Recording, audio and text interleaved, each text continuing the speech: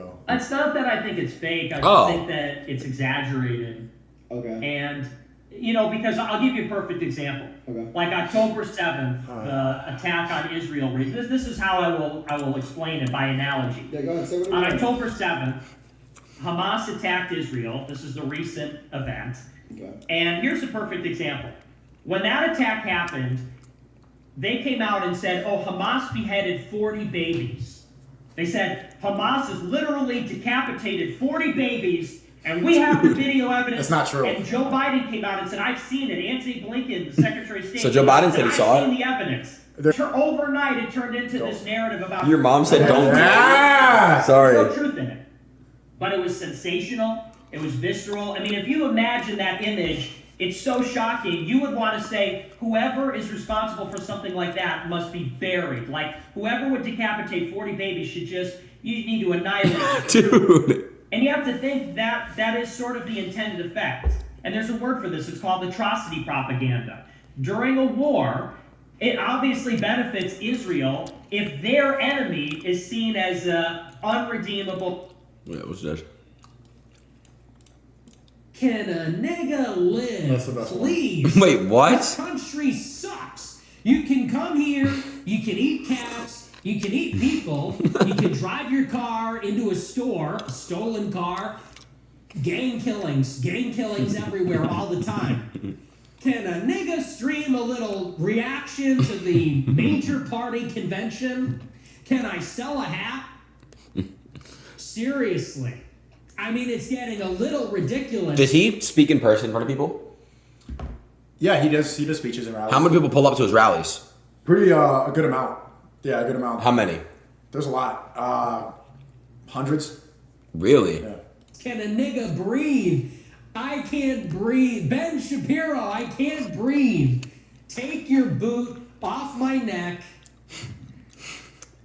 Let a nigga breathe. It's ridiculous. It's crazy. Were you with him at In-N-Out when he got attacked? Yep. What happened? We were sitting at In-N-Out. We were leaving A24. We were leaving Easy Studio and we decided to get some food. And this was like 2 days after Nick was on Alex Jones' podcast when Ye said, I love Hitler. There's a lot of things that I love about, don't clip that, but I'm quoting Ye. And then we're at In-N-Out and there was this couple like just mean mugging us and sitting across from us. The guy like sitting real close, I'm eating it. I'm looking at this guy, I'm like, bro, just say it. Like I could tell that he was a hater and he's like, you're Nick Fuentes, aren't you? You're fucking racist, blah, blah, blah. And then he walks away and then they're standing by the food thing and him and his wife are looking back like this and we're like, I'm like, all right, maybe we should get out of here. Cause like there were a lot of other people too that were giving mean mugs and eyes. It was too crowded. It was right after the I love Hitler thing. And then the guy turns, he has a thing of ketchup. He picks it up from the In-N-Out and just sprays it. And Nick's wearing a suit like that. Gets all over his suit. It was a good suit too, all over him. Nick stands up like this, gets a whole Sprite and boom, flicks it. It goes all over the In-N-Out. It goes all over him. And he makes his face. He looks like a guy throwing a grenade like over a board. Boom! And I'm like, I thought there was going to be a fight that broke out. And we ended up leaving. Hectic. Ready? Bro. Is that him? No, bro. These are just bystanders, and it gets. Yo, he's not scared though. Yo, Nick doesn't even care, chat. Yeah, you can't see the guy who threw the ketchup in the video. Has he gotten beat up in real life ever? No, he hasn't. You know what's funny too? The guy filming this is a Destiny fan. Yep. No way. Yeah. How do you know? Because he posted, I think, in like his. Do you fuck with Destiny?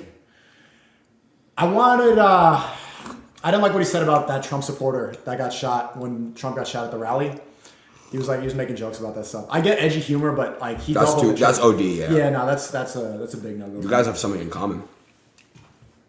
What do you mean? Oh, nice, bro. What? You guys both stream.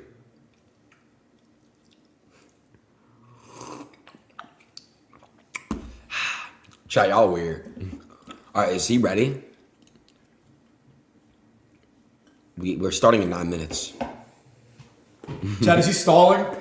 It's 9 minutes. All right, let's look up Dean now. Because Dean, you gotta look at his highlights. I've never seen his stuff. He was doing his thing on this Jubilee. I'm not gonna lie to you, bro. There's two main categorical reasons why I say Harris would be better than Trump. The first category is character. Speaking of which, What? we're bringing up stuff from the past. We can say she slept with Willie Brown, broke up a family just to get her job. She got 4.5 million votes to get into AG and DA and slept with 0 of them. You don't know Tell me that about though. You know Donald that? No. Okay, Absolutely so not. you think that she slept with 4.5 I'm million sure, people to I'm get sure into she position could of have, power? but the one Wait, person that are she you did serious? was the most important person. Did you just say that she had to sleep with 4.5 million? No. My name is Dean Withers. I'm a 19-year-old liberal. I do political debate for a living. And today, I'm surrounded by 20 Trump supporters. My first claim is... Did you guys see this video? Racist. See, this is a good question for the debate. We could ask this one again. Definitely. Yeah. Because I don't think Trump's racist. You know what I think Nick would say? What? I think he is racist, but so is everybody. Everybody's racist. And I think he would. Well, no, stop. Everybody stereotypes.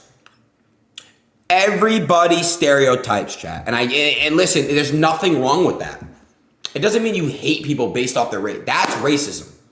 I'm sick of people throwing the word racist out. It's not what it is. Being racist is not what it was years ago. Like, it's gone. It's become a soft word. That's one thing I will say. We all stereotype. Trump has done some. Did you hear about that case of the Central Park 5? There was a Netflix show about it. No. These 5 black kids that were incriminated. They went to jail for a crime they didn't commit. And Yes, I heard about that. Trump bought out a page in the newspaper to get these guys convicted and stuff. I mean, that's in the past. It's in the 80s. Since then, like, I like Trump. You know, I voted for Trump in 2016. Yeah. But my argument to this would be like, how is Kamala Harris any less racist? Well. Let me ask you. Did you know that Trump? I think that black people weren't allowed to be in West Palm, and Trump. No, for real. That's crazy. Yeah, they weren't allowed to be in West Palm or something. Chad, there was some weird thing, and then Trump basically like made a way for them to come. Mar-a-Lago, thank you. Sorry, Mar-a-Lago, and Trump found a way to basically To get him in there? yeah. Did you see what Kodak White said? What is that? They're gonna. Yeah, so I don't understand how people get this idea that Trump is racist. You know, my family came from a communist country. They came from Cuba, and they came from Mexico. So Play the Cuban card I don't see immediately. anything or any statement that he's ever made. Look, Doesn't he look like Look, Fat look. Gandhi? What? there's a fact. He ruined it. He ruined Racist. Mar-a-Lago. He does look like Combi, bro.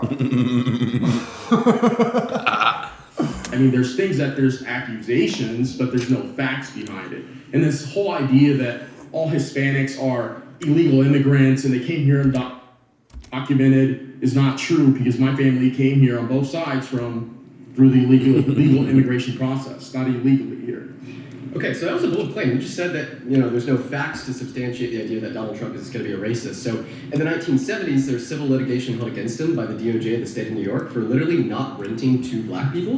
What they did is they'd send in, quote unquote, testers to his rental properties at the time. They'd send in a raw. When I ask you guys a question, bro, come on, Citrus. That's Why would they pin that? it was Citrus that pinned it.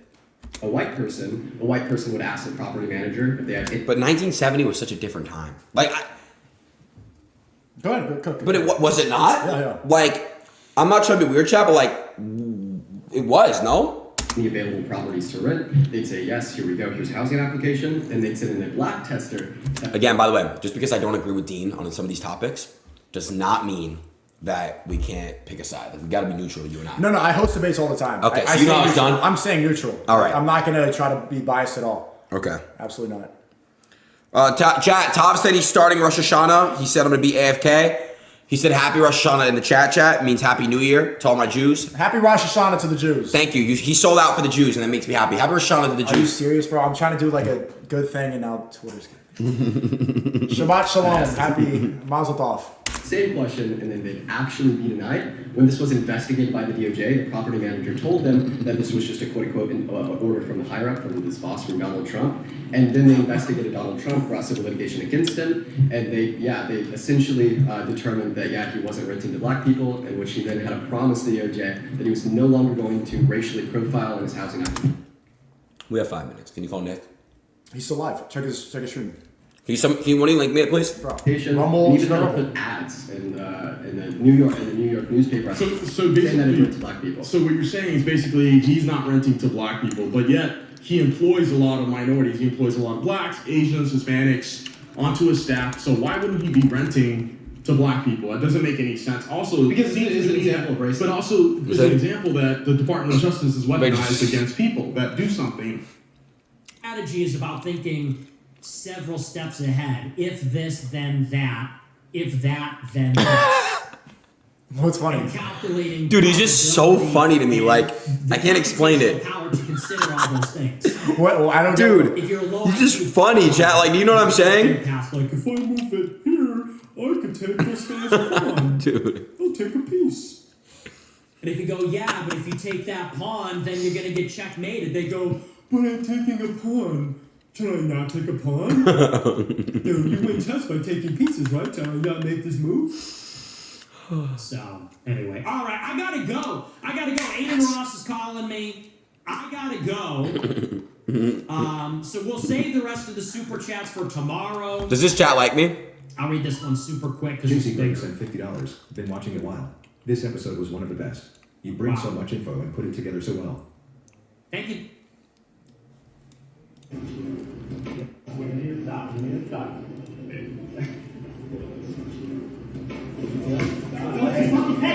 Yo, he fights back. Look at that Yeezy fit too.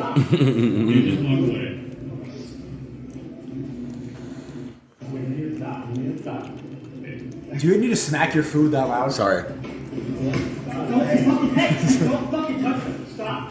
Oh, look at them aura. Like, oh my god, dude. Very much, man. Yeah, I like to think that I do. So, yeah, you know what? Maybe I'll just stream it. Okay.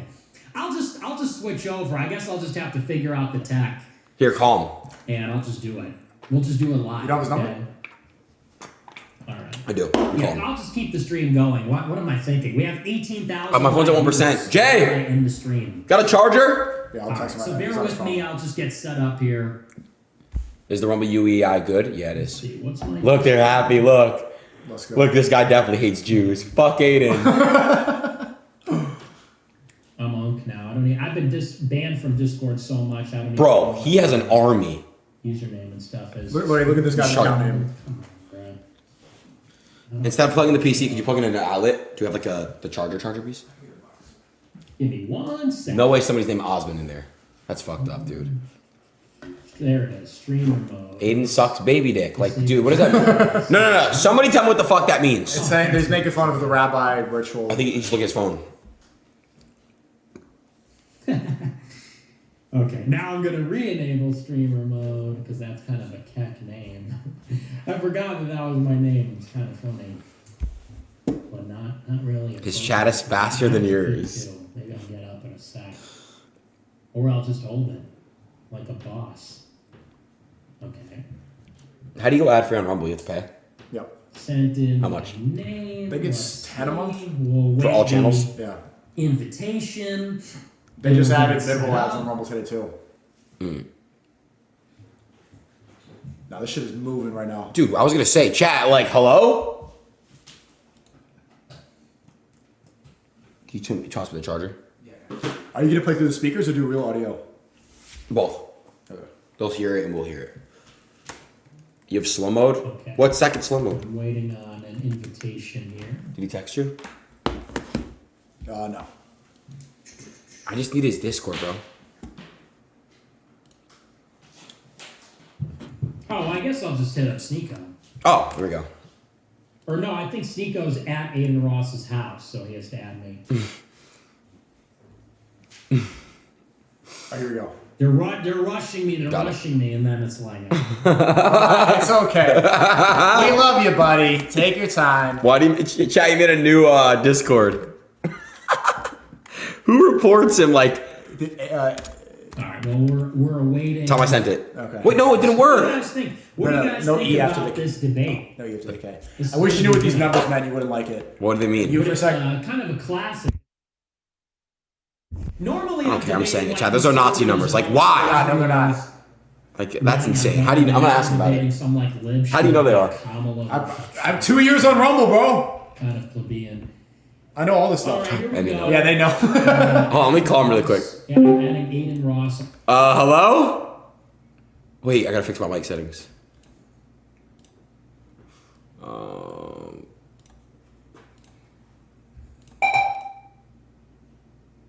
Which one's the? 1 second here. This is the speakers. Hello? Hey, what's up? Oh, that's loud. Hey, buddy. Hey, what's up? What's up, dude? Oh, wait, hold on. Let me put my camera on real quick. Hang on. Oh, we're gonna fix the audio. Hold on. Give us a second, chat.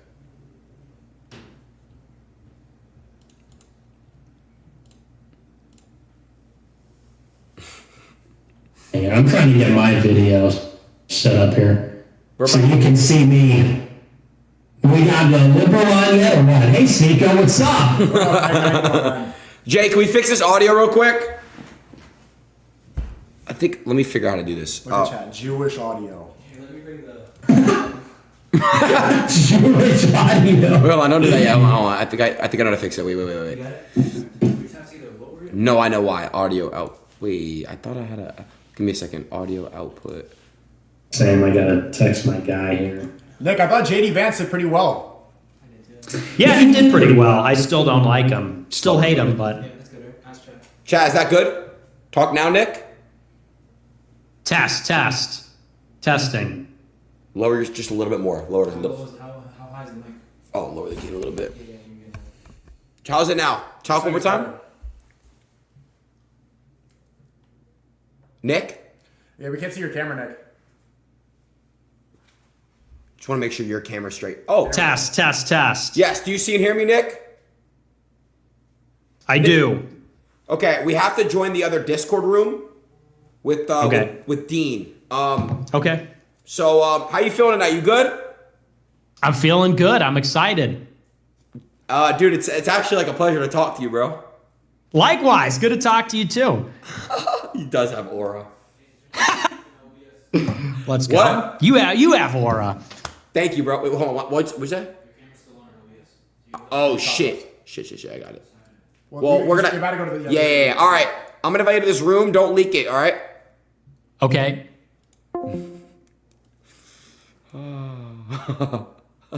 Glaze off, right? No. How are you? Dude, I'm doing all right. I'm a little bit nervous. I've had Knicks fans on the Twitter account. They're a little bit wild. Hey. Let's go. What's going on, man? How you doing? What's up? I'm good. How you doing? Doing all right. It's a good night. Let's have a great Yes, it time. is. Despite Dean, it's a pleasure to meet you, man. Despite whatever I believe in, like I said, I believe in a couple of your guys' points for certain topics. Me and Sneako are gonna hold our ground and be as neutral as possible. Cool. Sounds good. I appreciate y'all for that. Sneako, Dean, by the way, Dean, Sneako, you're not gonna be able to see him because we're kind of reacting over you. But here, I'll turn my camera on for a quick second. You could meet us face to face. This is Sneako. What's going on, man? What's going on, dude? I was a little bit disappointed to hear that the debate between you and me wasn't happening, but here we are nonetheless. It's good to meet you. I didn't even hear about that. I didn't know that was confirmed. I told you it was. There was never confirmed. I literally told you it was. I have the texts. Show me. You want to see the text? Yeah. Well, it was over FaceTime, actually. I don't know too much about you. We saw some of your Jubilee video, but I've heard good things about your debating. But Aiden told me that you agreed to the topics. No, I didn't. Okay, I must have. I'm angling a debate towards Ethan Klein and Hassanabi right now. But if it makes sense, it makes sense. I'll debate anybody.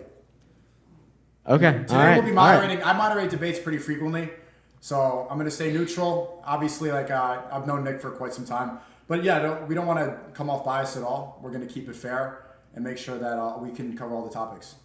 Cool, sounds good. Nick, your webcam Nick, is not let's get your loaded. camera I'm right. trying to get set up here. Give me one sec. Okay. I'm trying to figure out how I can do this here. Why do you keep Dude, I see Aiden giving you that side eye. I'm not gonna lie, that's crazy. It's because there's sexual tension. Okay, word, got it. All right, I guess I'll just do it like this. My audience won't be able to see, but maybe I'll just. All right, I'll let you guys. You guys go ahead and introduce each other. Take it away, Nick. You got it first. Hang on. What's else? Okay. I guess while he's figuring that out, I'll go ahead and give an introduction of myself to everyone watching. I am Dean Withers. I am a 20-year-old liberal. I really enjoy I enjoy politics. I enjoy debate, and I started streaming on TikTok about a year and a half ago, yapping my mouth to maybe a crowd of 30 people, and here we are. a year and a half later on a debate stage on Aiden Ross's stream Hang debating on, but Nick then Fuentes. this will be. All right, So- thank you, Dean. It's gonna be a fun night, guys. Thank you very much. It is gonna be a fun one. We're just waiting for Nick, and then we'll let Nick introduce himself, and then. Then we gotta agree on topics and terms and everything. No, they already both agreed on the topics. They have? Yeah, there's 4 good I topics. think we they have. should do maybe a 2 to 5 minute intro, depending what they agree on, and then I agree, and then we'll ask a question. we'll do free flowing. And if they interrupt each other, then we can go to 90-second, 2-minute back and forth. Correct, and then we have the ability to server mute as well.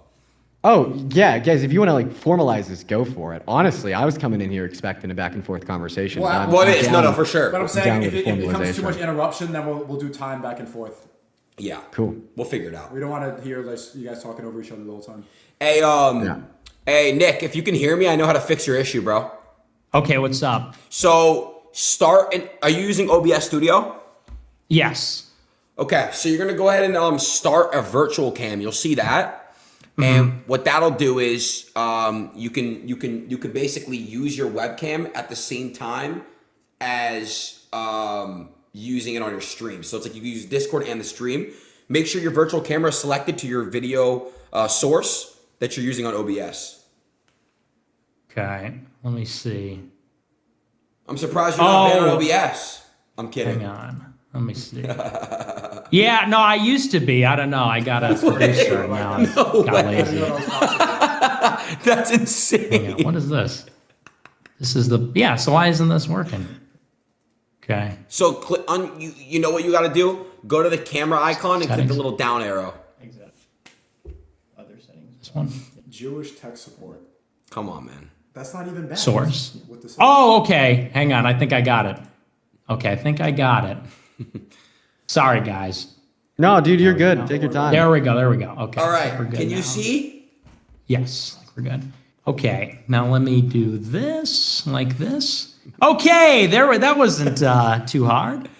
All right. All right. Nick, he gave it a little introduction. I would like you to give a little introduction and tell us, the new viewers and stuff, who you are, what you do, talk a little about yourself, and yeah, go ahead. Sure. Yeah. Well, my name is Nicholas J. Fuentes. I'm a live streamer. I've been doing a show called America First for 8 years, almost 8 years now. I'm 26, from Chicago. I'm a reactionary, Trump supporter. Well, I was a Trump supporter, not so much anymore, but I'll be defending Trump. It's fine from, debate point of view. And yeah, so that's me. So I'm excited to be here. It's going to be good. Sweet. Okay. Well, the first topic, as everyone knows, I told the chat as well, is who is the better presidential candidate. Dean, we'll start with you. Yeah, sure. So, I mean, obviously, I think that the better presidential candidate is Kamala Harris. But I just wanted to clarify with Nick. You said that you're not much of a Trump supporter. So, are you voting for Trump? No, I'm not. I'm not going to vote for him. Who are you voting for? I'm not voting. Oh, okay. Holy shit. Well, I mean, the reason I chose that topic was because, I thought that you were voting for Trump. I don't really see much use in it if you're not voting for Trump. I mean, Well, one it's could say you worthwhile should- because I'll argue that people should. I'll just argue that Trump is better than. I think that Trump would be a better president, but I'm not going to vote for him. Okay, yeah, sure. So we could argue that. Yeah, I guess we'll start there. I disagree. And Okay. one of the main reasons why I disagree, we could come out of the gate swinging, is this economic policy. I think that, it's pretty clear, and we could probably both agree on this, that the average American should be doing better than they are today, and they should not be doing worse than they are today.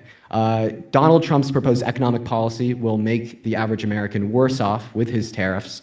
And then his TCJA for another 10 years disproportionately benefits rich people. It will also just add reckless spending to our debt. It'll inflate it even more than it is today. I think there's an estimate from the CBO putting that right at $5.8 trillion. He has no fucking plan how he's going to pay for it. Then we look over at Kamala Harris, okay? Her proposed tax policy so far is $2.4 trillion. She knows exactly how she's going to pay for it. And they're designed for 100 million American workers in the low and the middle class. And it's going to make them better off. Donald Trump's going to make them worse off.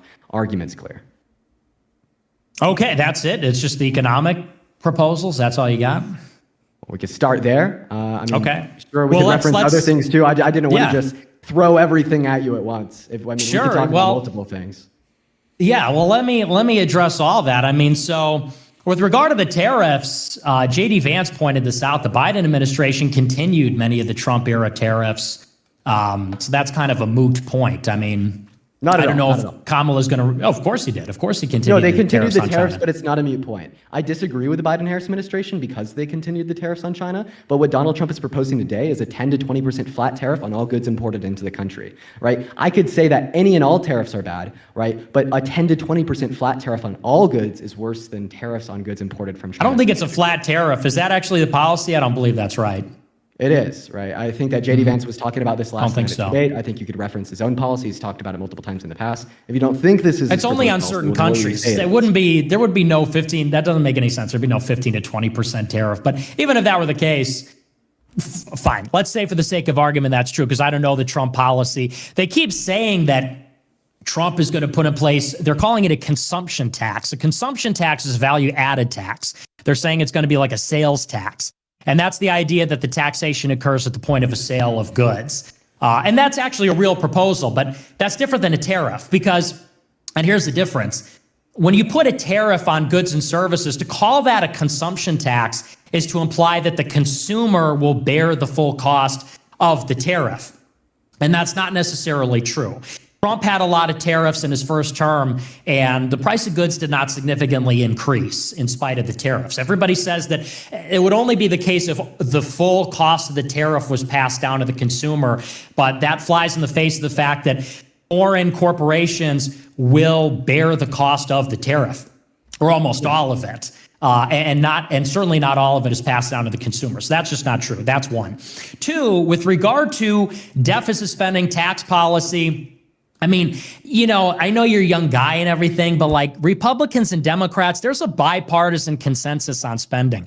Let's just talk about spending. Most of the spending on an annual basis is not even discretionary. Okay, there's mandatory spending and there's discretionary spending. Mandatory spending means you can't change it. Okay, the executive doesn't change it. Congress can barely change it. And that is liabilities like Social Security, Medicare. It's baked into the cake. It's a vast majority of it. And who is going to cut entitlements? Nobody. Republicans aren't proposing to cut entitlements, although they'd be more willing to than Democrats.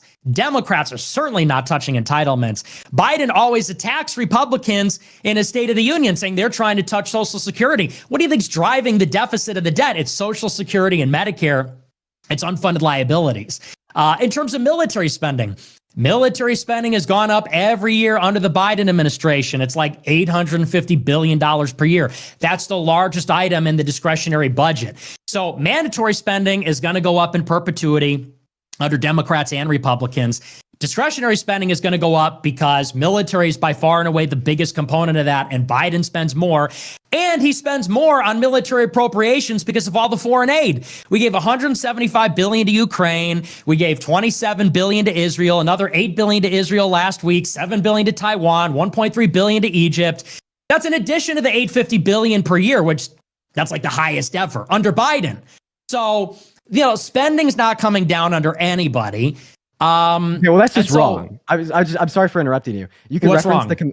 What's wrong about claim it? that spending didn't go down under Biden and Harris compared to Trump. You could reference a committee. I didn't for say a that. I didn't say responsible that. federal budget. You said that spending wasn't going down under anyone, right? We can make a comparative analysis between the two last terms, and we could show how it's gone down. A committee for a responsible federal budget indicated that Donald Trump signed $8.7 trillion of debt into law. Meanwhile, Biden and Harris only signed in 4.6. We could break that down into COVID and non-COVID. Like, for instance, Trump signed $4.8 trillion of non-COVID related expenditures into law. Meanwhile, Biden only signed in $2.2 trillion. But the first point that you made, I wanted to touch on that. You were talking about the tariffs. Right, you just kind of related it back to how like the Kamala Harris campaign is calling it, like a sales tax, and then that's kind of all you said. Yeah, I don't really care what they're calling it. I agree, that's just a term that they use to convince the average American that doesn't know much about what a tariff is, that it's really bad. But at the end of the day, the impact of the tariff, right, still does serve as a detriment to the consumer. And you were very careful with your words here, because you told me that tax, right, that tariff, isn't fully paid by the consumer, implicitly kind of conceding there that some of it is. right? And that's what I'm talking about. That is a tax that in some sorts is passed off to the consumer. We could also consider other attributes, such as the idea when we reduce the overall supply of a good with a constant demand, the price will go up. That's basic macroeconomics. That's going to happen when we reduce the imported the amount of imported goods without increasing the amount of like supply manufactured here at home in the U.S. At the end of the day, tariffs are bad. This is a unilateral, agreed upon consensus. Republicans and Democrats alike. You go to any economist, they'll tell you this, unless they don't have the necessary qualifications to be, and that's a fact. And then when we kind of consider these tariffs alongside his policy disproportionately benefiting the rich man and seemingly at the expense of the poor man with these tariffs, it becomes quite clear. If we want to serve to the average American in their best interests, we need to be voting for Kamala Harris because her policy does exactly that. I mean, 83% of the tax That's just rhetoric. TCJA, not at all. 83% of the tax cuts in the TCGA for the last 7 years went to the top 1%. I mean, is that just rhetoric? Okay, I mean, so my turn? go for it, sir. Okay, so with regard to tariffs, yes, some of the cost is passed down to the consumer, but it's marginal. And the point of tariffs is to reshore manufacturing. I'll give you a perfect example. China has now become the largest manufacturer of electric cars. Huge industry. You could buy an electric car in China for $10,000.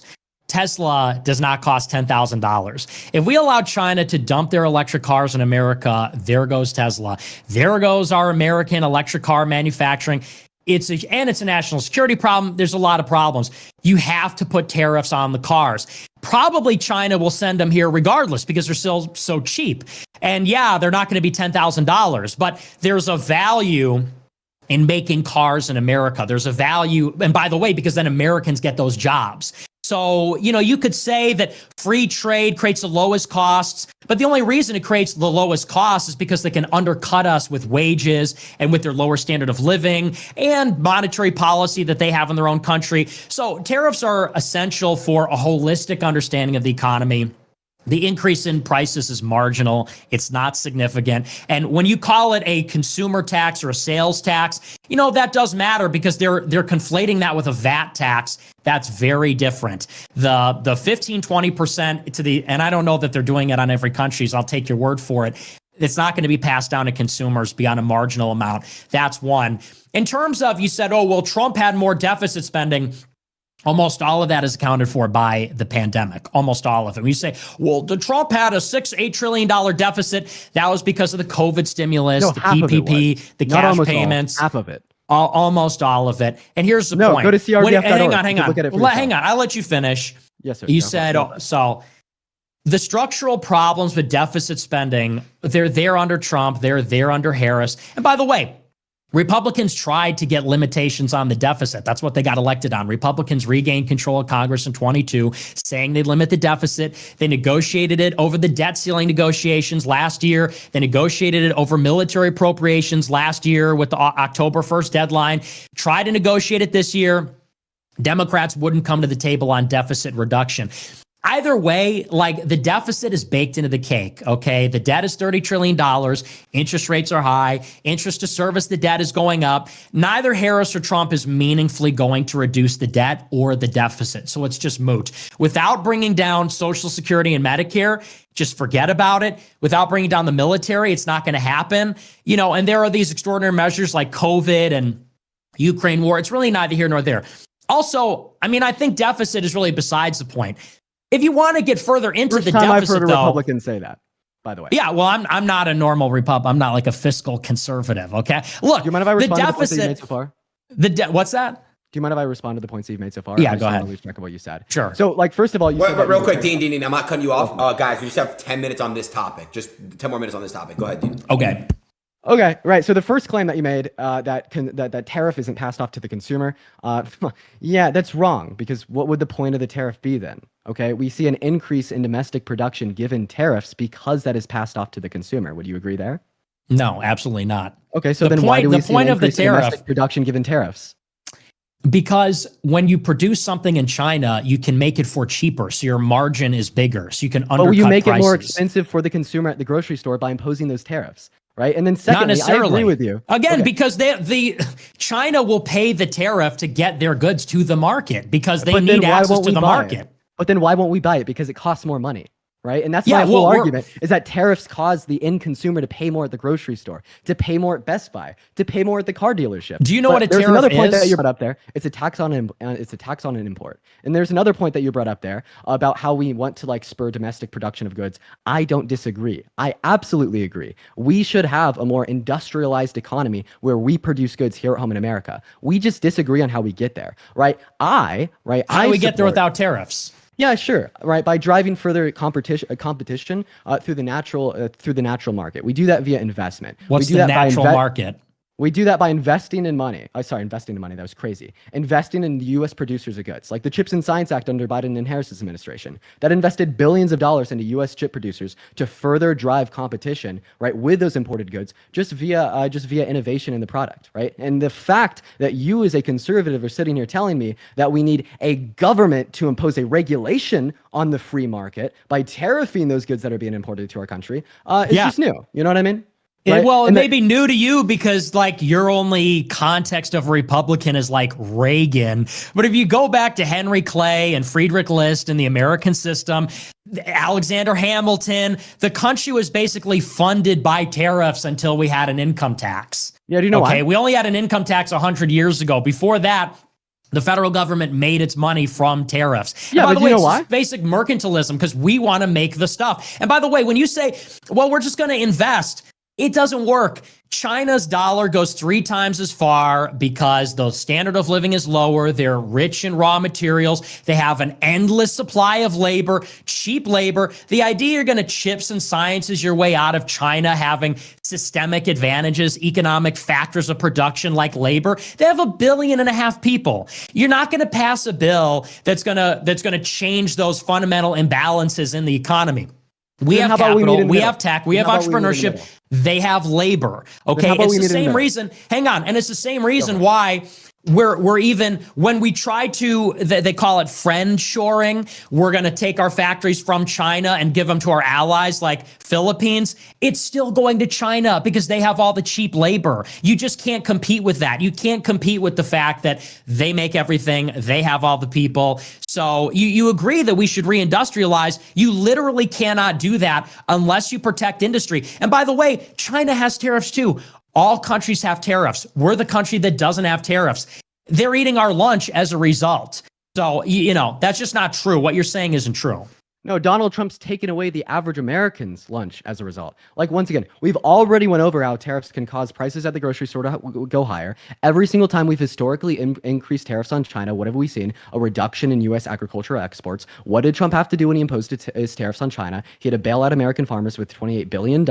You say you want American industrialization. You say you want more U.S. production of goods. But then you also say that you want these tariffs on China to absolutely destroy American farmers. And you want the average American to be worse off, meaning they have less economic mobility to go and start a business in the first place. This is why Kamala Harris's tax policy is better, right? Because this what is we're not like going to Democrat talking points.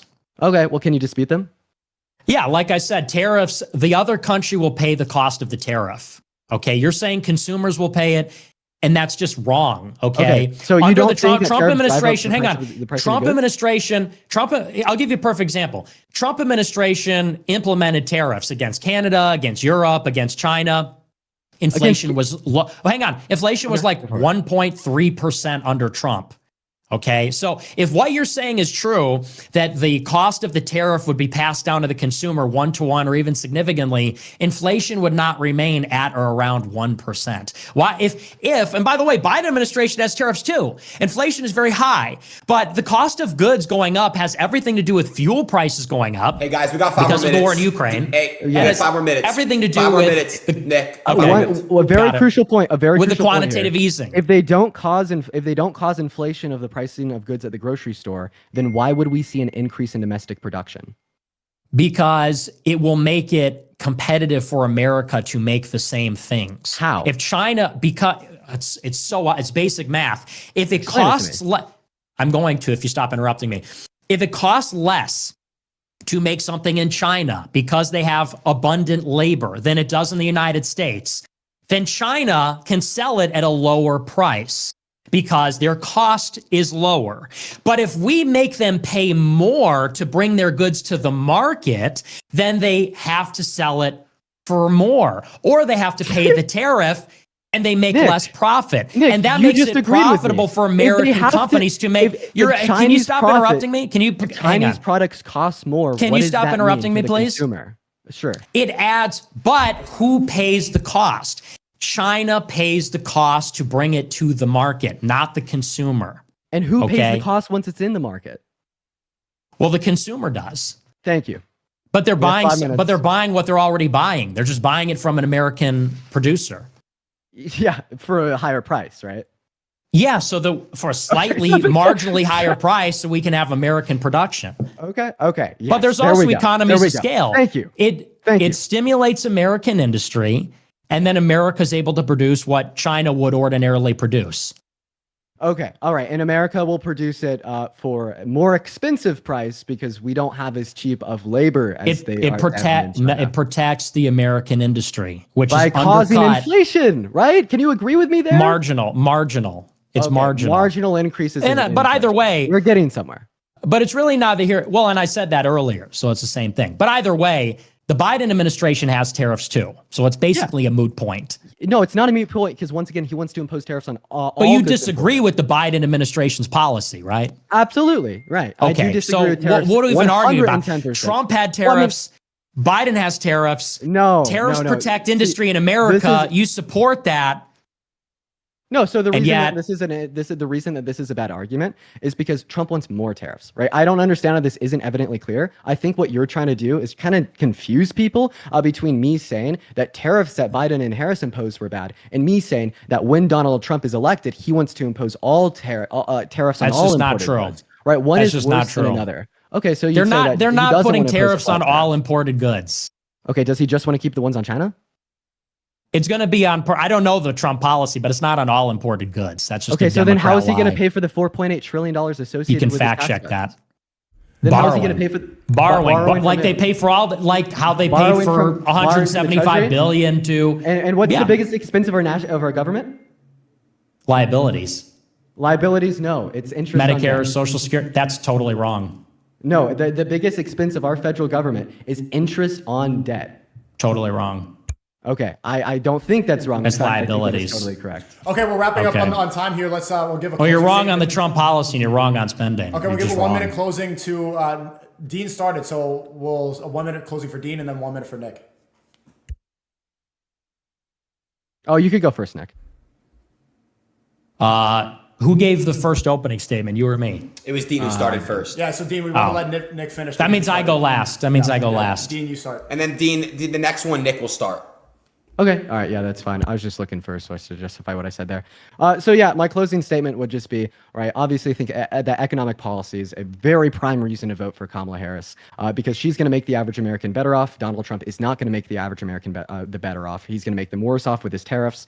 Right. Nick essentially did concede there, saying that tariffs do cause higher prices for the consumers at the grocery store. And then Nick also just kind of says that he doesn't really care about debt. Okay. So True. If you want more debt, vote for Donald Trump because he's going to throw $5.8 trillion on our nation's debt. Meanwhile, Kamala Harris's proposed tax policy is going to be self-sufficient over the 10-year lifespan of the bill.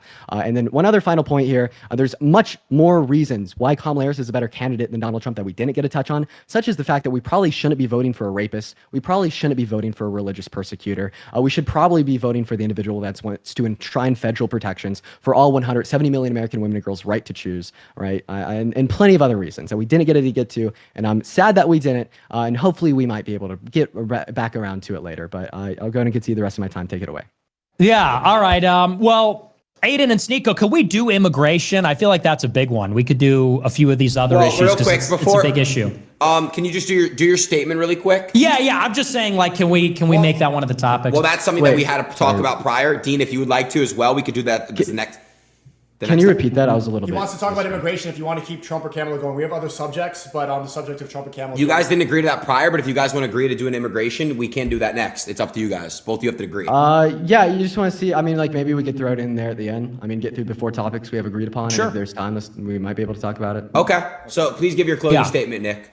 Yeah. So, I mean, my closing statement on Trump, I don't even think fiscal policy is the biggest issue. To me, that's really a side issue. And the reason is because both parties are profligate spenders. Republicans, Democrats are both profligate spenders. Bush, Obama, Trump, Biden, they're all huge spenders. They're huge spenders on the military. They're not touching liabilities. You know, there's talk about tax cuts increasing the deficit. You could look at the Laffer curve and, you know, debate whether that's really the case. I mean, the theory behind tax cuts is that it stimulates economic growth, which it certainly does. It brings in more tax revenue. Maybe you find that convincing. Maybe you don't.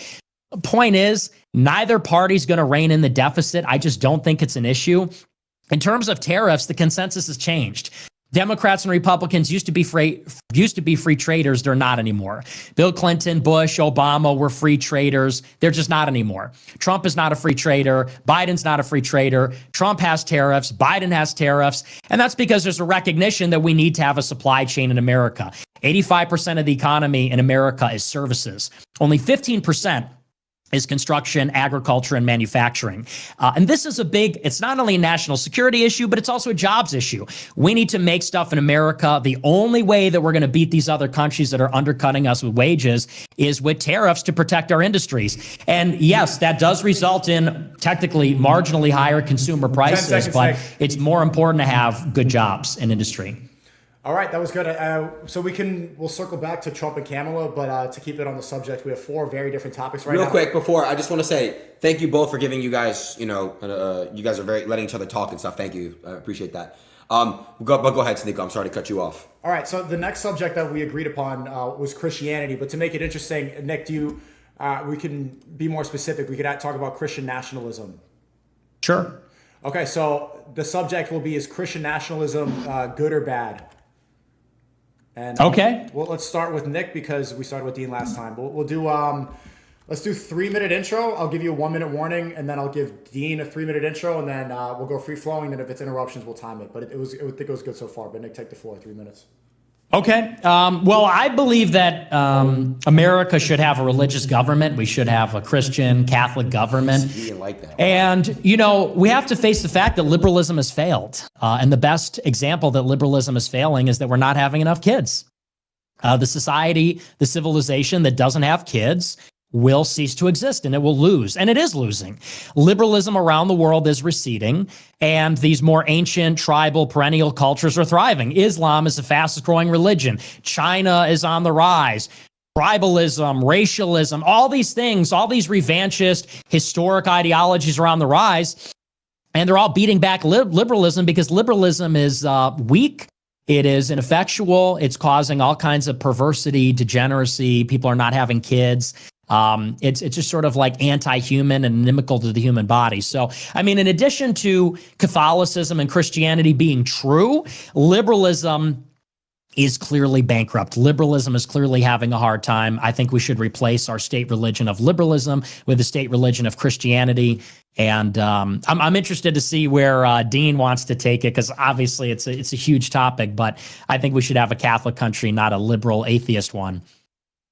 Yeah, I think that there's a lot of different ways that a conversation about Christian nationalism can go. I mean, I've debated people on Christian nationalism before that will concede even if Christianity's false, right? We should still be, a country that upholds Christian nationalism because it promotes better outcomes. But I think there's a couple points there that you made I'd just like to respond to real quick about declining birth rates, immigration. That's crazy. Then about, a couple of the other points that you brought up. I particularly think that Christian nationalism is bad because it doesn't allow us to effectively legislate. Given like the Christian religion, right, we are led to believe that particular things are wrong because God said so. You said that you're a Catholic. I think in the Catholic faith, you'll kind of have a different range on how bad things are. Something can be a mortal sin, a venial sin. But something that I'd say here that is a very absurd conclusion given Christian nationalism is shit like blasphemy. So like blasphemy, as defined by the Bible, is the worst sin that anyone can commit. Does that mean that people should go to jail for life for blasphemy? Well, I don't know, because we know that people should go to jail for life for murder, and if blasphemy is worse than murder, and we're operating under a system in a society with a government that legislates on the basis of the Bible and these foundational beliefs as prescribed by Christianity, are we going to start sending people to jail for blasphemy too? I don't see how you'd be able to respond to that. I don't. And then like a couple other things that we could say here. The Bible promotes very harmful, bad beliefs. I mean, 1 Samuel 15:3, God tells Saul and his men to genocide the Amalekite men, women, and girls. I bet if I was to engage in a conversation with this guy specifically about 1 Samuel 15:3, he'll end up saying that sometimes genocide's okay. Leviticus 25 verses 44 through 46, God tells the Israelites that they can own the non-Israelites as human property for life. I bet if I was to have a conversation with this guy about that topic, he'd end up saying that no, slavery hasn't always been wrong, alongside other things, right? So we could talk about how Christianity is false. We could talk about how it doesn't allow us to effectively legislate. We could talk about the absurdities that are already present in the Bible. But one last point that I'd like to bring up is if you're going to make an argument on the basis of the efficacy and the outcomes in which it would generate in society, which seemingly you started to there, well, what if we find another religion that generates better outcomes than the one that you hold to? 1 minute, Dean. Okay, so if the reason that you want a Christian nation is because it will promote human well-being and happiness, people are going to be having more kids and following these commandments, they'll be doing good, no degeneracy, none of that shit. Well, what if I told you that the LDS Church had even better outcomes than the Catholic Church? Would you all of a sudden be in support of an LDS-led state? Probably not. Okay, right? So that's another contradiction on its own. So feel free to kind of pick and choose there, respond to the point that you want, take it away. So you said about birth rates or immigration. Well, here's the problem. Okay, one, the people that have liberalism are killing themselves. Okay, so the people that invented liberalism, that live in liberal societies, literally and figuratively are killing themselves. They're committing suicide. They're dying. The guy deaths of that you despair. worship. Okay, are you going to killed interrupt himself. me like 30 seconds into my rebuttal? That's crazy. Let's No calm the confidence in interruptions down. liberalism. It's been good. They Right. commit I'm sorry. suicide. They die from deaths of despair. They're addicted to drugs, all kinds of things. They're all dying over there. Okay, we're dying in America. We're dying in Europe. And by the way, these people come from non-liberal or illiberal societies, and then their birth rate goes down. So even if you wanted to argue, oh, well, like, we could salvage liberalism with an endless supply of immigration from illiberal societies that have kids, when they get here, their birth rate goes down. And these are not liberal people. They come from illiberal places like China or Africa or Latin America. They come here, they assimilate, and within a few generations, the birth rate goes down because liberalism is suicidal. With regard to the question about efficacy and outcomes, I'm not arguing that we should have the religion with the best efficacy. I said liberalism has failed. And we know it's failed because it's committing suicide. So clearly liberalism as a system is not working. And that's why, it's such a radical notion. People think that we would have blasphemy laws or religious laws. They think it's a radical notion. It's unthinkable. The current system must be replaced. It's an imperative. It's not a question of, whether or how or anything like that. It simply must be because it will cease to exist. And so that's really the crux of the argument. Why it should be Catholicism. It's because Catholicism is true. But the point I'm trying to make is for people that say, it's so radical that we would go backwards. I would say we went backwards with liberalism as evidenced by the fact that it's not even reproducing itself. And that's a huge problem. With regard to the stuff about the Old Testament, I mean, look, the Catholic Church, Christians today are not in favor of genocide or slavery. If you want to get into that, this is just like new atheism 101. Are you an atheist? Are you an atheist or something? I'm an agnostic, but I wouldn't particularly use these verses in the Bible to say that your religion is false. I use these verses in the Bible to say that your religion is absurd. To say that your religion is false. I just wanted to ask you that, and then let me finish the last point. So it's very funny when atheists who have no objective source of morality, it's like, their morality is something like, hey man, just leave everybody alone. What if I disagree? What if my morality says, well, I want to kill everybody or something? What if the majority of people said our morality says, well, we want to harm and we want to rape and we want to do this and that? An atheist has no God that says, well, so-and-so has the authority to say this is correct. That's a problem. And yet they have a problem with blasphemy laws. It is good to have a God that is a source of authority, that gives us our morality, that is unquestionable. With regard to the Old Testament, if you want to get into the debate about, what's bad, I would start with the question of how do you know what's bad? Hey, Nick, I'm sorry You to cut claim you that off. certain Nick, things are bad. You don't know where good and bad comes from. And how do we know the good and bad are even real? If we're all material, if we're only atoms and we don't have souls, why does it matter what happens to any of us? I mean, what is justice? Is there such a thing as the conceptual? If there is only matter, where is the conceptual? Can we see it? Can we feel it? Is it located somewhere? One of those points? Let's let you respond now. Well, and I'm making a point here. I'll wrap it up quickly. So for an atheist to point to the Old Testament and say, well, how could a God who does these things be so immoral? I would say to the godless, what is moral and who are we if we're not just stardust being rearranged? I mean, slavery, these things, these are conceptual. It can only exist with a real philosophical viewpoint, not with this kind of lame, like, Sky Daddy isn't real sort of stuff. So, there's just a lot of assumptions there that kind of need to be interrogated. Okay, Dean. Yeah, well, I mean, I think before what you go, needs to be Dean. interrogated is the fact that you asked me, well, what do I do with a group of people who likes to murder, rape, and kill others? What if God said that? I think that's a question that we need to ask. Then we would have to do it. Wait, really? If God told you to rape and kill a baby, would you do it? Well, God would never do that because God is good and those things are evil. Okay, so raping and killing is evil. So when he commanded Well, people Ace, to you kill the said babies in raping Malachi babies. in 1 Samuel 15:3, that was evil? God is telling us to rape and kill babies right now? So specifically about killing, in 1 Samuel 15:3, he did command Saul and his men to kill the Amalekite babies. Rape babies? He told them to rape babies? No, to kill babies. Well, yeah, then if I were one of those guys, I would have done it, but not rape them. Okay, so if God commanded you to kill a baby today, would you do it? Yes. Okay, so why would you kill a baby, but you wouldn't rape a baby?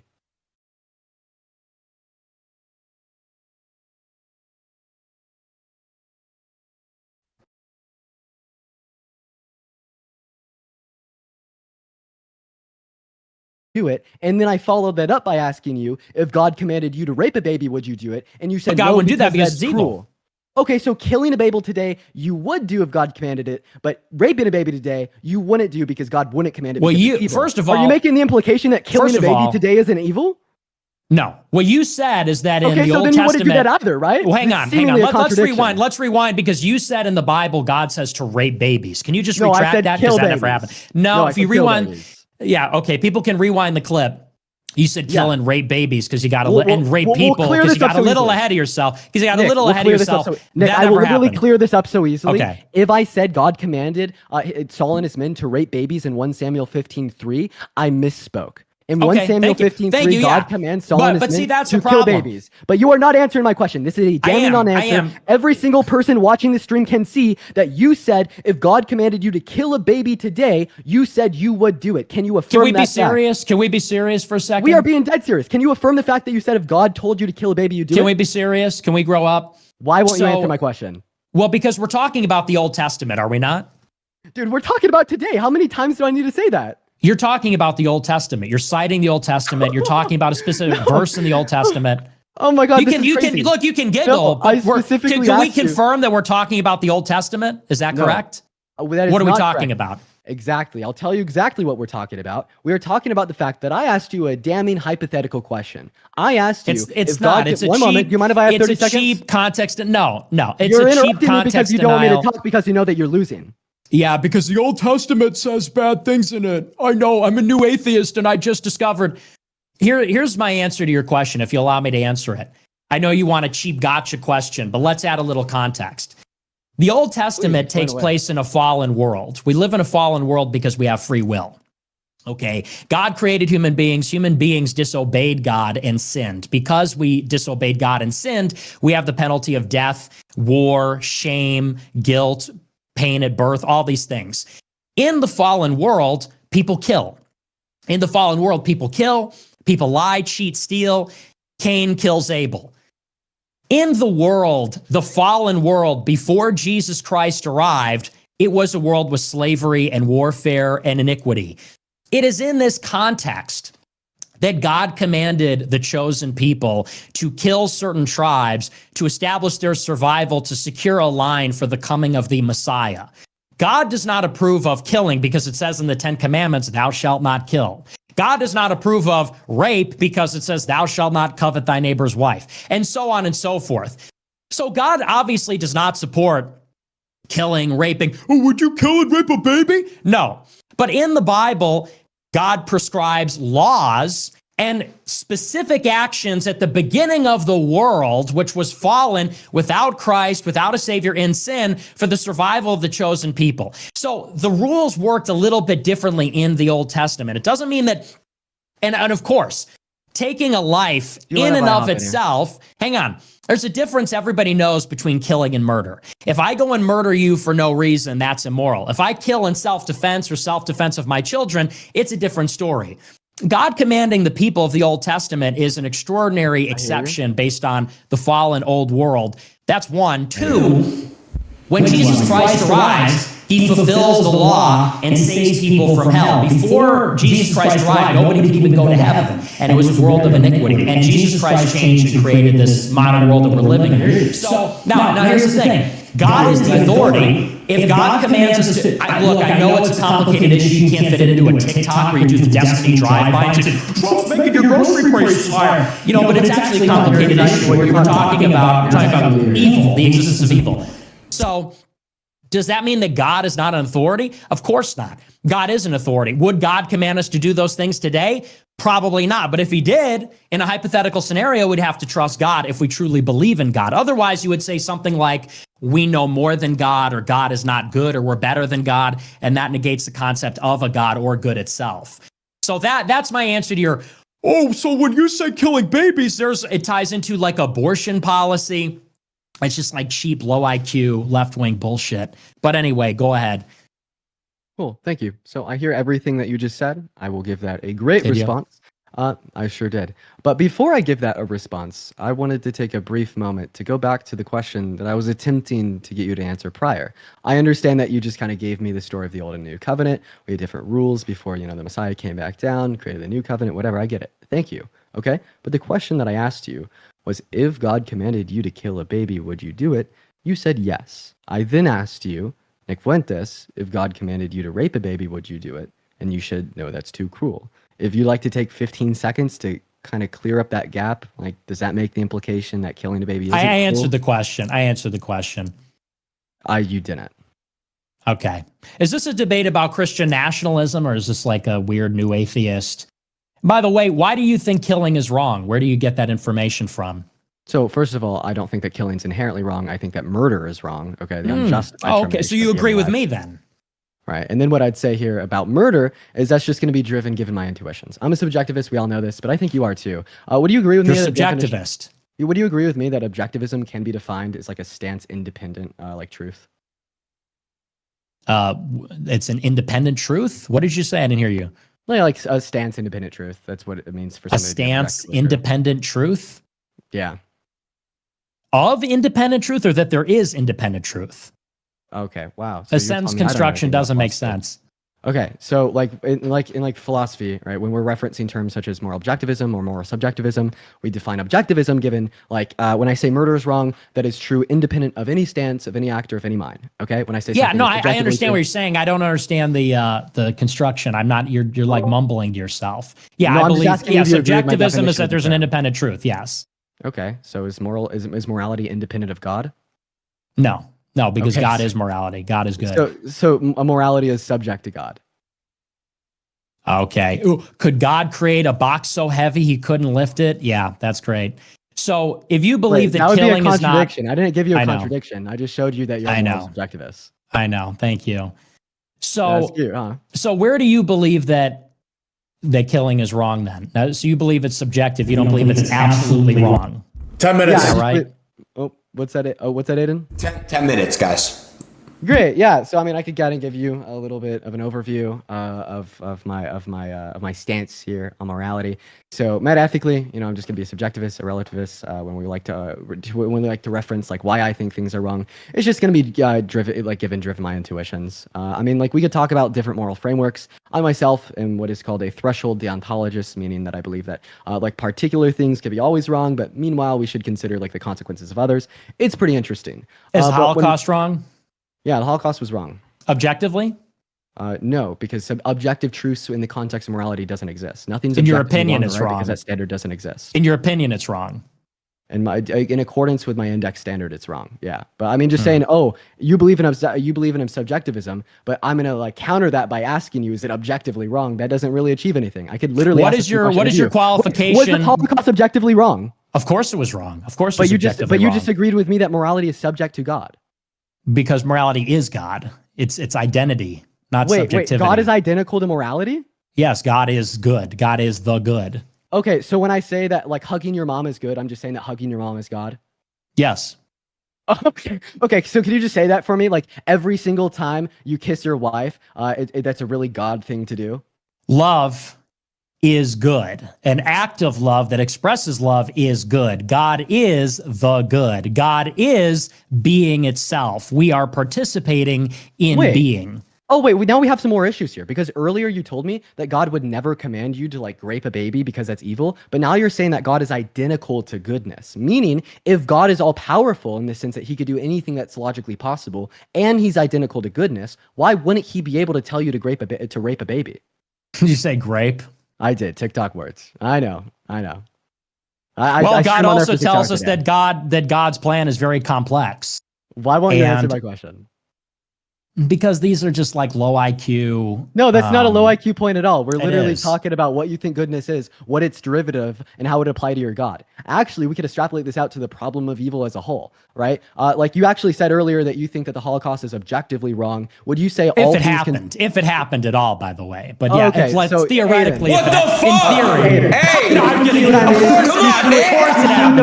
Do you see what I'm talking Yeah, about? dude, Like, Nick, what like, the do you see who fuck, fuck we're bro? talking to, Aiden? Mother, mother. This guy's over here saying, Oh my if the gosh. Holocaust happened, Oh my but then he gosh. asked me if the Holocaust is objectively wrong. Get a load of this joker. So I just want to ask you a fucking quick Get a load question. of this joker. Oh yeah, get a load of How this about joker. I wanna another ask- joke? how What do you about get? You need to unmute your mic. Get a load of this. You want to Okay. tell me another joke? Keep talking. I'm gonna go ahead and ask you a No, question. Would that's you say very good. all things considered that the Holocaust is wrong?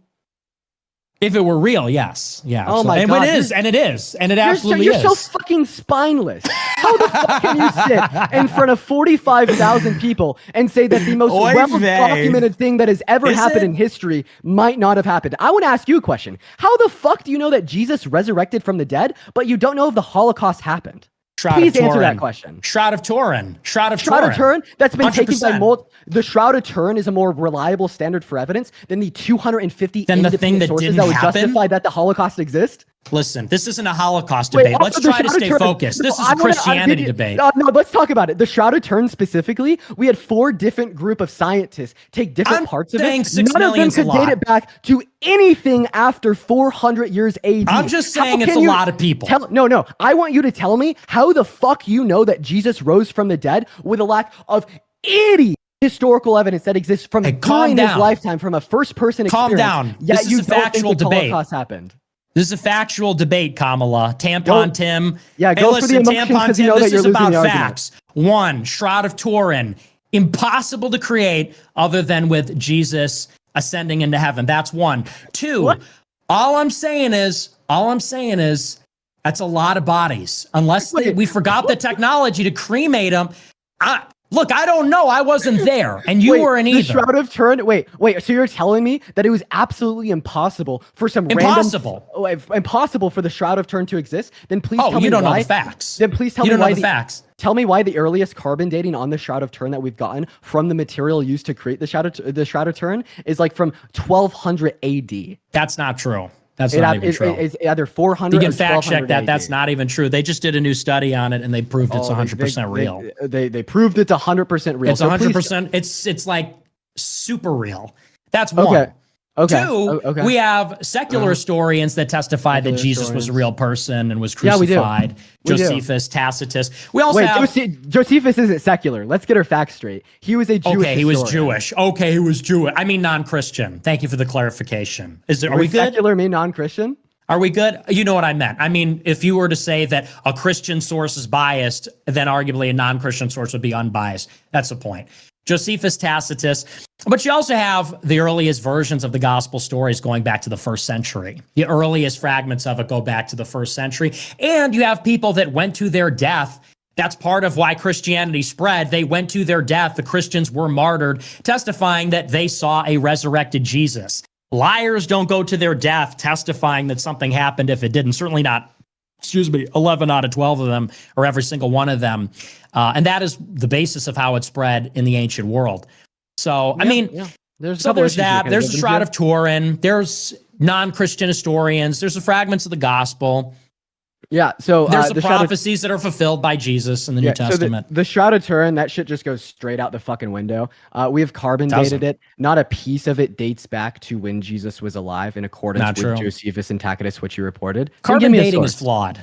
Oh, okay. Carbon dating so- is flawed. And there was, Okay, so and that's not true. It's earlier than it is, but we just don't And know that's it. not true. Well, 1, it's not real because carbon dating says that like dinosaurs. Then are how do real. we know that it was from And Jesus? two, there was We recent can't date it back study to him. done. How do we know it's from Two, Jesus? there was a recent study that was done that showed that it literally would not even be possible using the technology at the time to create a forgery. So it had to have been created by something with luminosity that just didn't exist back then for it to imprint throughout the entire shroud. They didn't have that kind of technology back then. Wait, I have a question. It's impossible to create it any other way. Do you mind if I ask you a question here? Okay, so I like this argument. Let's just go ahead and say that you're right. It was impossible to create without some sort of divinity. Jesus Christ is a prophet of the Islamic religion. Can you please give me any reason to believe that Christianity is true more so than Islam being true? That's just a stupid question That this because luminosity okay. could be granted, either Islam being true Do you or know what Christianity being Muslims? true. Let me ask you this question: do you know what Muslims believe about Jesus Christ and the crucifixion? Can you He was tell a me? prophet of God. He didn't actually die on the cross. Someone else stepped in his shoes. Yeah. So what was the Shroud of Turin? Do you know? Oh, it was over him in the burial. So how would we know Islam isn't true? Well, let's see. If he wasn't actually crucified, then how would they lay the shroud over his body and his soul leave to make the imprint? So it doesn't. You don't even know what you're talking about. I mean, no, you don't know what you're talking about. Try, because given the tried Islamic to work religion, it out on the fly. Doesn't even know the order of it. How could the Muslim Jesus leave the Shroud of Turin imprint if he was never crucified and then therefore because what did they say about the person that was crucified? Hello. What did they say about the person that was crucified? Who did he What? Who did he look like? Who did he present as? But he wasn't Jesus, so he wouldn't have ascended into heaven and left the luminosity. Oh, It would be he was a my lookalike. God. Oh, that's terrible. You can say that, but you don't know what you're talking about.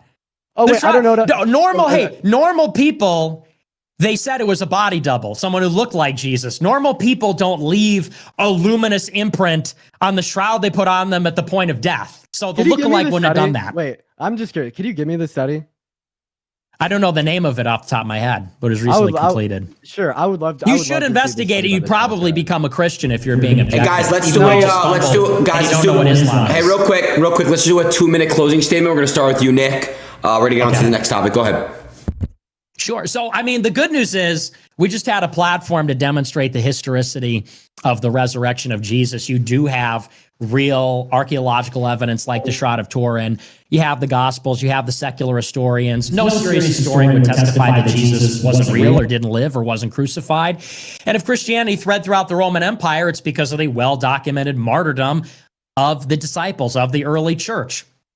If you would go to your death testifying that something, a lie or a fabrication didn't happen, then maybe you believe they all faked it. I think that you go to your death only if you saw something true. And even still, people won't tell the truth if they're afraid of the mafia. You'd only go to your death telling the truth if it was God in the flesh. So I think that's just all obvious. With all that being said, we should have a Catholic government. We all have a conscience. The moral law comes from God. It's also written on our hearts, and we know it. And that's where our intuition comes from. The subjective idea that we get from rationality or empiricism that murder is wrong, that rape is wrong, the same objections agnostics and atheists raise against the Bible. And the thing is about the Old Testament, if people are turned off by that, it really just amounts to the problem of evil itself. Evil exists in the world that was created by a good God. This is answered by the philosophical concept of the privation of evil. Prior to the coming of Jesus Christ, it was a world without the good, and therefore it was evil, and thus there was no mercy, compassion, those sorts of things. But it's a very complicated topic. I hope people aren't turned off when they hear, bad things happen in the ancient world, therefore there can be no God. It's obviously false. So that's just the long and short of the whole Christian debate distilled. Yeah, sure. So I'll go to give my closing statement. Go ahead. Yeah, go ahead. First, about the Shroud of Turin, anyone watching, feel free to look up any of the multiple groups of scientists that have dated the Shroud of Turin. Not a single one of them have been able to place a date on the Shroud of Turin from a point when Jesus was alive. So that's automatically thrown out of the window. About Nick's second point there, specifically about the people that went to their deaths after seeing the quote-unquote resurrected Jesus. This is something we see in all religions. I want you to go ahead and look up Prophet Muhammad's grandson in the context of the Islamic religion. He was martyred because of his beliefs in his grandfather being a prophet of God. That's present always. If this makes a religion true, all religions would be true. About your third point about the historicity of Jesus Christ, we have no first-hand accounts about Jesus Christ or his life. I do think that he was a real man that lived and died via a crucifixion, but Josephus, Tacitus, all these people came long after he died, and I think it's crazy that you're going to sit here and say that we have sufficient historical evidence to justify that Jesus Christ died and resurrected from the dead, but we don't have historical evidence to justify that the Holocaust happened and 6 million Jewish people died. I can give you a source right now that 6 million people did die. In fact, I could give you 200. For everyone watching, look up holocaustcontroversies.blogspot.com. It will give you an index to publish evidence on mass extermination in Auschwitz in Germany. There will be over 200 sources there, much more abundant evidence than what he could ever give for the existence of Jesus Christ and the idea that he's our God. So already contradictory there. And about the last point about the problem of evil, you said that the privation of evil was the fact that there wasn't a lot of good before Jesus came. No, the privation of evil is an ontological status of evil. Okay, so you don't know what your philosophical terms mean. You're also confusing what the problem of evil is. Okay, right? I would say my problem of evil would be the fact 20 seconds, God's Dean. all good, God's all perfect, and God's all powerful, and nothing evil should exist in the world that we live in. I wish that we could have a longer discussion about this, man. Get into philosophy, show you that you don't know shit. But I guess we're going to move on to the next topic. Thank you, guys. All right, we're gonna do topic number 3. Is homosexuality bad? And we'll start with Dean again. I'll give you a 3-minute intro. Same thing to Nick, 3 minute, and then I like the free flowing. It's been good so far. I probably won't, Go ahead. Oh, go ahead, Dean. All right, no worries. Yeah, so I probably won't need all 3 minutes. It'll be pretty easy. I don't think that being gay is wrong because there's no good reason to believe that it is wrong. There's just, multiple arguments that, Nick could probably give me. One would just be gay wrong because Sky Daddy says so in the Bible. Another argument you could give me is something to do with like telos, like the natural function of our bodies would indicate that we have a prescriptive purpose on how we're supposed to use them. That's not how we're supposed to use them. I'd say that doesn't exist. At the end of the day, my stance is clear. Being gay is not wrong because there's no reason for it to be wrong. And I guess we'll just hear Nick's reason why it is wrong, because that's probably where we're going to start. So I'll concede the rest of my time. Take it away, Nick. Yeah, I love the Sky Daddy thing. It's like the idea that there's a transcendent God. You think there's a man in the clouds and I don't because I listen to science. It's just like the most brain dead new atheist. I'm surprised this stuff still exists. Bro, you told me that you kill a baby if God told you to. Hey, Dean. Yes, 3 minutes interrupt, Dean. No more interruptions. Yeah, silence while I attack your position. So here's the thing. Okay, the homosexuality thing, I mean, we could argue that the faculty of the reproductive organs is to have sex. The purpose of them is to have sex. We have sexual organs to have sex, and sex is for the purpose of insemination, procreation. It's what it is. It's not, we can't get too creative. It always ends the same way, and it's made for one purpose. We could argue that there is a prohibition of it in the Catholic Catechism and in the Bible, but I don't even think we need to go that far. It's really a question of whether we think people can do whatever they want. And this gets back to morality. If your conception of morality comes from, a vague idea of empathy or do no harm, against harm, then you would say there's nothing necessarily wrong with suicide, drug abuse, homosexuality, gluttony, laziness, all kinds of other behaviors, because people say we own our bodies.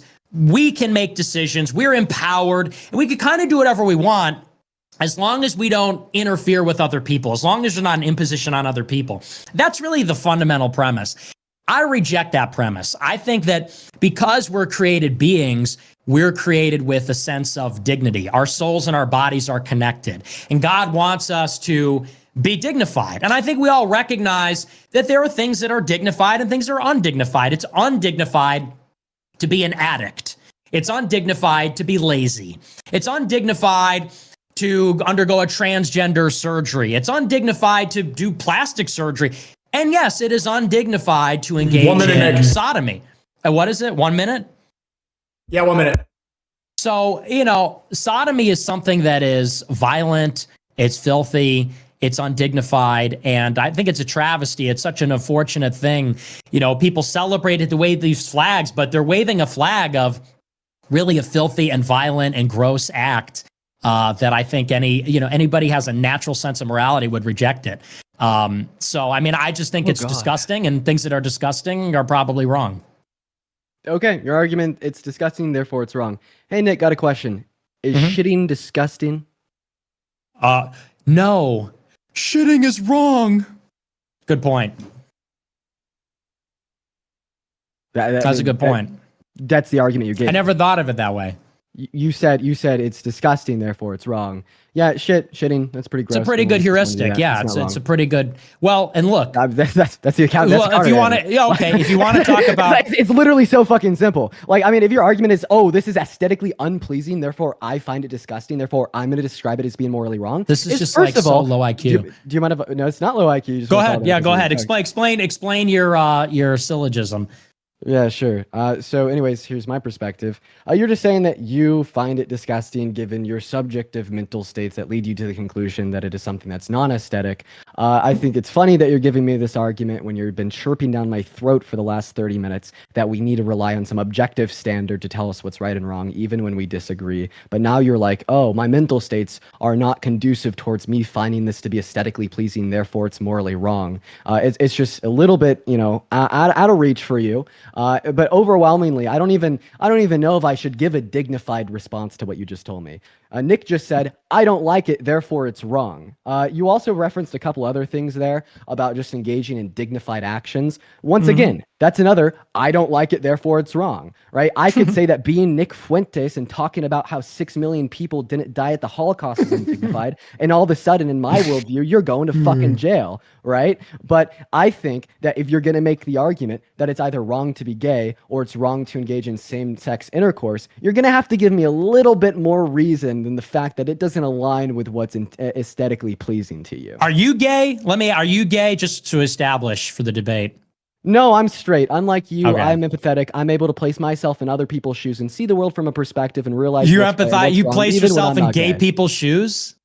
Yeah, and I could. So you imagine what it would be like to be gay. No, I imagine what it would be like to be at the receiving end of your fucking the receiving tyranny. End. You empathize with the receiving end, huh?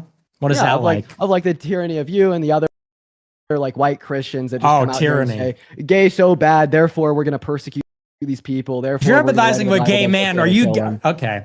Interesting. Do you think about like gay sex? Do you empathize with gay sex at all? Why is it always the homophobic straight men that want to talk about gay sex? It's a debate about homosexuality. Yeah, you're talking, but you're getting a little bit too personal, Nick. I have a girlfriend. I'm sorry. Okay, I'm just asking. So I know. I'm just asking. One of the many. So here's the thing. I didn't say if it's disgusting, it's wrong.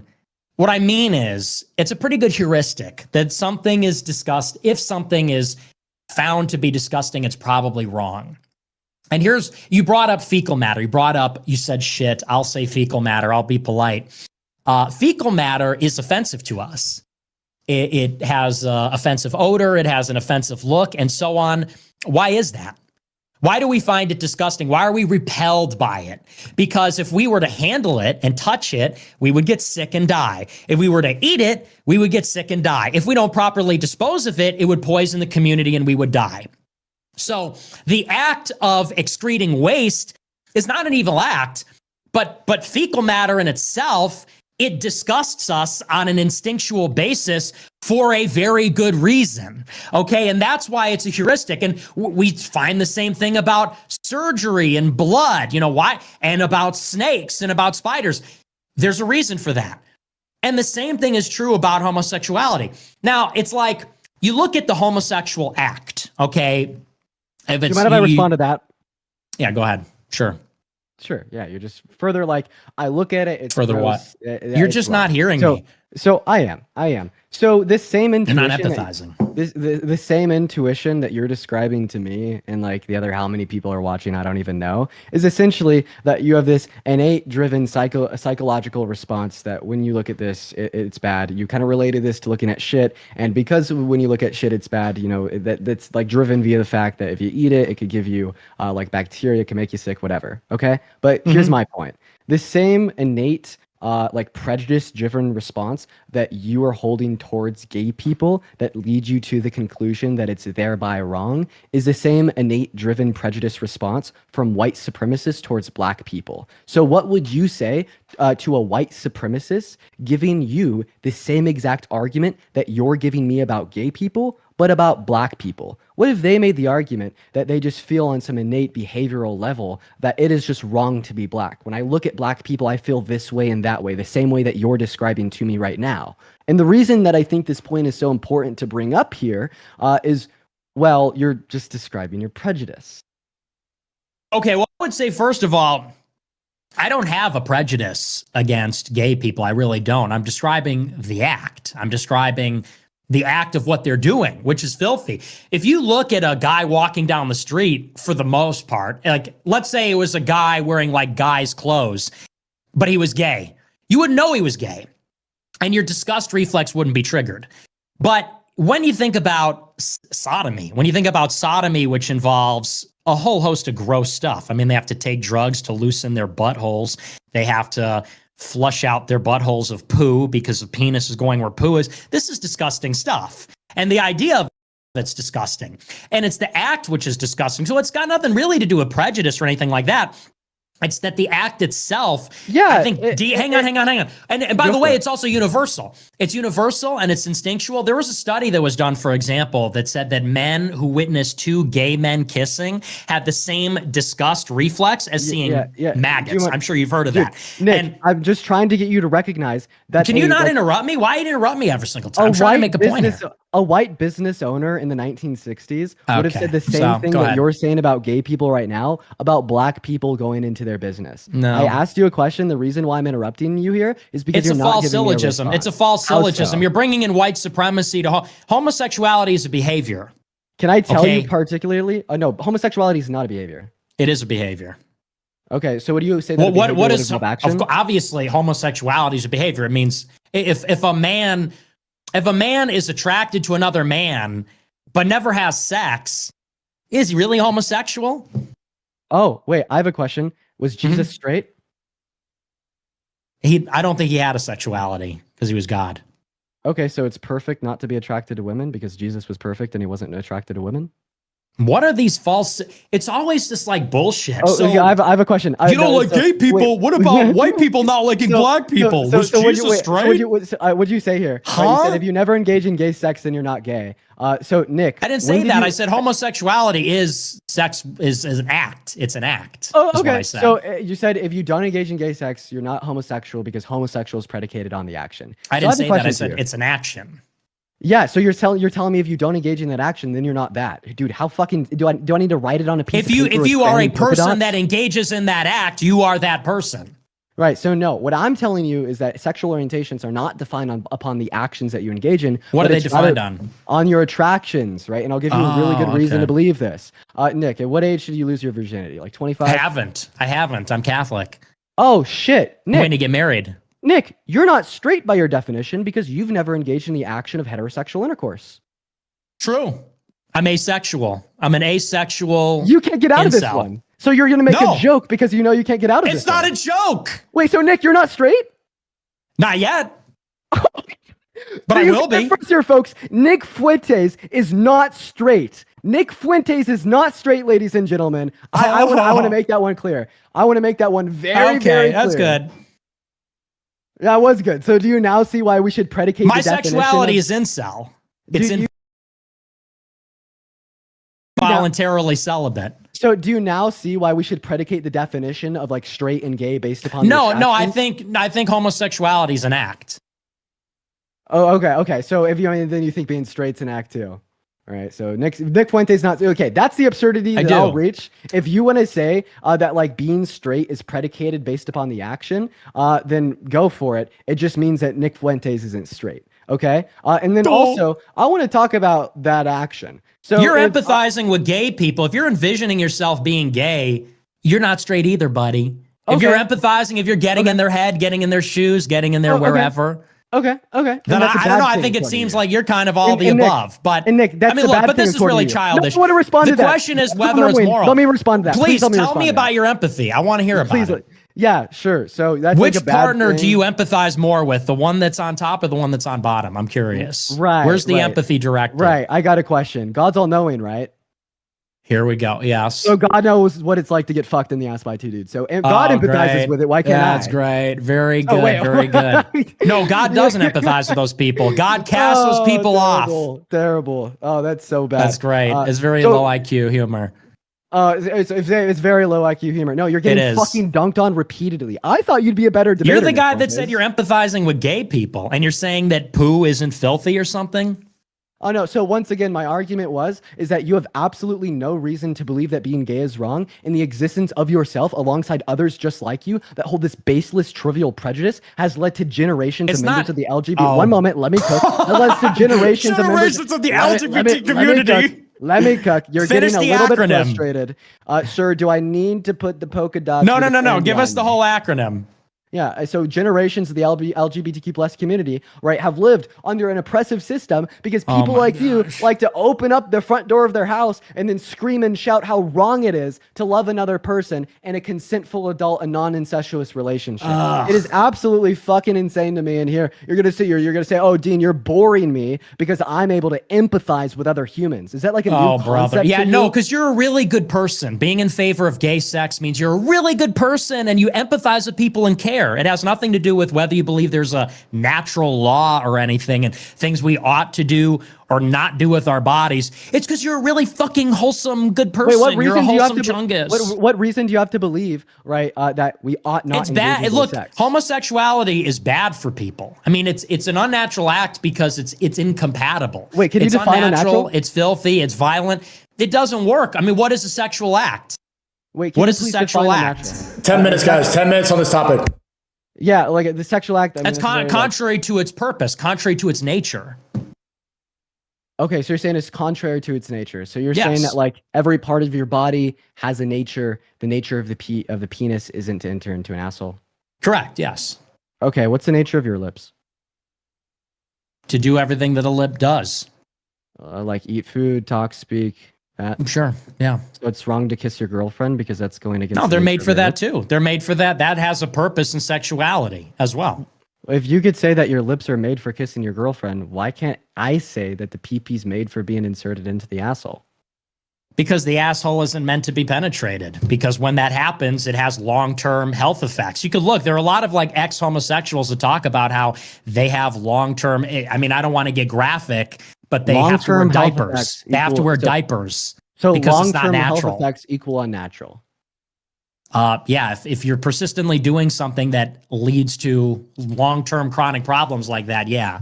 Okay, wait. I think that this is Also, another. it's dirty, I think and that that's this why is there's another- disease that I results think from that that this as is well. another. I think that this is another trivial argument. Would you say that it's wrong to play the piano because you're unnaturally using your fingers to hit the keys that could lead to long-term health effects, such as No, like, because it's not contrary to its nature.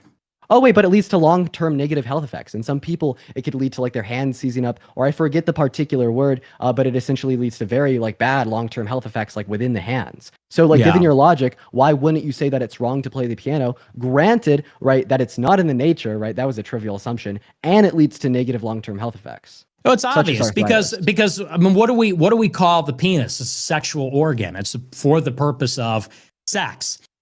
Fingers are a little bit different. Lips are a little bit different. They have all kinds of different potential utilities and things like that. But the sexual organ is directed towards the sexual function. I mean, why do we? The reason the penis is shaped like it is. The reason. Okay, now you're going to interrupt me. The reason that it's shaped like it is and positioned where it is and all those things, it's for one purpose. The reason that it, I mean, not to get graphic, but the reason it does all the things it does is for the purpose of insemination. It's not for the purpose of inseminating a person's colon or rectum. And by the way, a butthole has literally one purpose. Okay, a butthole has one purpose, which is to excrete waste, not Okay. for So do you other mind if I things give like you my that. stance on this? I want to give you my Yeah, stance. yeah. Let's hear. Well, it is Yeah. a debate, so I wouldn't mind that at all, actually. Yeah. So, I mean, I don't think that we could prescriptively define the function of like any part of our body or really like anything for that matter. We could only Okay. descriptively define them. Like I could give you a good analogy here. Like if you went to like a hardware store like Lowe's or Home Depot, right, and you went to buy a hammer, and the instruction manual on this hammer tells you that it's supposed to put nails into wood. Well, I mean, all of a sudden you are misusing the hammer if you're not putting nails in the wood. But if you go into the middle of the forest and you find a rock in the shape of a hammer, identical to the one in Lowe's, you're not doing anything wrong regardless of how you use it because there wasn't any intention behind its design. And that's exactly what I would say about the human anatomy, right? There was no conscious intention behind the design of the human anatomy. I think that we could descriptively define how we use parts of our body, and I think you kind of implicitly conceded to this earlier when you told me that it's in my nature to use my hands to play the piano or to use my mouth to kiss my girlfriend. Those are not intentful, prescriptive claims that you're making about the function or use of my hands. These are going to be descriptions about how we can use my hands, about how we can use my lips, and that's exactly how I'd reference, right, these sexual organs, okay? And the only way for you to justify your claim that there is intention behind the design of the human anatomy, to justify that there's incorrect uses of it, would be God. And of course, I dispute the existence of God. You couldn't prove that God exists. If we had 30 minutes, I could be able to give you an argument to show that it's logically impossible for the Christian God to exist. So I think what it's best for you to do right now is to either concede your position or just say it outright. You think being gay is wrong because God said so. You think being gay is wrong because you trivially believe that God built our bodies to function in a particular manner that is adjacent to the use that you like to describe to our fingers or to our mouths. Say it out loud. Well, like I said, if you were listening at the very beginning of my opening statement, I said we are created and we are ensouled, and our souls and our bodies have to be treated with dignity.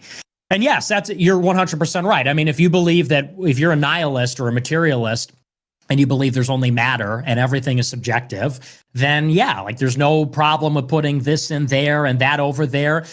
But if you think that we are created, and if you think there is such a thing as a natural law and a moral law, then we would have to abide by what we can assume are these functions, or what we are told are the functions by revelation. If you believe in a religion with revelation, then it's revealed. If you believe in a religion which is philosophical, then you have to deduce it rationally. But when you look at something like the anus, E. Michael Jones has a famous quote about this: the anus is not a sex organ. It's obviously not. It's there for one purpose. And I think, we all sort of know, like, yeah, of course you can do these things. No one's arguing that you can't. Of course you can. It can be done. You're capable of doing it. The question is, should we do these things?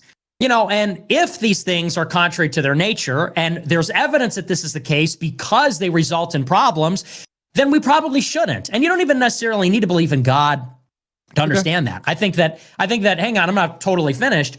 I think that even if you don't believe in God, I think there are a lot of people that actually don't believe in God that still find it to be a kind of degenerative, indulgent, undignified practice.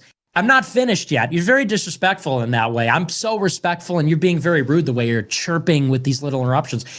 And the thing is, I mean, let's imagine what it is. When they're walking down the street waving that flag, it represents a filthy, violent act where you're evacuating fecal matter out of your bowels to make room for sex, and it's never fully gone.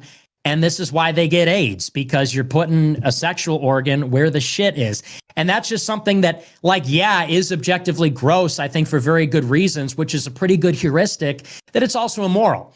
And so, people that are same-sex attracted, people that are tolerant of same-sex attracted persons, and people that are not, I think should all be able to recognize that sodomy is something that there's something deeply wrong with it, and it should be avoided, even if you're not religious. Let's do closing statements, 1 minute each. I'll give 1 minute to Dean and then 1 minute to Nick. We'll go on to the next topic. Great, thank you so much. So Nick Fuentes made two arguments. The first argument that Nick Fuentes made was that I think it's gross, therefore it's wrong. In Nick's closing statement, what he will not do is give me the logical distinction with him saying gay gross, therefore wrong, and a white supremacist saying being black gross, therefore wrong. There's no logical distinction between the way in which those two beliefs were formed, and he won't be able to give it to me. The second argument that Nick made here was that we can deduce that it's not within the teleological the teleological use of these sex organs to use them in such a manner where the penis is inserted into the anus, because doing so can reap long-term negative outcomes. Okay, right? He will not be able to give me the difference between saying this is why gay sex is wrong and me saying, well, it's wrong to play the piano because when you use your hands to do so, this could reap negative long-term outcomes such as arthritis. So those two arguments alone show us all that Nick's logic here is unreliable because of the absurdities in which they yield. Right? If the same logic that you're using to justify that being gay is wrong could lead a white supremacist to the conclusion that being black is wrong and lead a dumbass to the conclusion that playing the piano is wrong, maybe your logic isn't that sound. And I think that's going to be my closing statement. If Nick Fuentes was honest with us here, folks, he would tell us that being gay is wrong because he's just a little bit prejudiced, don't you think? Okay, that was a bit over. Nick, I'll give you 90 seconds to close here.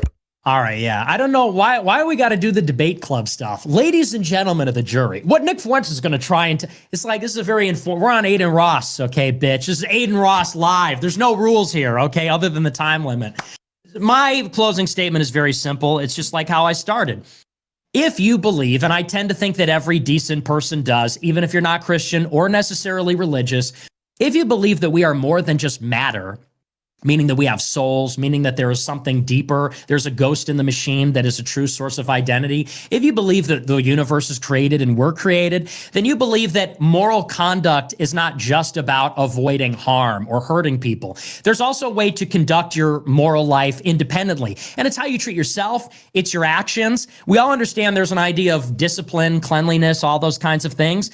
And the idea of sodomy, which people should think of when they think of homosexuality, I think according to any decent person in any culture, is something that is violent, filthy, and those things tend to be wrong. It's contrary to the nature of sex, what we know the anus and the penis to be for, or for lesbians for that matter, it's contrary to the purpose of those things.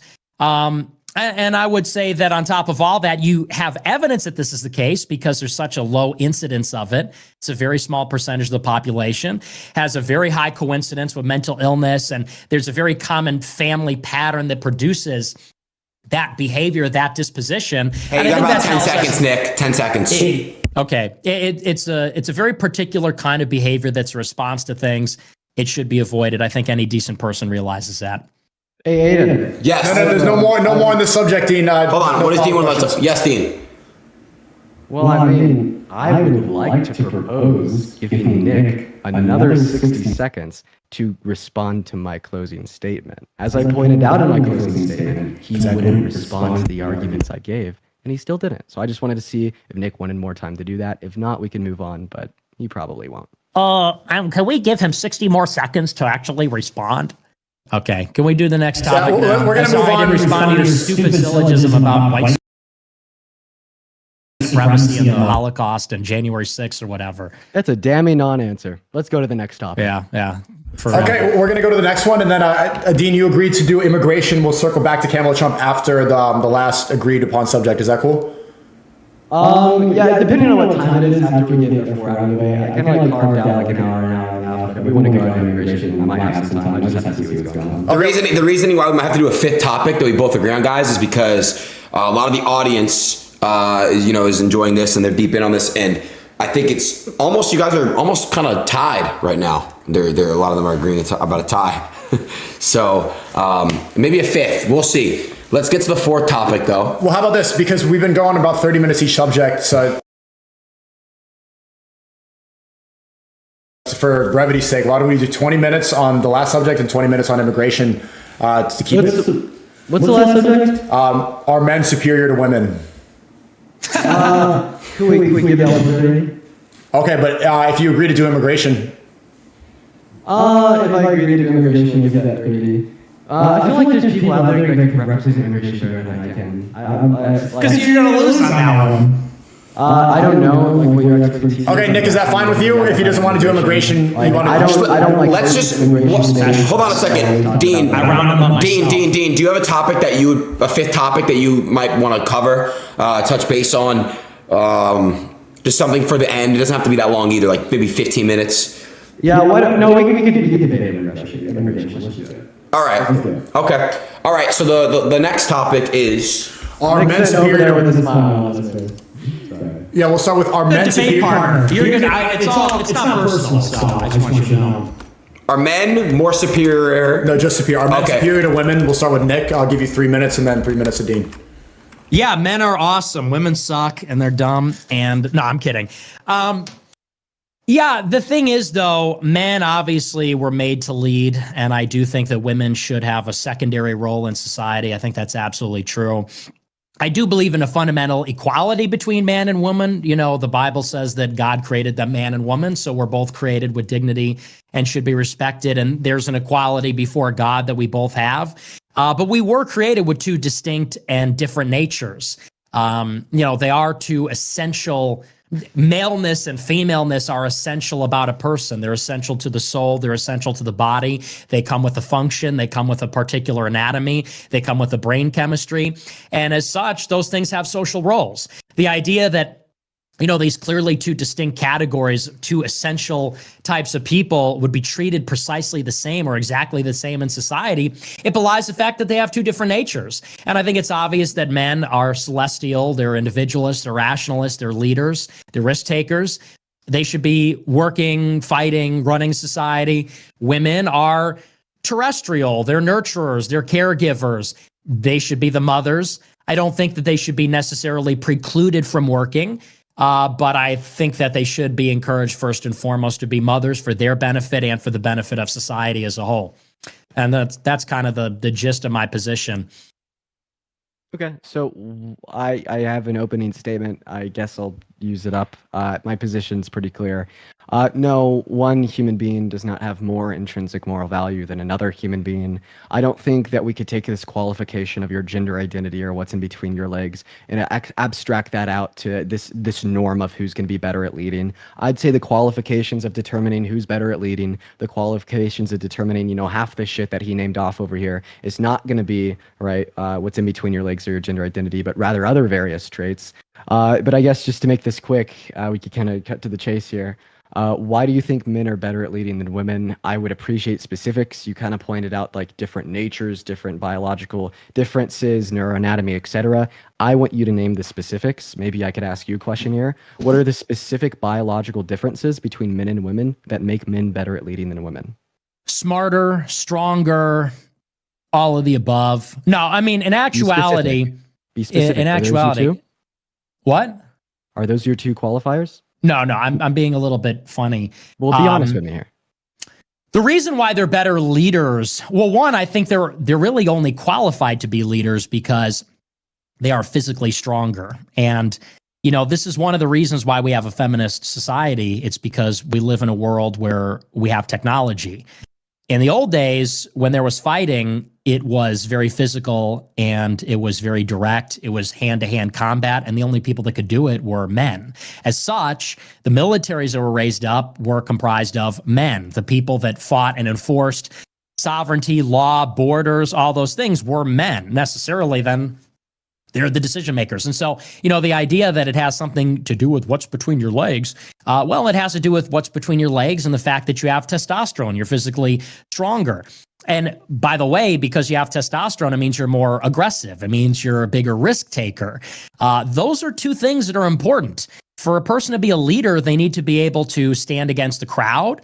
And that means a risk taker. It means you need to be disagreeable. It involves a certain amount of aggression and a competitiveness that women simply lack. We all know that women are very agreeable, passive. Not all of them, but generally speaking, they are. They're peacemakers. They're more introspective. They're more emotional, less decisive.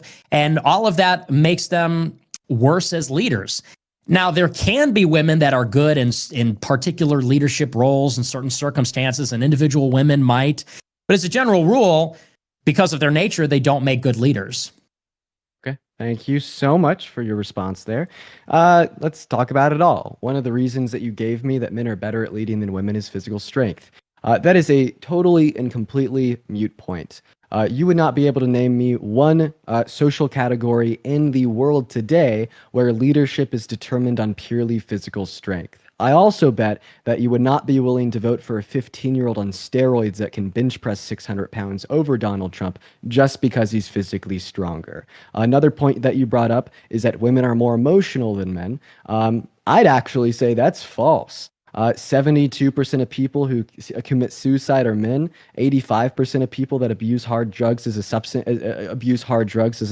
an emotional reaction to like particular external stimuli are men. We see that 95% of violent crimes are committed by men. We see that men are much more likely to start wars, to start genocides. We see that men are much more likely to engage in irrational, risk-adverse activities such as drunk driving, reckless driving, or gambling. Meanwhile, we see women have a higher IQ and EQ on average. Women outperform men in the context of school, going to it more, getting better grades and better degrees. And we see that women could actually deal with stress better than men. And that's one of those biological predispositions that you were talking about. Women have thicker dendrites in their neuroanatomy compared to men, for the reason being that evolution has designed women to deal with childbirth, okay? Right? And that made them deal with stress better as well. That's why we see that female surgeons outcompete male surgeons. The JMA and the AMA did a massive study on 1.7 million patients on 6 continents and evaluated that if you're operated on by a male compared to a female, that you're more likely to die as a result of your surgery and you're more likely to experience postoperative outcomes. So just a quick recap. Physical strength doesn't mean shit. I have bigger biceps than you. I bet you think you're a better leader. Emotional maturity. Women are more emotionally mature than men. Then about intelligence and all the other shit you brought up. We could get into that, but I'll let you respond to the points that I brought up so far. Yeah. So you said it was risk averse to gamble and drunk drive. It's the opposite. You said men are more willing to drunk drive and gamble. Those are risk-taking activities, and risk-taking is fundamental in leadership. Yeah, that's why, yeah, well, fair enough. And that's why, the richest people in the world are all men, because the entrepreneurs are men, because an entrepreneur is a risk taker. And, one man's gambling is another man's entrepreneurship. One man's drunk driving is another man's self-destructive, obsessive, maniacal quest for, building the best company or being the president or anything like that. It's absolutely essential. With regard to higher IQ and EQ, it is true that on average women have a higher IQ, but it's also true that the distribution is different. There's more geniuses among men. I mean, the curve, if you will, is flatter. So there's more men that are on the left side of the curve. There's more men on the right side of the curve. Although the average for women is higher, they don't have those outliers and those extremes. That's why you don't see a lot of female geniuses, and that's just true. I mean, earlier today in preparation for the debate, I asked ChatGPT, I said, name some female geniuses. They got to like 3 before they had to name a feminist. They did like Marie Curie, some ancient Neoplatonist no one ever heard of, and then it was like all the like first and second wave feminists. There's no female geniuses. There's very few female billionaires that didn't get their wealth outside of divorce. There's very few female heads of state. People say that's oppression, it's misogyny, and we all know it's because they're not risk takers, they're not tough. With regard to they handle stress better, yeah, maybe certain kinds of stress, but I think we all know women, and I think we all know that when women are put in stressful situations, they crumble. God. They cry, they get upset, they freak out, they call their boyfriend, they call their father. Hang on. I'll let you go on. And you said that ridiculous stuff. Hang on, let me finish. I'll wrap up, but I let you finish, and I let you say that women handle stress better. That's insane. Okay. And with regard to physical strength, look, I said today physical strength is not a qualifier because of techniques, because we have missiles, we have tanks and things like that.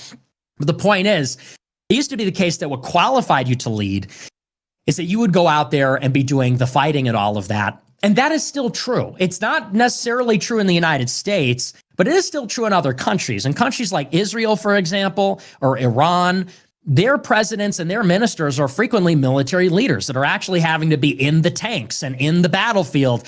And, it's hard to be in the battlefield when you get your period. It's hard to be in the battlefield if you're pregnant or something like that. Men don't get pregnant. Men don't get their period. Men are physically stronger. Men have more endurance.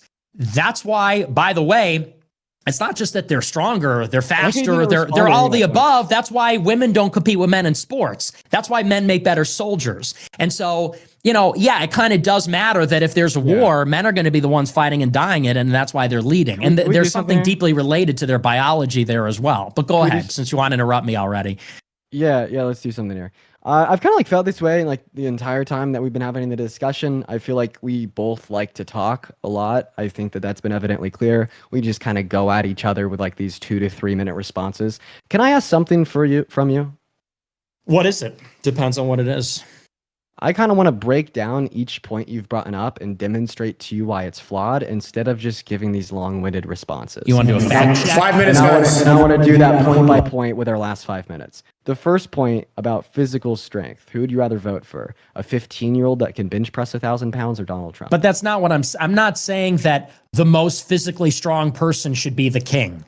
I'm saying that what are you saying? as a category, women are not soldiers. They're not tasked with defending the country, and that is effectively what the king or the president is supposed to do, is defend the realm. Didn't So Trump it's dodge categories. the draft 5 times? Oh my. Okay, so are we just going to do the resistance liberal thing now? I said No, the it's United just States, crazy. techniques Cats were defending the notwithstanding. Are you capable of understanding like a concept? Can non-soldiers defend the country? President Bone Spurs. We're talking about whether women should be leaders if they I can't know, and you're- physically and you're defend the giving- borders. Okay, so you'd say the weaker you are, physically speaking, the worse you are at leading. No. So then I what the just fuck is said- your argument? Yeah, it's like you're not even listening. I said as a category, because sex is A essential. category that's not going to be indicative of leadership ability when the question is, why are men Okay. better at leading than women? Why do you Right. name a category where we see these general biological distinctions between men and women if it's not indicative of men being better at leading than women? I asked Because- you to name the specific biological differences between men and women that make Which I men did. better at leading than women. You said Which I did. strength was one of them, and now you're saying it's not. You're saying that emotional intelligence was Okay. one of them, then you conceded that women are more emotionally intelligent than men. Another Didn't hear point that the you, other part. Another point that you brought up was intelligence, specifically IQ, with like the highest geniuses of the men being smarter than that of the women. I'd say there's going to be some social, like some social aspects thrown in there. I mean, if you look at like the average IQ of an Arab individual compared to a white individual at home here in the U.S., the white individual has a higher IQ. But then if you go to an Arab-dominated country in the Middle East, you'll see that the Arab individual has a higher IQ. What this means is that socialization, access to opportunity and resources can play in, right, to like your deviated IQ. So of course we'd see more men having higher IQs at the end of the spectrum compared to women, just because they have more opportunity, resources, and access to education. Oh, it's because in of general. misogyny. It's misogyny, right? Women are dumb because of misogyny. Well, They actually, don't I'd have say access that to not being in the resources. top 10% Let me of ask IQs you. Let me doesn't ask make you a question. fucking dumb. You asked me And then questions. Let me secondly, ask you a give reason to question. believe that that's I want to true. ask you a question about leadership. What do you think are good leadership traits? Can you give me some examples of what like good leadership traits are? That's a great question, and I think I'll give you a great answer. We could talk about a good, morally virtuous character. We could talk about ability to get along with other people, bring people together, and get them to follow you. Another thing that I'd say, a good leader isn't just someone who could bring people together, but a good leader is also someone that can lead those people into a positive direction. The reason that leadership exists in the first place is because when you take a large group of people and you set them on their own paths, they're not going to get shit done. Thereby, you choose one of that large group of people to lead them all in what? A positive direction. So you're looking for someone with a good character. You're looking for someone that could bring people together. You're probably going to be looking for someone that's pretty damn competent as well, and someone that could like achieve like the highest level of eudaimonia for the group of people that they're leading. I'm sure there's other attributes that we could assign to leadership here, but there's going to be a general sense. Bro, pulled out eudaimonia. Look, Wait, this Nick, is where you're wrong. Nick, let's do you need to respond, or let's do a 1 minute closing statement here? Can I just respond and then we can do Sure. Yeah, go ahead. Okay. So just to respond to that, I mean, and this is kind of the whole essence of the debate Didn't is you Sneako cut me off last time? Funny. Go ahead. you fundamentally misunderstand human nature and you know nothing about leadership. You say it's about bringing everyone together to move in a positive direction. It's like this is a problem with Gen Z. It's like this kind of You fucking kindergartner. nihilist. Hang on, can I finish, please? I didn't interrupt all that Yes. nonsense. It's just sort of like, hey, everybody, let's all hold hands and let's just create, like everyone's being nice to each other. The world is a mess, okay? The world is a knife fight. On the global scale, when you're talking about leaders and armies, it's a knife fight for existence. We're talking about companies, it's a knife fight for existence. We're talking about anything. human competition, it's practically homicidal between people. And anyone that's serious about anything will tell you that. Anyone that's obsessed, anyone that's ambitious, anyone who is ruling, who is actually the leaders in society who earn their role there, they'll tell you the same thing. It's cutthroat. And yeah, like there are some abilities, like you said, like, yeah, you need to inspire people and things like that. But more than that, you need a willingness to do what it takes. You need an ambition. You need to take risks. You need to be willing to make decisions and stand by them. These are all qualities that purely because of gender and hormones, because of their biological role, women don't have those things. Because women have to have a baby grow inside of them for 9 months and then hear it scream and cry and take care of it and feed them from their breast and have like basically a dependent. They're just not made for that kind of competition. They have a completely care-based ethics. They're totally dependent. Men who are individuals, risk takers, aggressive, men who can exist independently of women when it's really not so the other way around. They alone have the ability to do what it takes to lead. And that's why, even with all the DEI in the world, you're still going to have men running everything. The private sector, the public sector, the military, because men are the ones that can lead. And thus, they do. It's only through ideologically motivated policies from human resources departments that you get women doing fucking anything other than like creating schedules and being nurses and being fucking teachers and stuff like that. That's just reality. Everyone knows it. And you could give me 100 studies. That's human nature. Dean, respond, and then we'll go to closing statements. Yeah, it's funny how you're saying that you can't get women to do anything. If a woman didn't do something, you wouldn't be sitting here having this debate with me right now. But I would just wanted to respond to that. You're saying men are so much better at leading than women, and I hate women because I haven't touched one since conception. Sorry, that's not what you said. You actually said, because they're not. I touch them. I just don't. I don't have sex with them. They're not my wife. I don't know about that. Anyways, so you're a rapist. I'm not gonna call Orange you man a rapist bad. without evidence. Orange and glad. So anyway, ahead, no, you're good, man. What I was gonna ask, well, if like ambition, risk taking, and aggressiveness is what makes you a good leader, Hitler was an incredibly ambitious, aggressive risk taker. Given your qualifications, would you thereby say that Hitler is a good leader? It's beautiful.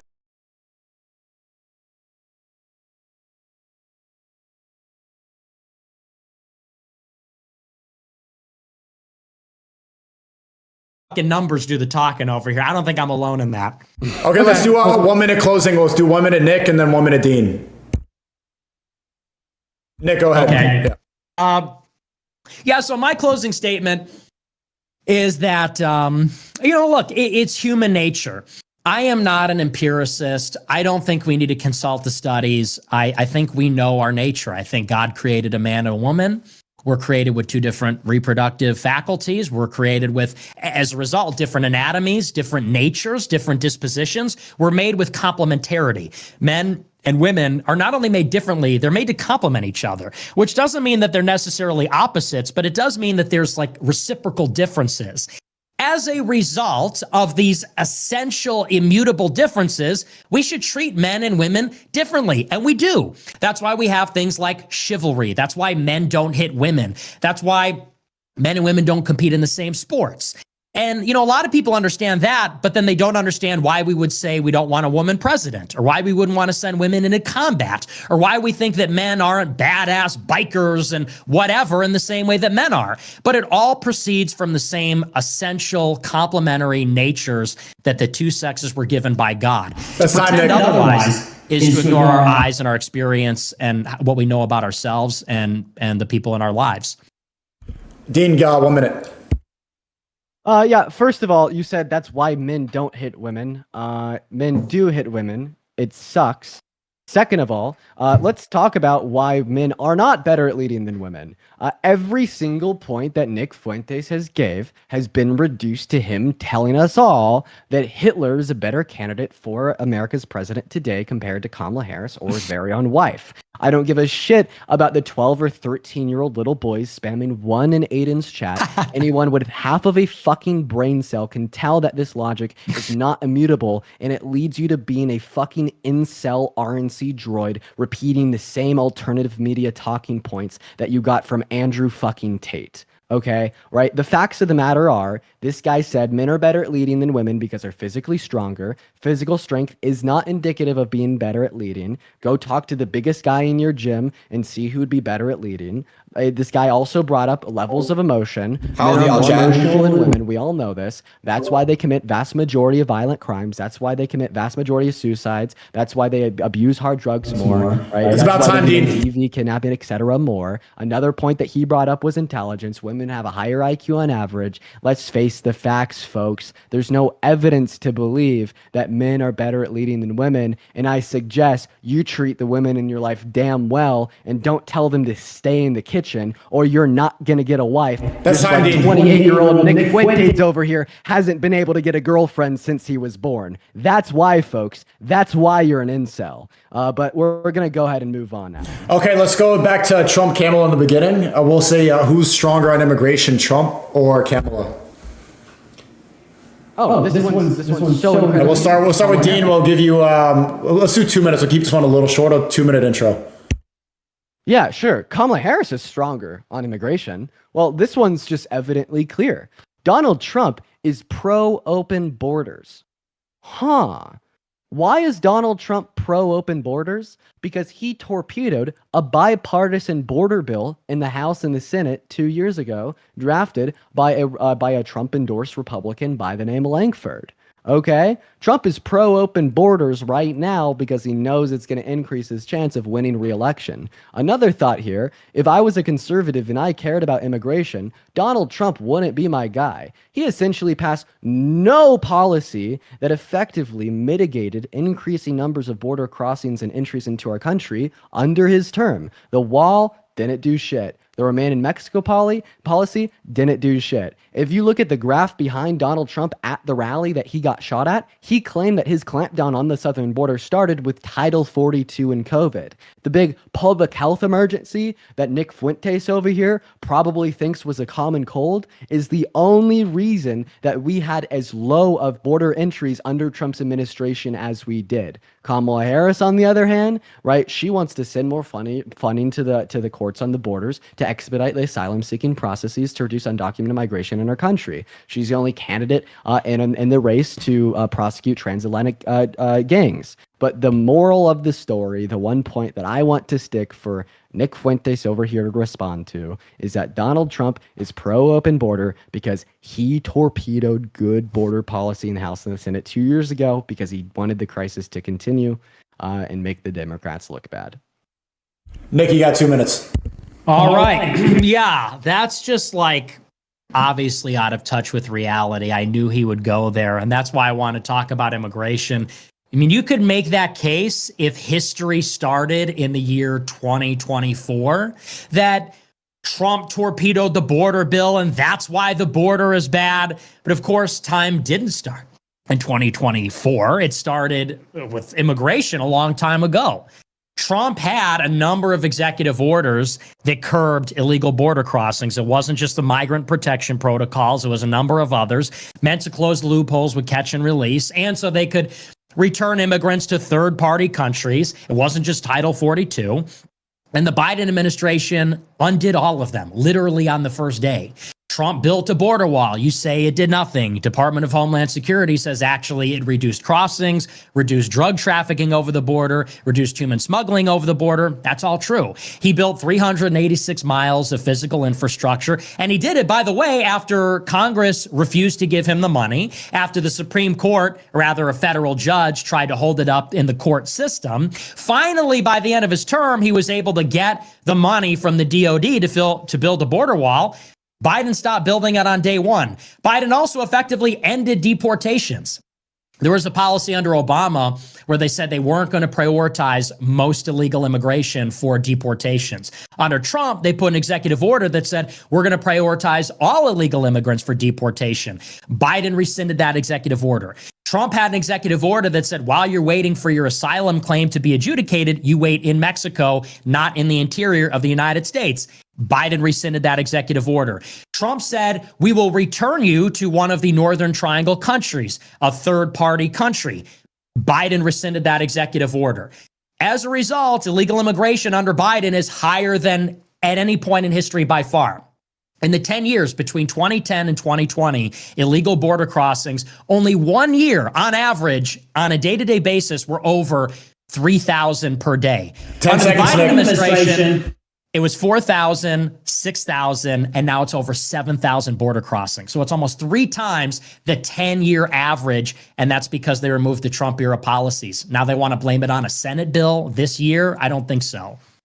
Thank you for all the information, Nick. I'm going to have fun with this. First of all, it's funny that you think you're so educated about the border, and then you say that Lankford's bill was in the Senate in 2024. No, that was 2023. It started drafting in late 2021.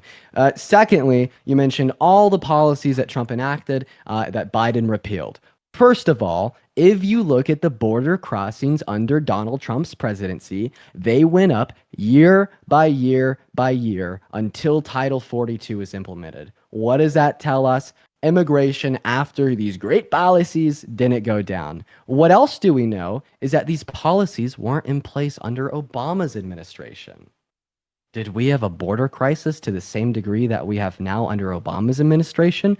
No, at points we had lower crossings than we had under Trump. Phenomenal. What does this tell us? Is that Biden repealing those policies didn't cause the crisis to start. So what did? That's a great question. Well, let's treat Title 42, the total and complete shutdown caused by or implemented because of the public health emergency, like a dam on a river, okay? And that dam sat on the river for 1.5 years, 2 years, however long it was. When you remove the dam from the river, what happens? Water gushes through. When Title 42 expired, guess what? All of those migrants that had been backlogged gushed through. This was natural, normal, and expected. We should evaluate the responsibility and the efficacy of our current administration based upon their response to this crisis being caused by the revocal of Title 42. And what was their response? To implement bipartisan border legislation, and the first step they took was to influence exactly that through the House and the Senate.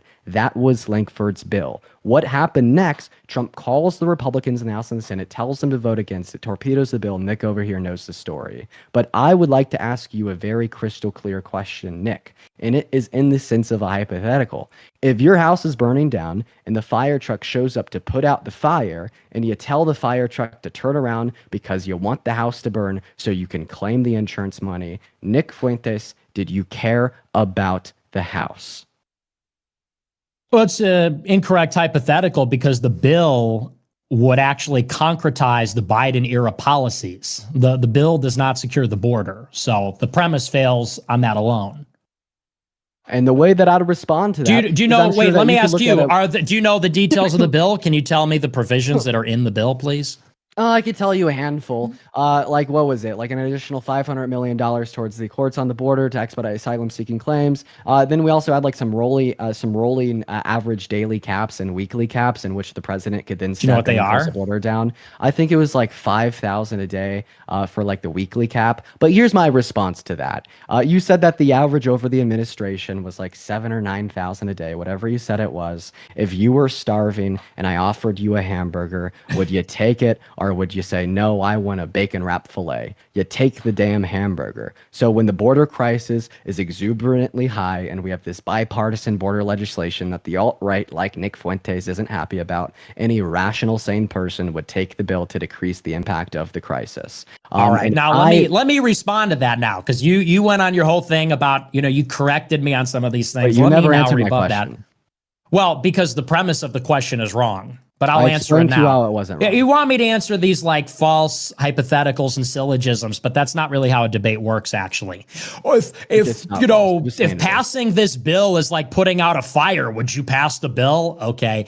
So first of all, you said the bill was from 2023. The bill failed in 2024.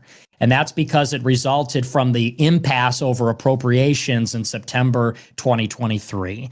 There was an impasse in Congress over 12 military appropriations bills. The deadline was October 1st. That's why Kevin McCarthy was removed, because the Freedom Caucus, specifically the MAGA caucus within it, insisted on what they were calling, I forget the name of it, but a certain border provision in the spending bill. McCarthy wouldn't go for it. And they kept passing continuing resolutions until a bipartisan agreement was put together in the Senate. But at that point, and that was in February, Mitch McConnell said, my first priority is Ukraine, because that was the other sticking point in negotiations. So the Republicans, because they wanted Ukraine aid to pass, which was another subject of the impasse, they said, fine, here's your border concessions. And I'll tell you the provisions because you don't know. It said that it would only mandate enforcement of the border when daily apprehensions hit more than 8,000 per day. Again, the average of the past 20 years is 2,000 to 3,000 per day. It would say you only have to enforce. That's what the bill says.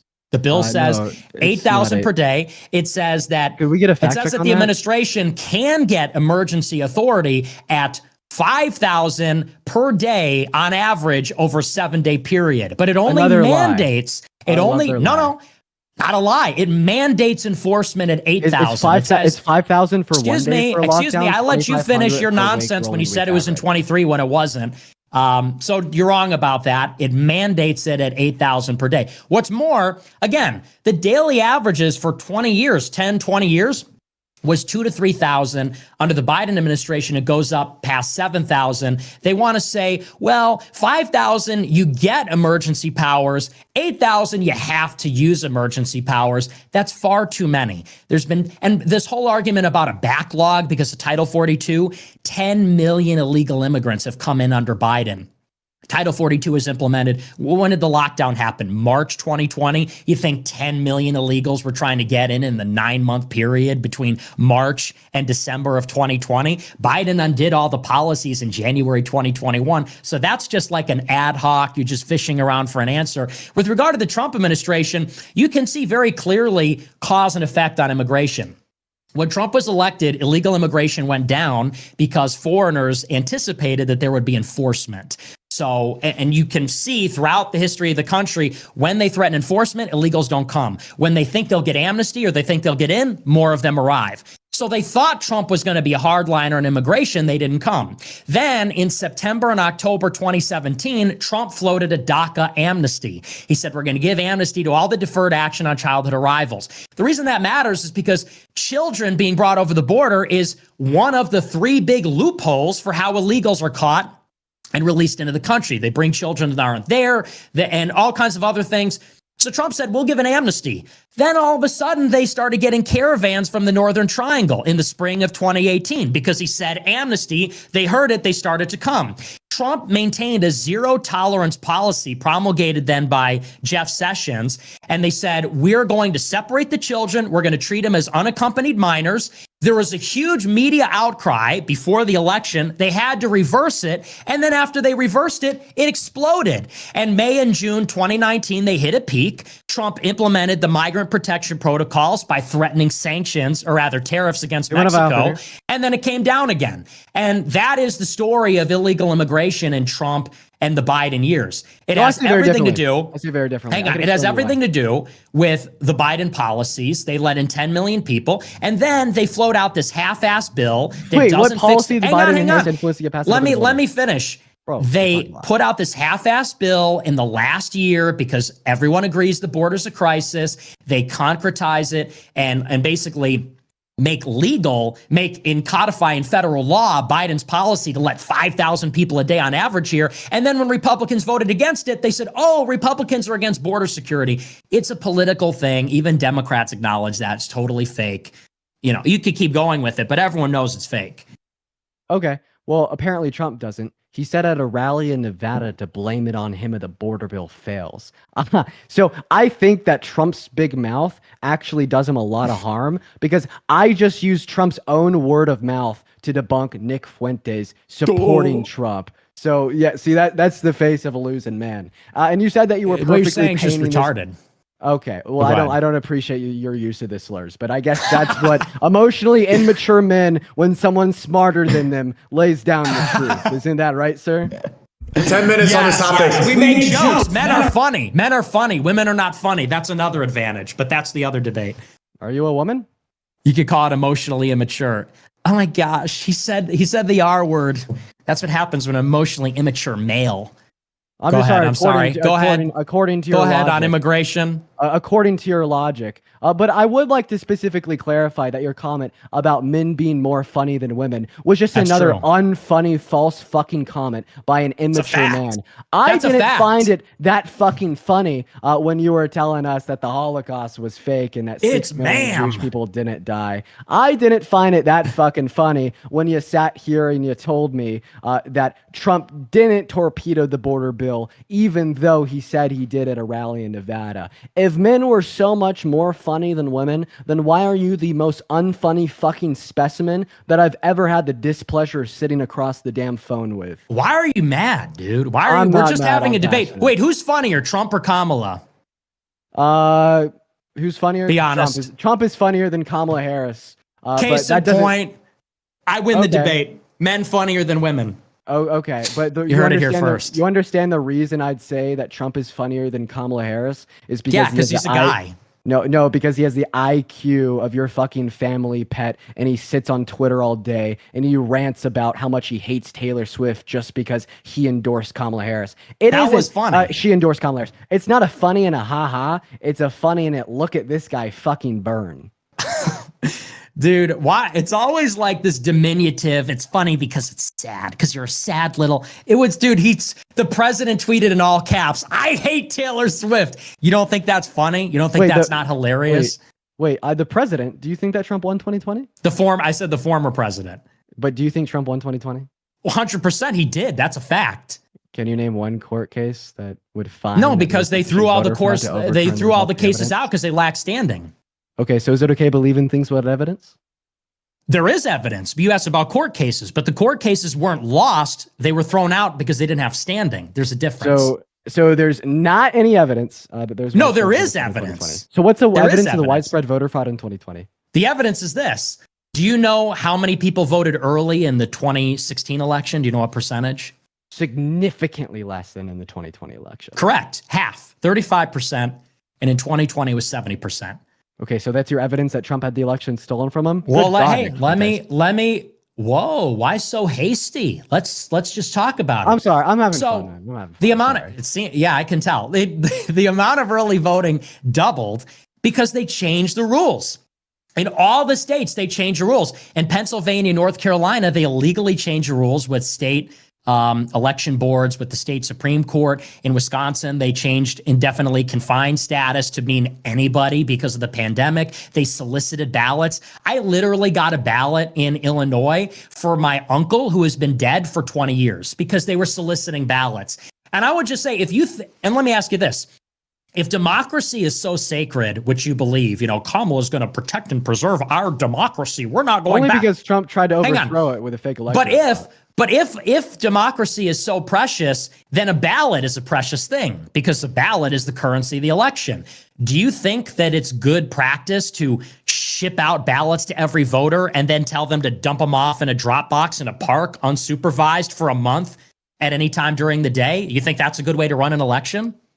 Yeah, okay. I mean, then Trump shouldn't have voted, right? Well, is it? I'm asking you, is it? That's what happened. Yeah, I think that mail-in ballots can be made secure. I understand your immediate response to them, saying that, oh, if I use these words in this particular way, this doesn't seem like just answer. I mean, do you think that's a good way to run an election? Obviously not. It's obvious. It is, and the empirics would agree with me. There's no sufficient evidence of widespread voter fraud. All the audits that were done on the outcome of the 2020 election indicated that it was a safe election in recorded U.S. history. Where did they conduct audits? One moment. Donald Trump went to 63 hand-picked courts, with 34 of those judges being Republican appointed, 17 of those judges being appointed by himself. All 63 of those courts ruled that there was no sufficient evidence and threw it out on the basis of no standing. And then Donald Trump even tried to form his own election integrity committee and bumped millions of dollars into them to find absolutely anything. They came up with a 2000 Mules movie, which the producers admitted in fucking court that they were lying. And when he found out that he had no evidence, what did he do? He went to the DOJ with Bill Barr and tried to pressure him in to falsely announcing widespread voter fraud when there wasn't any. And if you know anything about your history, Bill Barr had to resign from the DOJ because half of the DOJ threatened to quit if he didn't. Donald Trump not only tried to rig the outcome of the 2020 election with the fake electorate plot, sending 7 different slates of fake electorates to 7 different states states to cast fake votes into Congress to either be certified as real by Mike Pence or to be or to be accepted by the House if Mike Pence were to claim ignorance. But he also lied about the outcome. Your conspiracy theory that Donald Trump won has no evidence for it, and the only thing you could come up with was Pennsylvania changing their voting rules because of COVID, which, by the way, was ruled as legal by the Supreme Court. You're just like not even listening. It was Pennsylvania, North Carolina, Wisconsin, and basically and they all did it illegally.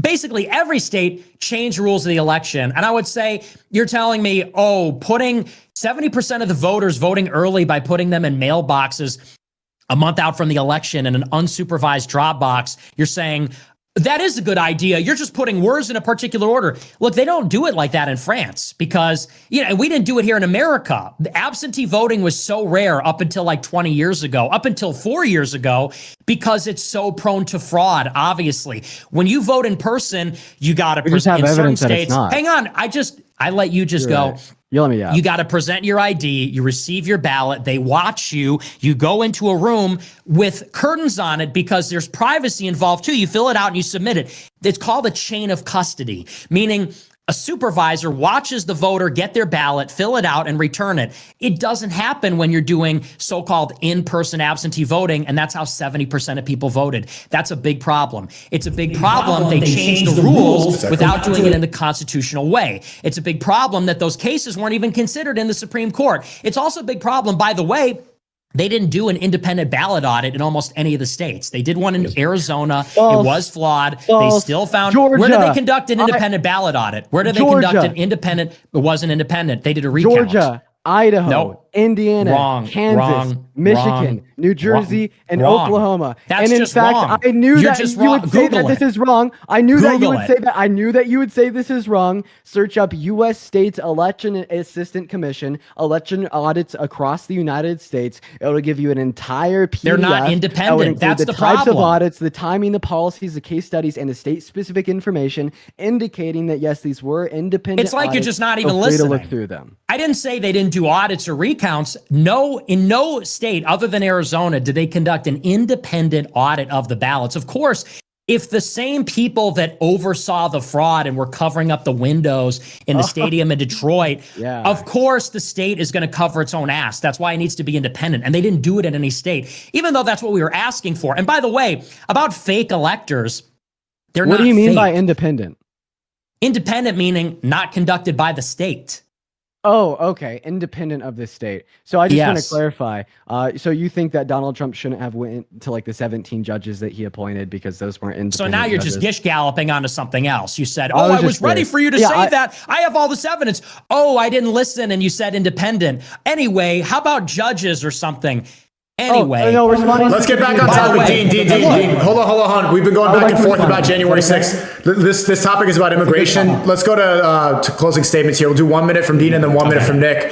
So closing statements. You can bring up January 6th, but let's keep it to immigration if you can. Actually, I'll give you 90 seconds to reel it back a little. 90 seconds each. About the specific ballot audits, I didn't know what you meant when you're referencing independent audits. I understand that you are now referencing audits independent of the state. I asked you to define your term, and I understand that. Yeah, because you're on Chat GPT Democrat mode. Nick, let's give him 90 seconds. Let's give him 90 seconds and uninterrupted. I'll restart your time, Dean. No, I just don't think that like an audit done by a state can automatically be discounted because you exist in a echo chamber of conspiratorial hearsay and you start off with the basis, Trump can never lose. You move to the basis, when Trump loses, no, he didn't. And then tangent of that, you say all of these audits done by independent states are thereby null and void, and I shouldn't listen to them, nor the 63 courts. It's just conspiracy theory. That's what you are. Your mind's been rotted. Everyone agrees with me. No one agrees with you apart from Donald Trump. Not even his old VP, Mike Pence, or 44 of the 46 former cabinet members. And that needs to be pointed out. Now, closing statements about immigration specifically, was that what you asked for, Sneako? Yeah. I thought it was 90 seconds each on J6 and then closing I'm down for that. I'm down for that. I kind of like this conversation. Yeah, that's fine. Go ahead. Okay, let me do mine now on J6. So here's the thing about the Trump election. They doubled the number of early voting. There's obvious flaws with chain of custody. Like, it just doesn't even pass the smell test. On that basis alone, you just can't take the authenticity of the election. And people say it's about, you believe Trump can never lose. I don't think that at all. I think Trump may lose in 2024. But you have to recognize that 2020 was an anomalous election. So when there is an anomaly, when every state changes how they conduct their ballot, when there's an unprecedented, the former peak of early voting was 35%. It was 70% in 2020.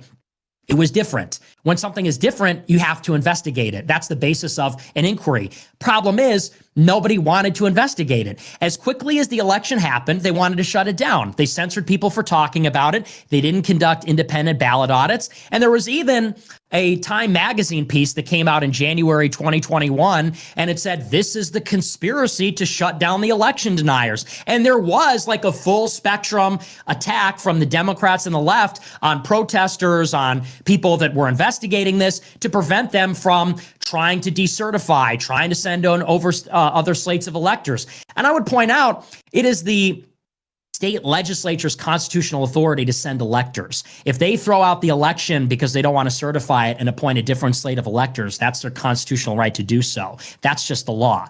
And I would just say, look, if you really believe that 80 million people voted for Biden, that the 2020 election had more voters than any election in history by far, and it just happened to be the one where there was all mail-in ballots. 10 seconds, Nick. Then, yeah, I just think you're dumb. I mean, so that's kind of my closing statement on J6. Let's go closing statements on immigration. Let's do 1 minute each on immigration. Go ahead, Dean.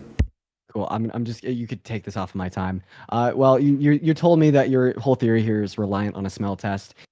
Nick, I fucking smell bullshit. We shouldn't be relying on our intuitions and our emotions to tell us who won the 2020 election. I think that conservatives are so funny because they'll be like, listen to the science, trans women aren't women, I don't care about what you think or feel, you have XYXX chromosomes, but then sit over here and give me some bullshit smell test to dictate who won in 2020. About immigration specifically, I think it's evidently clear that Donald Trump doesn't care about the southern border, or else he wouldn't have torpedoed the bipartisan border bill in the House and the Senate 2 years ago.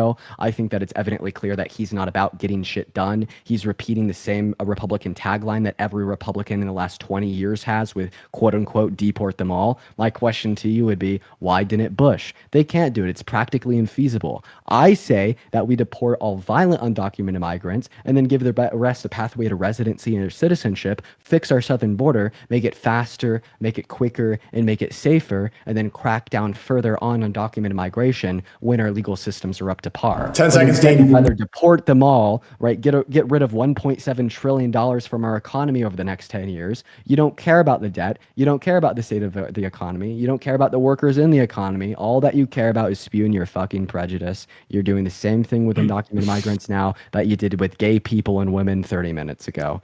Take it away. Closing statement, Nick, 1 minute. Basket of deplorables, right? It was just a basket of deplorables. With regard to immigration, everybody knows Biden threw open the border. He rescinded every Trump executive order on immigration. He stopped construction of the wall. He effectively stopped deportations. Guess what happens? You get a lot of people. You get 10 million illegals in 4 years. That's insane. 10 million people in 4 years from Venezuela, from Haiti, from Africa, we don't even know who they are. The people that are coming here, they don't buy health care. They don't have a high school education. They have no resources. They're a massive drain on the economy. When they need health care, they go to the emergency room. They send their kids to public schools. It's a huge drain. And many states are eligible for SNAP. They're eligible for other benefits, and they work low wages. Because they're not educated, they work low skill, low paying jobs. They will never in a million years, maybe in a million, but they won't pay off in taxes what they receive in services. It's a big fiscal impact. In many cases, they're criminals. They don't share culture. They're low IQ. And we can, I mean, it's just obvious that this border bill thing was an ass-saving move. They poison-pilled it with a bunch of nonsense so that they could blame it on Trump. But we all know the reality, and it's wrecking our country. Okay, thank you. That was 5 topics. I think this was a good spirited debate overall. I appreciate both of your time. Aiden, do you have any thoughts? You guys were, I would say about 90% of it, you guys respected, each other's time speaking and stuff, and it was awesome. It was great. Great conversations, great defense, great offense. It's the first time I've ever done one of these, and it felt really, really cool. I'm definitely gonna do more of this. How do you guys feel? We'll start with you, Dean. Like, how would you feel overall about this debate? Yeah, I mean, like, oh, you got a little bit of an echo there. Oh, sorry, go ahead. No, dude, you're all good. I mean, I think overall, like, I'll first just kind of give my thoughts about, just having the debate on your platform. Dude, I think that was like really, really, really cool. I like the idea of exposing more people to what I believe in and why. I ultimately think if everyone thought like me, the world would be better off. And you kind of gave me more of an opportunity to achieve that. All things considered, it's good to have, like a conversation about why people disagree. These conversations need to be held more. I'd say that you're overall doing a good thing here. I think that I did pretty well as well.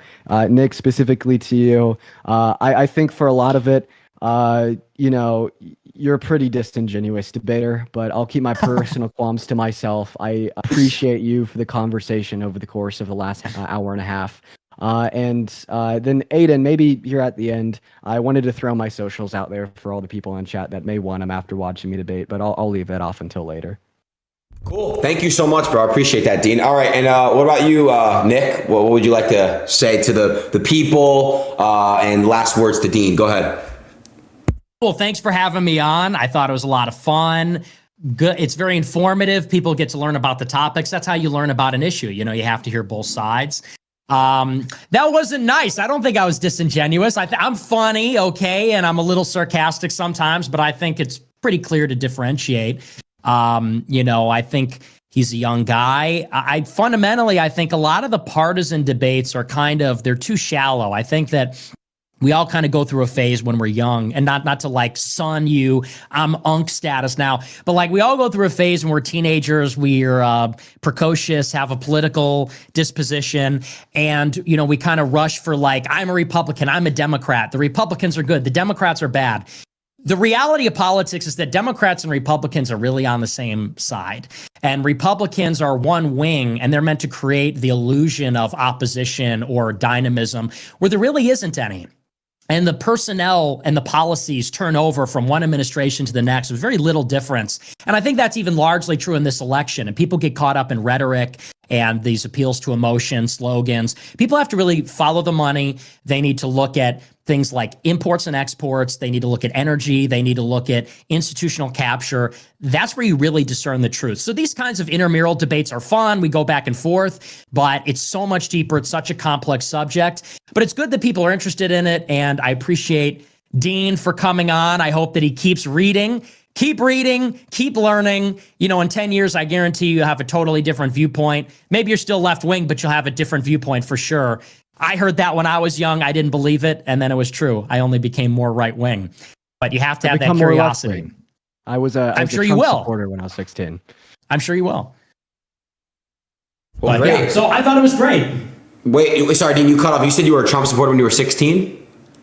Oh, dude, I used to be a vehement Trump supporter. Like Aiden, I was like big Trump fan, like Andrew Tate guy. I was like all of that shit. We could delve into the reasons why not super necessary for the live, but I guess like the point is the only reason I brought that up is because seemingly I've had a more progressive trend the more that I've matured.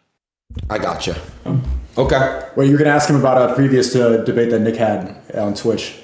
Nick, I'm going to ask you too, Dean, about something as well. Nick, did you previously debate Hassan Abi on Twitch? I did, yes. And someone told me that resulted in you getting banned on Twitch? Yeah, that was the reason for my ban. Destiny mass reported me because he was on the debate as well. Who won the debate in the people's eyes? Me. Well, it was me and Sargon of Akkad. Remember him? It was me and him. We won. Gotcha. How did I do compared to Destiny? Not as well. But Destiny is probably your top guy, I think. Well, hey, let me, but Nick, I'm gonna let Dean. I'll be real, man. You're 1920. Like you're probably like the best, well-spoken 19-20-year-old debater I've ever heard. And I fucking no, seriously. And look. I don't agree with everything. It doesn't matter. But still, me and Sneako are sitting here muted watching. You have a lot of great points. You have a lot of good discussions. A lot of good counters. But I mean, but Nick, go ahead. What do you think about him overall as a debater? I think I think on a technical level, the rhetoric is effective at debating. I hate rhetoric. There is too much like sloganeering in there and kind of like cheap turns of phrase that like, oh, you think that doesn't pass the smell test? This doesn't pass. Those like cheap turns of phrase. I think that's what they are. I think they're cheap. some of the sloganeering, like when Trump is going to make you pay more at the grocery store. This is just like political electioneering rhetoric. I like debates that are just very frank and brutal and straightforward and about the facts, and I like humor in there. So it's a different style. I think Dems lean a little more on rhetoric and sophistry and syllogisms and hypotheticals. I think right-wing people are a little bit more plain talking and maybe lighthearted and fun. That's my view of it. Yeah, I'd hold the exact opposite, but I mean, I'm guessing you'd be able to guess that I'd say that.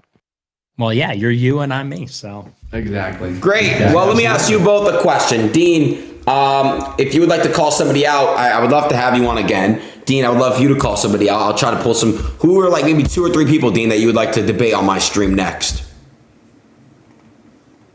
Oh, man. Sneako. What topics? We'll have to talk about it, man. Sure. I yeah, would love to debate you. I would love to debate you, Sneako. That's what I'd like to do. I'd also, right? You said like a couple people. I mean, if there's selections here, Andrew Tate. Okay, this guy, he fucking tweeted at me on Twitter, and he said I was the reason why like white people are being replaced or some like crazy Nick Fuentes shit like that. And then I retweeted it and called him out. It went crazy, but he's pivoting, he's dodging. I want to debate, Andrew Tate. And then something else. I got a buddy. His name is Parker.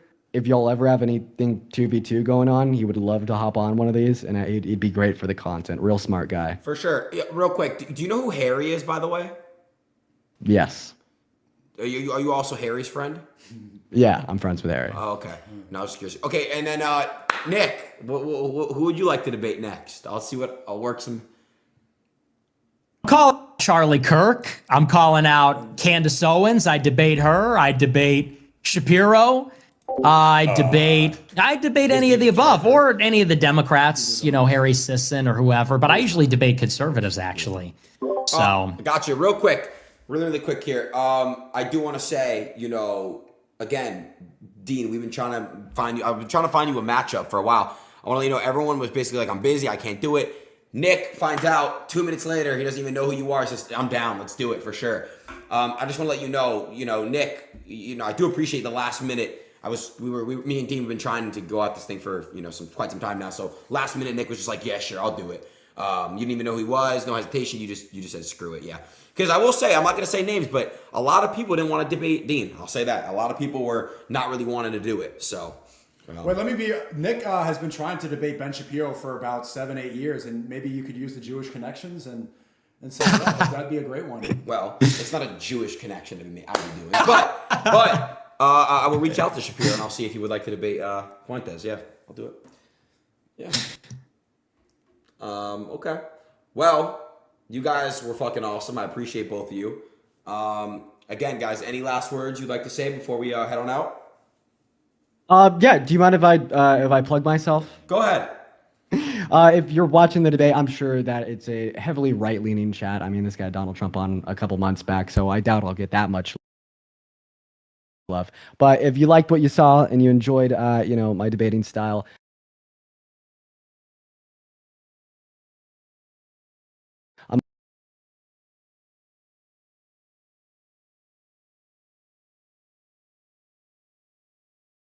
thanks for coming on. Fun debate. Appreciate everybody watching.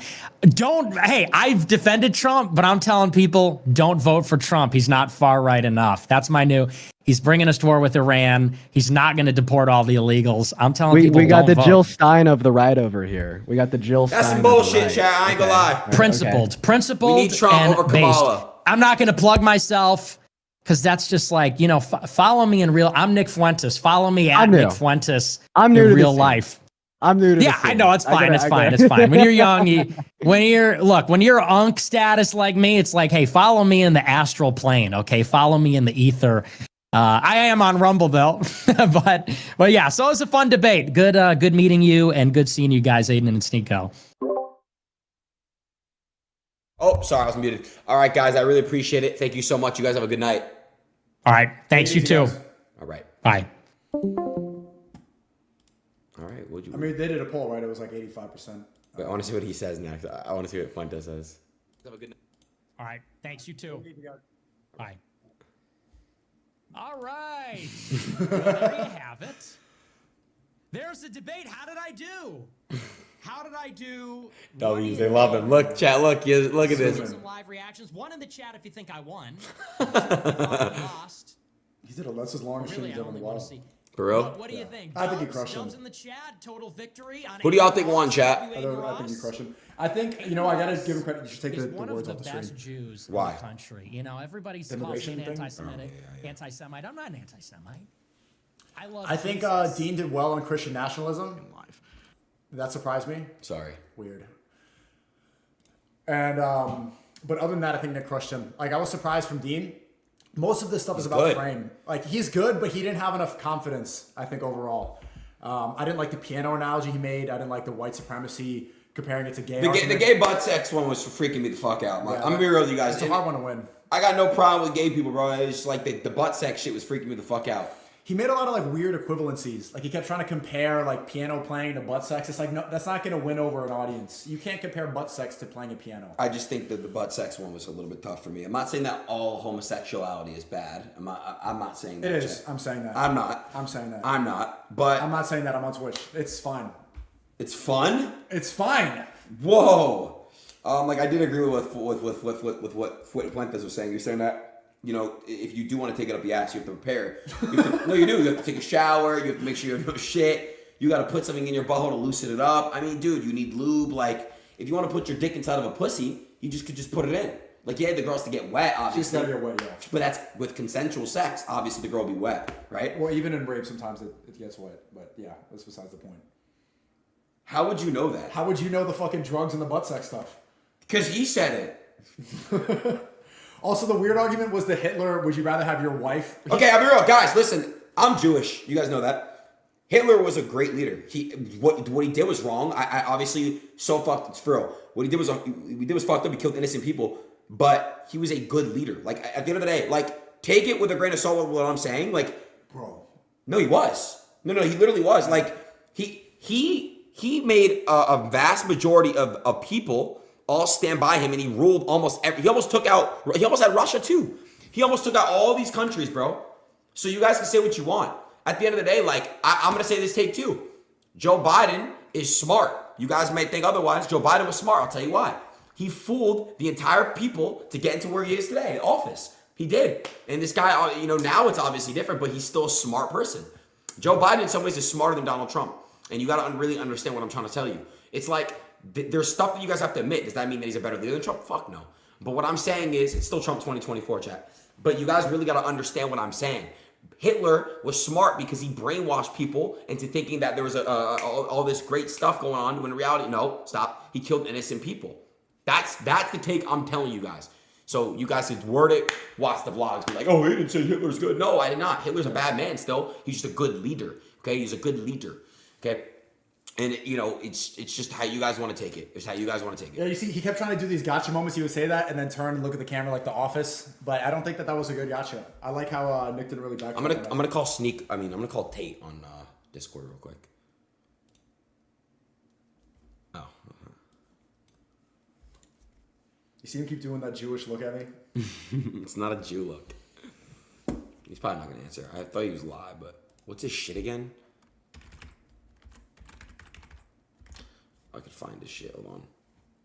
Fuck, I forgot his Discord, bro. You know, I'm supposed to debate Nick too. So now Dean wants to debate me. Nick, I'm supposed to do a debate. Why don't you debate him? Oh, yeah. Nick. Why do you debate him? We have a plan for the first podcast. He's live on Rumble, right? Is Tate still Rumble? Yeah. Yeah.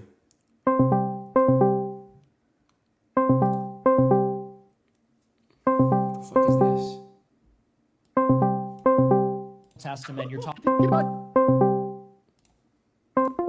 Today, how many times do I need to say that? You're talking about the Old Testament. You're citing the Old Testament. You're talking about a specific verse in the Old Testament. I like the kid. He's not a bad dude. He's a good guy. Him and I were talking for the past few days. He's a good guy. He's respectful. He's nice to me.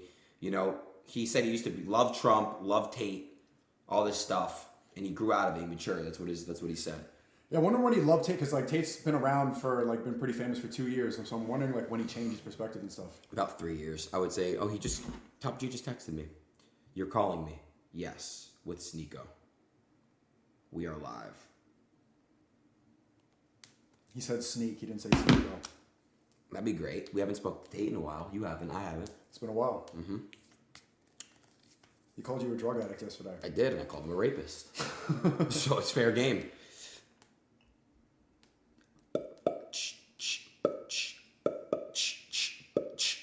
This is such a Rumble stream, and I'm not on Rumble anymore. I was on Rumble. Actually, I still am on Rumble. Oh, he called us back? Oh, no, he didn't. That was an old one. I guess he's going to make me cry. I'm just going to defend myself. Like, if he calls me a drug addict, I'm just going to fair game. I'm like, it's a stereotype for me to be a drug addict, right? I'm not anymore. Everyone around me knows I'm not a drug addict. I haven't done drugs in a very long time. I quit weed. I was smoking weed, doing lean, all this shit. I'm focused on fitness. Best shape I've ever been in my entire life. We're actually about to work out. We should work out after this. Yeah. We are working out after the desktop. Oh, it's already 1:35. Fucking hell. How? What time did I start? 8. That's crazy. I know he texted me. I texted him back, Chet. I do need to get a haircut before the gym. Because what time is your flight? Is it your... Hold on. Yes, my barber. What? I gotta head out in like 2 hours.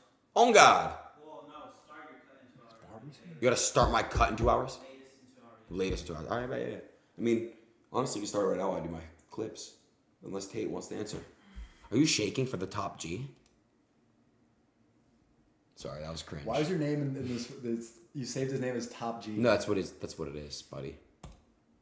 Weirdo. I guess I would do that. Do I look like a Tate dick sucker? No. Okay. Chazzy's shaking for the top G. I am getting a haircut on stream. He's not just cutting my hair, Chaz. He's shaving my chest, too. Someone said you look like Chewbacca earlier. Okay, what's your point? No, nothing. Chad, don't rip wanted It's box. not a ritual. No, I'll gamble, but not now. No, it's not, bud. Call Nick. Top G just texted me. To talk about what? Damn, catch up. Old friend. Was he watching the stream? I think he reacted to a clip. I saw a video on Twitter.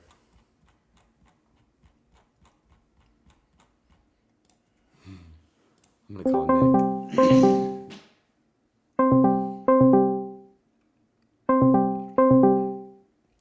Girls are pressed.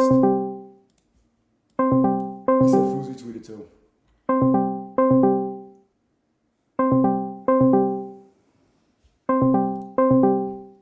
He said, okay, how? Call me on Discord. Okay, we're about to call Tate. Hold on, we go real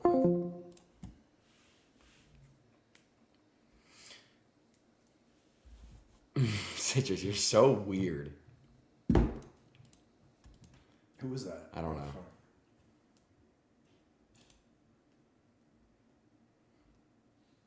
Dude, what the fuck?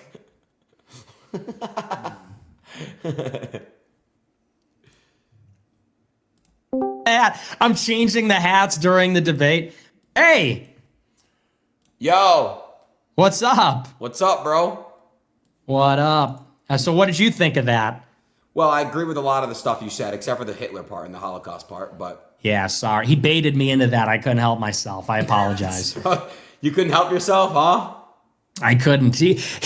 I'm not going to not. I had to spring the trap when he said, would you choose Hitler or your wife? What am I going to That say? wasn't a good my argument, wife? though. I think everybody would rather have Hitler than their wife. Tate's not calling. That's what I'm saying. I was just like, the moment called for it. It demanded it. But yeah, I thought it was good. What do you think of the guy? What do you think of Dean? I like him. He's a nice guy to me, bro. In the DMs, I think he's, like you said, he's smart, bro. Regardless of anyone can say, for a 19-year-old, he's really, really smart, bro. He's good at debating. He's good. You could tell. He's trained. He's good. He's good. He's precocious, yeah. He's just, They're all debate bros. All these teenagers now are all like debate bros, but they're all like super pro-Democrat or Republican. We need to move beyond that, you know? All these, it's like Harry Sisson. It's like you're 19, you're like a shill for the Democratic Party. Wait, At least be like a leftist, you know what I mean? Who do you want to win the presidential candidate? Who do you want to win the presidential? I'm indifferent. I don't really care that much, honestly. I used to want Trump to win, but Trump has totally transformed himself. And why do you say that? Well, like, you know, the big problem in his first term was personnel. He hired all these like rhinos, Republicans in name only, basically hired the swamp establishment people. And that's why he got like nothing done in his first term, because they were all sabotaging him and messing with him. And he's going to do the same thing again. His transition team, his campaign staff, they will fire you for being right wing. Like it's going to be log cabin Republicans. It's going to be Zionists. It's going to be real quick. RNC. I mean, dude, like, and I get it. Like, you could go the Israel route, right? Like, both presidents are allied with Israel. You know what I mean? So it's like Kamala or Trump's going to win. But who would you rather have? You said Trump. I get it, you're not voting, but you'd be happier if Trump won over Kamala, correct? I mean, Trump would be the better president, but I think in the long run it would be worse because Trump has become a part of the establishment and he will legitimize the establishment. In other words, people think he's a revolutionary. If he wins, people think, oh, we had a revolution, but it's the same stuff. So in a way, it's like if Kamala wins and she does the war in Iran and she catches the recession, it's like we could get a real revolutionary in 28. I'm kind of like, I think we need to just reset and do 28. That's my opinion. Well, regardless, you know, it wouldn't be bad to have 4 more years of Trump and then you do the reset, you know? I mean, it would take another 4 years after Trump. It would take another president and then another 4 years for the reset. I get what you're saying. Guys, I already tried calling him. He didn't answer. He is calling me. Wait, let me add you to this call, Nick. Give me a second, okay? Okay. I'm gonna add you here. 1 second. How do I have to start the call first and then add him? Yeah, just add friends to DM. Add friends to DM. Wait. King Kek Pepe. Old friend. Hey, you need to wait. I'm trying to set it up on my my laptop, big computer screen thing. Okay. I'm an old man, so I need time. All right, are you cool with Nick Fuentes hopping on? For sure. No, wait. I might get canceled. Come on, bro. All right, let me get him in here real quick. All right, hold on a second. Oh, they're gonna ban his other one. I just fucked up. Fuck. He's got to make a new one every call, regardless. My bad. I leaked your shit, bro. Nick. That's okay. How many Discords have you made? This is, I don't know, dude. I've been banned since 2018 or something, so. Every stream, it's a new one. Mm-hmm. Yep, so this is a new one. How's it going, Andrew? Can you hear? No. Yeah, I'm there. I'm trying to log in on my big computer, though. Can you see me? No. Give me 2 minutes, friends. All right, sounds good. I leave Rumble, and this is the most Rumble stream that we could have possibly done. So the timing of this is absolutely incredible. It's great. Well, Nick, I wanted to ask you a question. So, with what's going on in the world, how do we stop the war in your eyes? Like, how do we stop what's going on? There's multiple wars going on, right? So, in your eyes, what do we do to stop the war? Now, I know you are going to probably be like, let's get rid of Israel, but it's obviously, no? Okay, so what do you... Just got to cut the aid. There is a genocide going on in Gaza, and it's horrible. That's what they destroyed half the infrastructure. They probably killed hundreds of thousands with the famine and everything. It's just not moral. We got to cut the aid. If you cut the aid, the war stops. But the other thing is, Israel wants to bring us into a war with Iran and Hezbollah. It's going to unroll in phases. It's going to unravel first Hamas, then Hezbollah, then Iran. They want to do regime change in Iran, and they want us to do it. They've wanted it for 20 years, specifically Netanyahu. We got to cut the aid. If Israel is dependent on our money and our military, then we should call the shots and say, your war ends now. There's going to be a Palestinian state. You're not going to decapitate the Iranian regime, and that's it. In Russia, you got to say that Ukraine will never join NATO and allow Russia to maintain its sphere of influence with Belarus, Ukraine, Central Asia. It's a multipolar world, and they should have their slice of it. They get a vote, and, we're going to lose this war in Ukraine if we don't. So I think that's how you solve it. And that I think Trump would do the the latter. I think Kamala may do the former, although you're probably right. She'd probably give Israel their war anyway. So who do you think is the revolutionary that you want in 2028? They haven't announced themselves yet. I don't know who it would be. And it would be, the problem is, go ahead. No, sorry. no, my bad, my bad, bro. Go ahead. Yeah, I don't think there is anybody that's really good, And here's the thing. Trump in 2016, let's be very clear. He said, let's end the wars, let's build a wall, let's make America great again. Did he do it? And no, he didn't, but he didn't because he hired like establishment Republicans and they sabotaged it. Now, he should have come back and said, I'm only going to hire loyalists. I'm only going to hire America Firsters, but he's not doing that now. And so what you have is he's talking about stapling green cards to diplomas. That means mass immigration. He's threatening a war with Iran. And so for that reason, I'm saying, like, as a conservative, as an America Firster, he lost me. He became like another Republican. So, but looks like Andrew Tate's here. So we can introduce him. Hi, guys. I'm just sorting out my tech. You can hear me and see me? Yes, sir. I like your new background and that new camera, maybe. Oh. Looks good. Well, thank you very much. Thank you. Are you still on drugs, Aiden? No, I'm not. How's your case going? Oh, well, I am a rapist, as you saw. I saw that on Twitter. You said I was a rapist. But, I'm kind of leaning into it now. Like, I'm a human trafficker. It's how I got so rich. How did you get that Bugatti? I human traffic. When they come up to me with the TikToks, what's your job? I'm like, I human traffic. That's what I do. So I have no problem with you saying that. In fact, I kind of like the rumor. It's kind of cool. Street cred. But it was a joke. I know you're not a rapist. Just No joking. No joking. Don't make me rape your mom. Don't make me do it. I'll find her ass and I'll make it real. Well, so stick to your words. You can't leave the country, so that's impossible. I will human traffic your mother, Aiden. Don't fuck with me. How? You can't even leave the country. Yet. The case is falling apart in real time, and I need some new spice in my life. Like they've only raided my house 4 times. I wake up at 5 a.m. every morning expecting the busting with guns, and when they don't, I'm kind of like, you're making your coffee a little bit sad. You got that sad look on your face, like, ah, I thought they cared about me. They don't care about me anymore. It's kind of funny. They used to think I was the biggest problem on the internet when I said women couldn't drive. But now everyone knows women can't drive, and everyone just agrees with it. So it's just like, oh, fuck it, let him off. So now I just keep winning in court. Fun's over. I need to up the game. I had to do something else.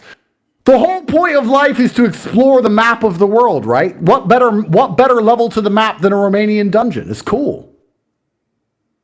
Well, congrats on getting your cars back. It was $40 million worth of vehicles returned. Thank you very much, sir. Thank you. I appreciate that. Thank you. So, they even gave me my shit back. Like, where's the fun now?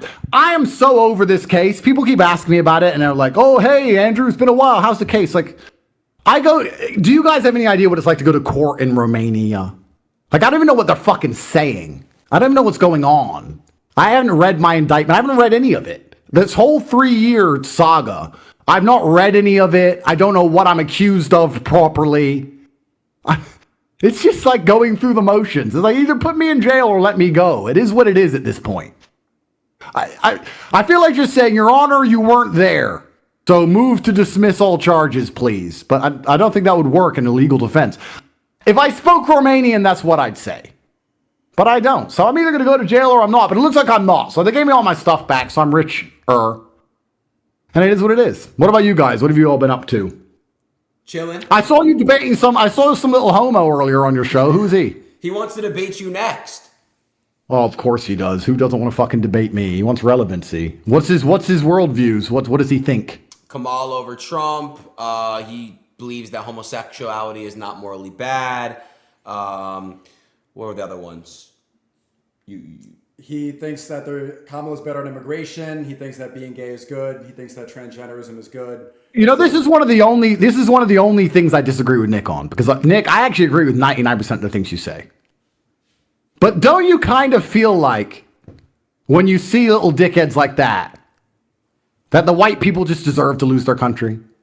Don't you just kind of look and go, I mean, I'm brown, right? So I'm on both things. But I just kind of look and go, yep, that's why you're fucked. That's why we're going to keep coming. We're going to fuck your women. We're going to give them babies. We're going to keep walking across the border. You ain't going to do shit. Oh, wait, look, who's the defenders of your race? Who's the men who are going to stand up and defend us? And you got this dipshit. Hey, please come destroy us. It's like, what the fuck do you want? Sure. Well, that's why all the defenders of white people aren't even white. I'm Mexican. They all point that out. They're like, this guy's actually Mexican. And it's true. It's like, who stands up for white people? You, Sneako, me, Zerko, who's Albanian. It's like Myron, who's Sudanese. And I'm like, I'm waiting for like the blonde-haired, blue-eyed guy to save us. But you get these people like that guy who was just on here. They're all pro-gay. It's very interesting how it's the psychology of just begging for the decimation, hoping that they'll be eaten last by the crocodile. They think if I'm a big enough of a cuck, then they'll keep me as a little serf. They'll keep me as a little slave. And not understanding that the majority of white people are already marginalized in a country you're in the majority of. What's going to happen when you're fucking the minority? It's over. It's fucking over. It's over. Sneako and I disagreed about this when I was saying that race is super real. It is, because humans are tribal. Humans are tribal, and I'm telling you, that's how it works. If you don't think humans are tribal, sir, Sneako, go to fucking jail. And you'll see right away how tribal it is. You'll see this group, that group, this group, that group. Humans are tribal. So when you have a country like America where you have so much hatred towards white people, which has been instigated and pushed via the propaganda machine and via the educational system, they're currently a majority, but they're soon going to become a minority because they don't reproduce and the borders are wide open and little dickheads like whoever that was are begging for it. The future is bleak for the white man. It's true. Well, I've never and I say that as a brown man. The future is bleak. It's easy to see. I've always agreed with Nick that race is real. That debate can never really be won. Race is real, but I don't believe that any race is superior to another race. And I don't think that's something that you disagree with as well. I think the wording of your tweet was a little bit, and it seemed like you understood why that is saying that white supremacists are totally right, why that's incorrect. I don't think that white people are better than black people. And there's a lot of people on Twitter, maybe I'd have never said that Nick was a white supremacist either. Nick wants to have a debate about this as well, but I don't think that any race is superior to another. Well, he fucking better be a white supremacist because he looks white to me, so you better fucking be. I don't know what kind of cuck you have to be to not believe you're the baddest motherfucker on the planet anyway. Your mic went out. Oh. Hello? Can you hear me? Now we do. It just the last part we didn't hear. I think being mixed race is the ultimate human. I think being hybrid is the best possible existence. If you're white and you're not a white supremacist, then you're fucking gay. And if you're black and you're not a black supremacist, then you're gay. I believe being mixed race is the perfect possible way to be. I love being a day walker. I'm black in jail. I'm white in court. I can do whatever I need to do. It's great. I don't see why you'd be anything else. And when the tweet I made was saying race is super real and that white supremacists are right, they're being replaced and that their life is going to become very difficult. They are. That's completely true. I also believe that cultures are real. And I also believe that cultures derive actions and they derive certain habits from people. I believe that there's a culture in Congo which is different than the culture in the West. So you can sit and say white people act a certain way, black people act a certain way, or you can pussy out and say it's cultural. But that's the reality of it. And I also do believe, I'll tell you right now, I'll say it, black people we're better athletes. Just the truth. Look at the NFL, look at the NBA. We're better athletes. White people are more organized. Bro, take it from me. It's the reality of the game. I live with white and black people in my house. Half my family's black, half my family's white. I'm not saying one's better than the other. What's better depends on the scenario. You can't say if you're white, you should be saying white people are the best. If you're black, you should be saying black people are the best. But for me, I'm just sitting there saying, well, it depends on the scenario. If I'm in the Sahara, or if I'm going to have a street fight, or if I'm in the desert or whatever, then I want to have all my black friends with me. If I have to go through my legal paperwork, I want my white friends with me. My black guys are like, this is long. Just tell the judge, just go jail, bro. Fuck it. There's different attitudes towards things. My tweet was pretty clear, I thought. My tweet was that white supremacists are right. They have a huge problem in their nations. Pretending you don't is the surest path to destruction. And white people pretending they don't are the biggest fucking traitors of all, which is what I tweeted. That the white man's problem is not the black man as much as it is the fucking treasonous cowards on their side. They're being betrayed by their fellow man, and mostly they're betrayed by their women. The white women are betraying the race completely. Take it from me. Because they don't give a fuck. They don't give a shit. Where we So the disagree white women are was, betraying the race. You said white supremacists are totally right. I think they're wrong about outsourcing the blame on a lot of people. The blame will be about the Zionists, will be about the Jews, will be about the blacks that are coming in. I think there needs to be more self-accountability from white people, especially the ones that want re-immigration and all these things, to say, well, why is the birth rate declining? Is it because everything else is outsourced? Or do we need to blame ourselves for these problems? I don't think it's wrong to blame. You have to place the blame, because the problem is we are being told by outsiders that we're racist and we're being disarmed by these things. And I don't know if it's even necessarily blame. Like when I look at immigration, you can understand why desperate people want to come to America and Europe. Of course they want to come here. We have better stuff. They don't like the Constitution. They don't like America. They don't like liberalism. They like welfare. They want housing. They want healthcare. And you get it. But there is clearly a reason why they're coming in. And it is true that white people are a big part of it, but there is also an active subversion. And like the first political act is to decide who's on your team and who's not on your team. And if we could say that the immigrants are not on our team because they want to come here and we don't want them here. And if you could say that the liberal white people aren't on our team because they're letting them in, you could also say that there's subversive elements like the Zionists or like liberal Jews, like Soros and others, that are poisoning the well, poisoning the culture, bringing in the immigrants. And it's really more about identification. But I do agree, there is a spiritual crisis. It does derive from, like Andrew said, white people are afraid of their own shadow. We're afraid of ourselves. We're afraid to say white supremacy because whites did dominate the globe for 500 years and did subordinate all the people and oppress all the people. And now we're sort of volunteer. It's like Andrew said, taking the back seat and saying, yeah, come on in, let it all happen. And so to the extent that we have to blame ourselves, we need to have a spiritual revival to say, white people can be active too. White people are going to be bossed around by women. They're not going to be told they're racist by minorities. They're not going to be neutered with these guilt trips, Holocaust museums and slavery museums and this and that. And I think that's why it's better to say white supremacy, even if it's not technically, I don't think people are inherently better or worse. But it's like, yeah, we're the shit. Yeah, we run shit. We went to the moon. We built everything. We created the world. White people are afraid to say that because it might offend the other. But the other's not afraid of offending us. They don't give a shit. And it's going to be South Africa, like Andrew said. If it's bad now, if there's grievance and resentment-based politics against whites now, what'll it look like when we're in the minority and they're running the government, they're running the institutions? They're going to kill us. They're going to kill us, take our shit. They're going to realize they messed up, and they're going to try and bring us back. That's what happened in Zimbabwe. Yeah, I agree. I think that's exactly what's going to happen. It's kind of interesting because if all the white people, if black people say we want a black-only town, cool. If the white people say we want a white-only town, there's a mental breakdown. And the reason there's a mental breakdown is because people know that white-only town will be a place everyone wants to go. So they'll say, why are we not allowed in? That's the reality of it. If you don't believe humans are tribal, then you're a fool. That's the reality of how it works. And as for talking about blaming others, when you go to battle, you have to identify the traitors amongst you plus your enemy. There are people who are deliberately trying to subvert Western nations, and they're trying to do it on purpose. And they're trying to thin the culture to the point where the only thing there is to do is chase money because they have the money. This is very interesting. I live in Romania, right? It's 98% white and it's 98% Romanian. Everyone's Romanian here. Even when it's a poor country, but it's very safe. You can walk the street, you can I drove a $5 million car, or wear a $1 million watch, it's very safe. Why is that? Well, if you say to a Romanian, why do you think Romania is safe? They say, well, Romanians don't hurt Romanians. That's how they think, right?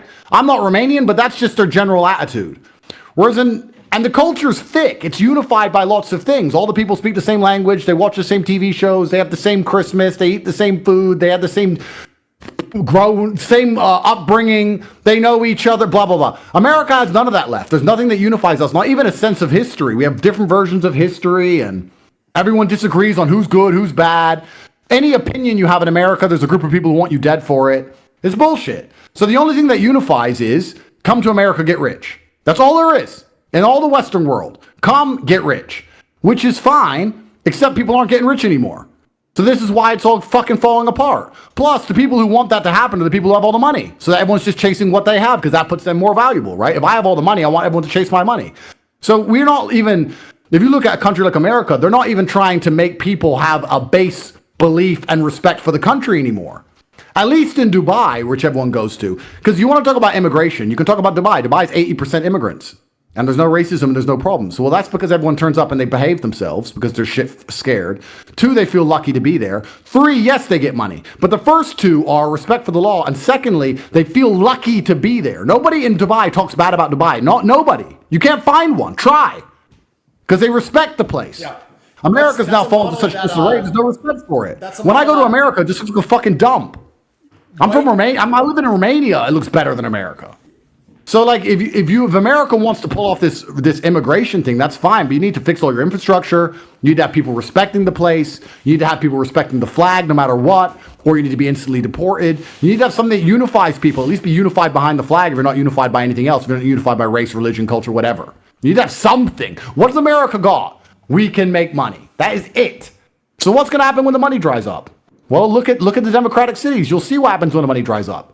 Everyone's doing drugs because they believe that they're some fucking rock star. Why? We talk about, this is very interesting because we talk about poverty making people do drugs. I live in the poorest country in Europe. There's no drugs. So what America has this, its Achilles heel, its strength and weakness is the same thing. It's this individualism. That's why you have so many fantastic entrepreneurs. That's why you have so many fantastic athletes. It's true. But it goes the other way. When you tell every single dipshit he's special, then he deserves a special existence. And if he doesn't get it, he ends up on fucking heroin. You don't have these problems in other countries because not everyone's told they're special. You think fucking Ching Chang in China's told he's special? Work in the factory, sir. That's your life. Cool. Done. So, like, America has these huge cultural issues. And the more tribalized it gets, the worse it is going to be for white people.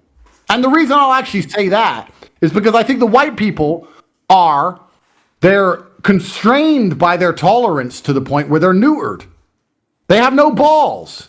They have no balls left. And it's a power vacuum. And the power vacuum is going to be filled. That's what's going to happen. The white people are least likely to be violent. They're the least likely to riot, the least likely to complain. If they do something, it's done in such an organized, nice way that nobody gives a shit. So it is what it is. How do we expect this trend to end besides the decimation of the white race? It's pretty obvious for me to see. I'm saying as a brown man, this is just obvious to see. Plus, the game's not fair. And the game's not fair because a lot of this comes down to reproduction. And the beautiful thing that built the Western countries that we want to live in, everyone wants to live in a Western country, everybody, is get married, have a family. Yeah, I agree. But then you can't outcompete the people who turn up and just breed. I'll say it right now as a brown man myself. I got 7 fucking baby mothers. How you gonna beat me? I'm the repopulator. You can't. See, something has to be done. But if you're not even going to discuss it, you're not even going to discuss the issue, then it's fucking over. It's over.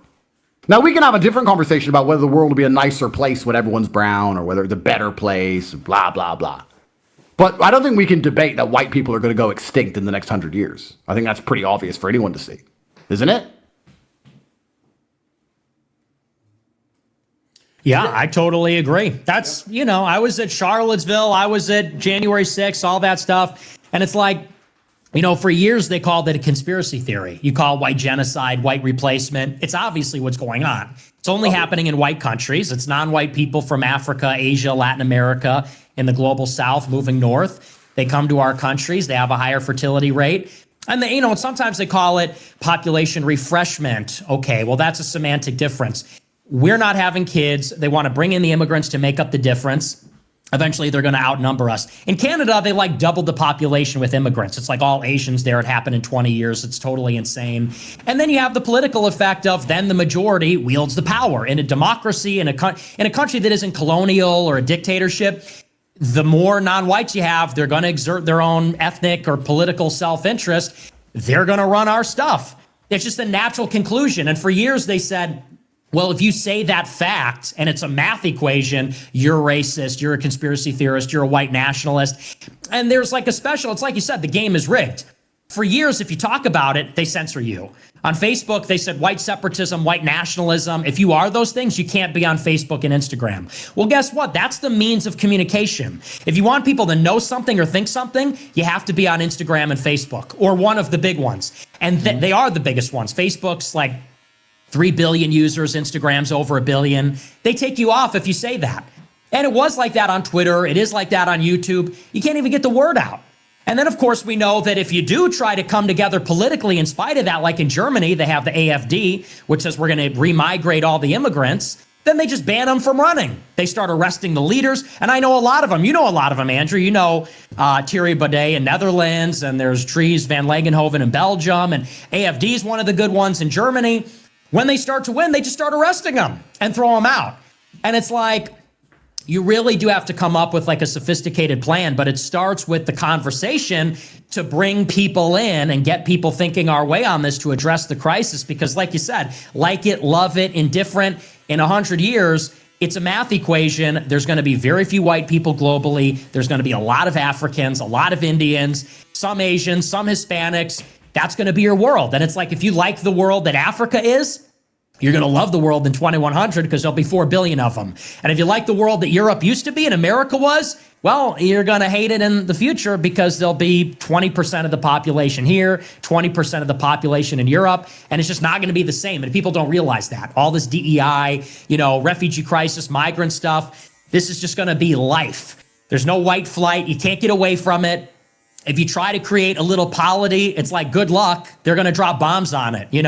It's like in South Africa. South Africa, they have a small community called Orania of ethnic Dutch Boers, the white people that used to rule the country. There's like 2,000 people there.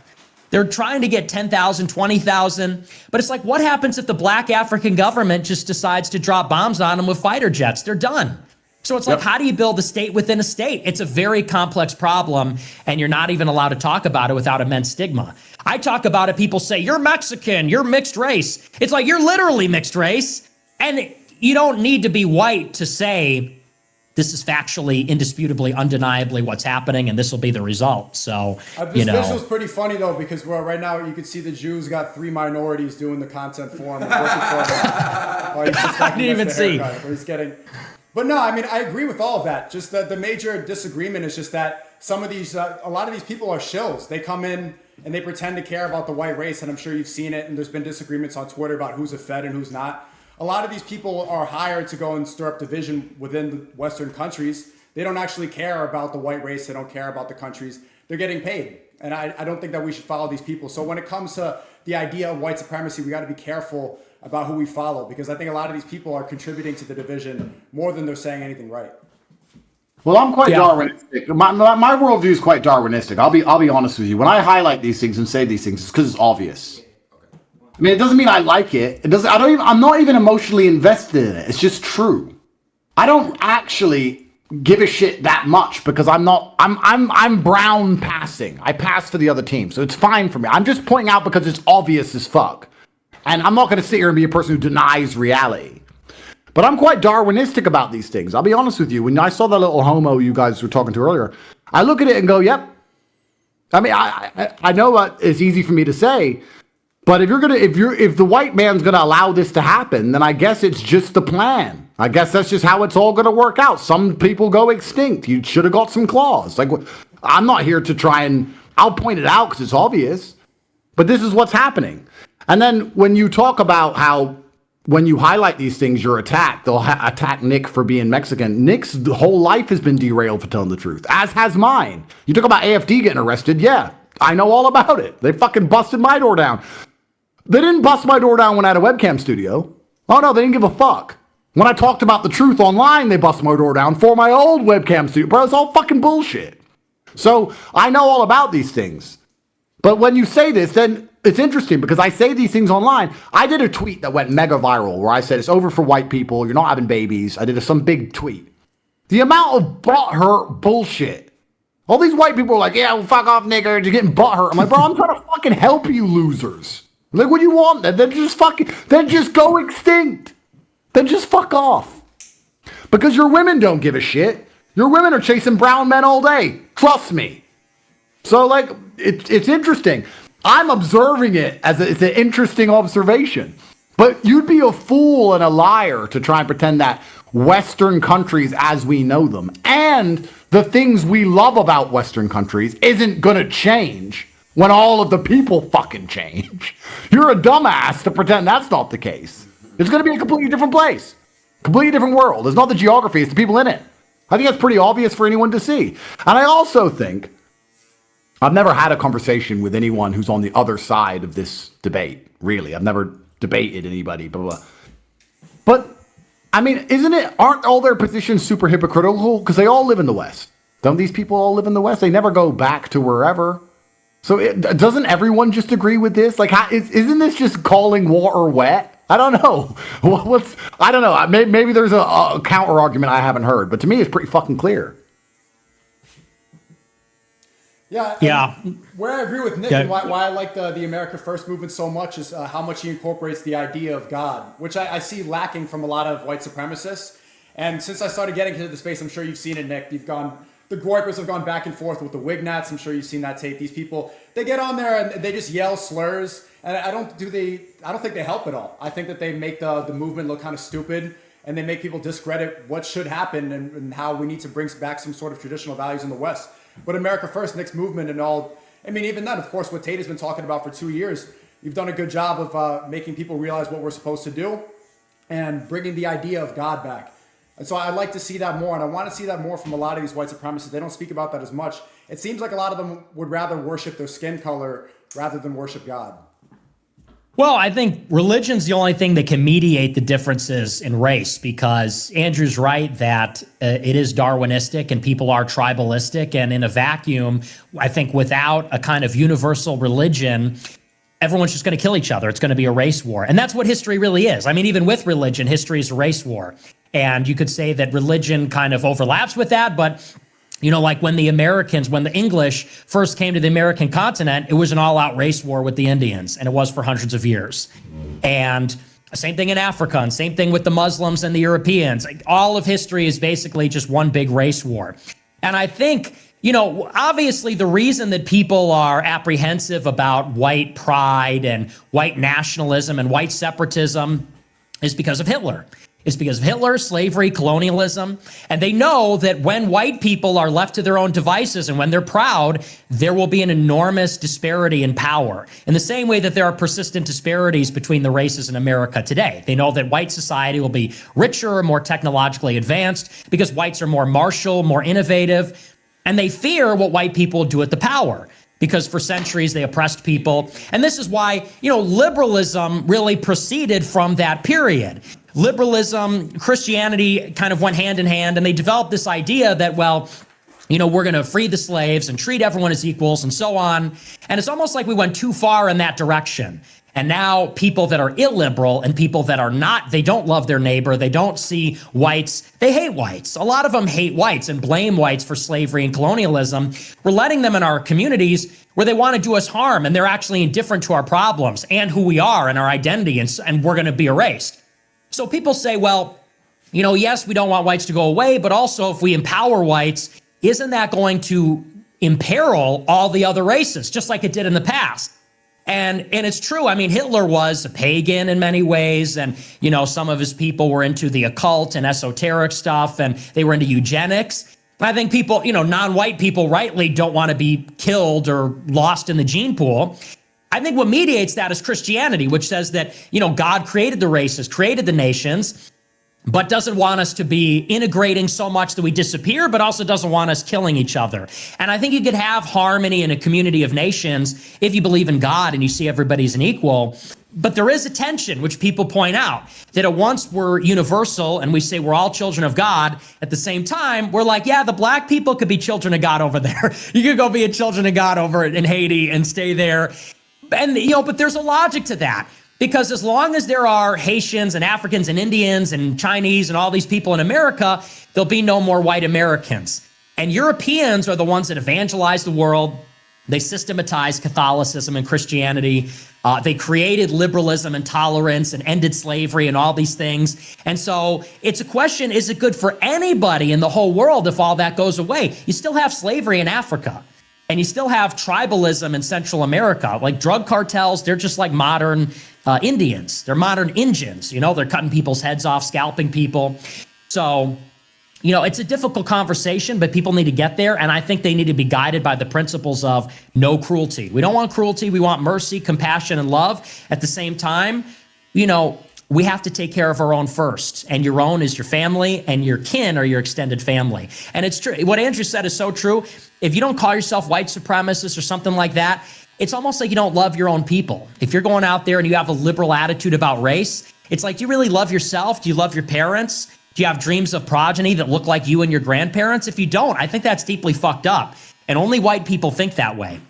So it's a bit of a problem, but Christianity can moderate the excesses.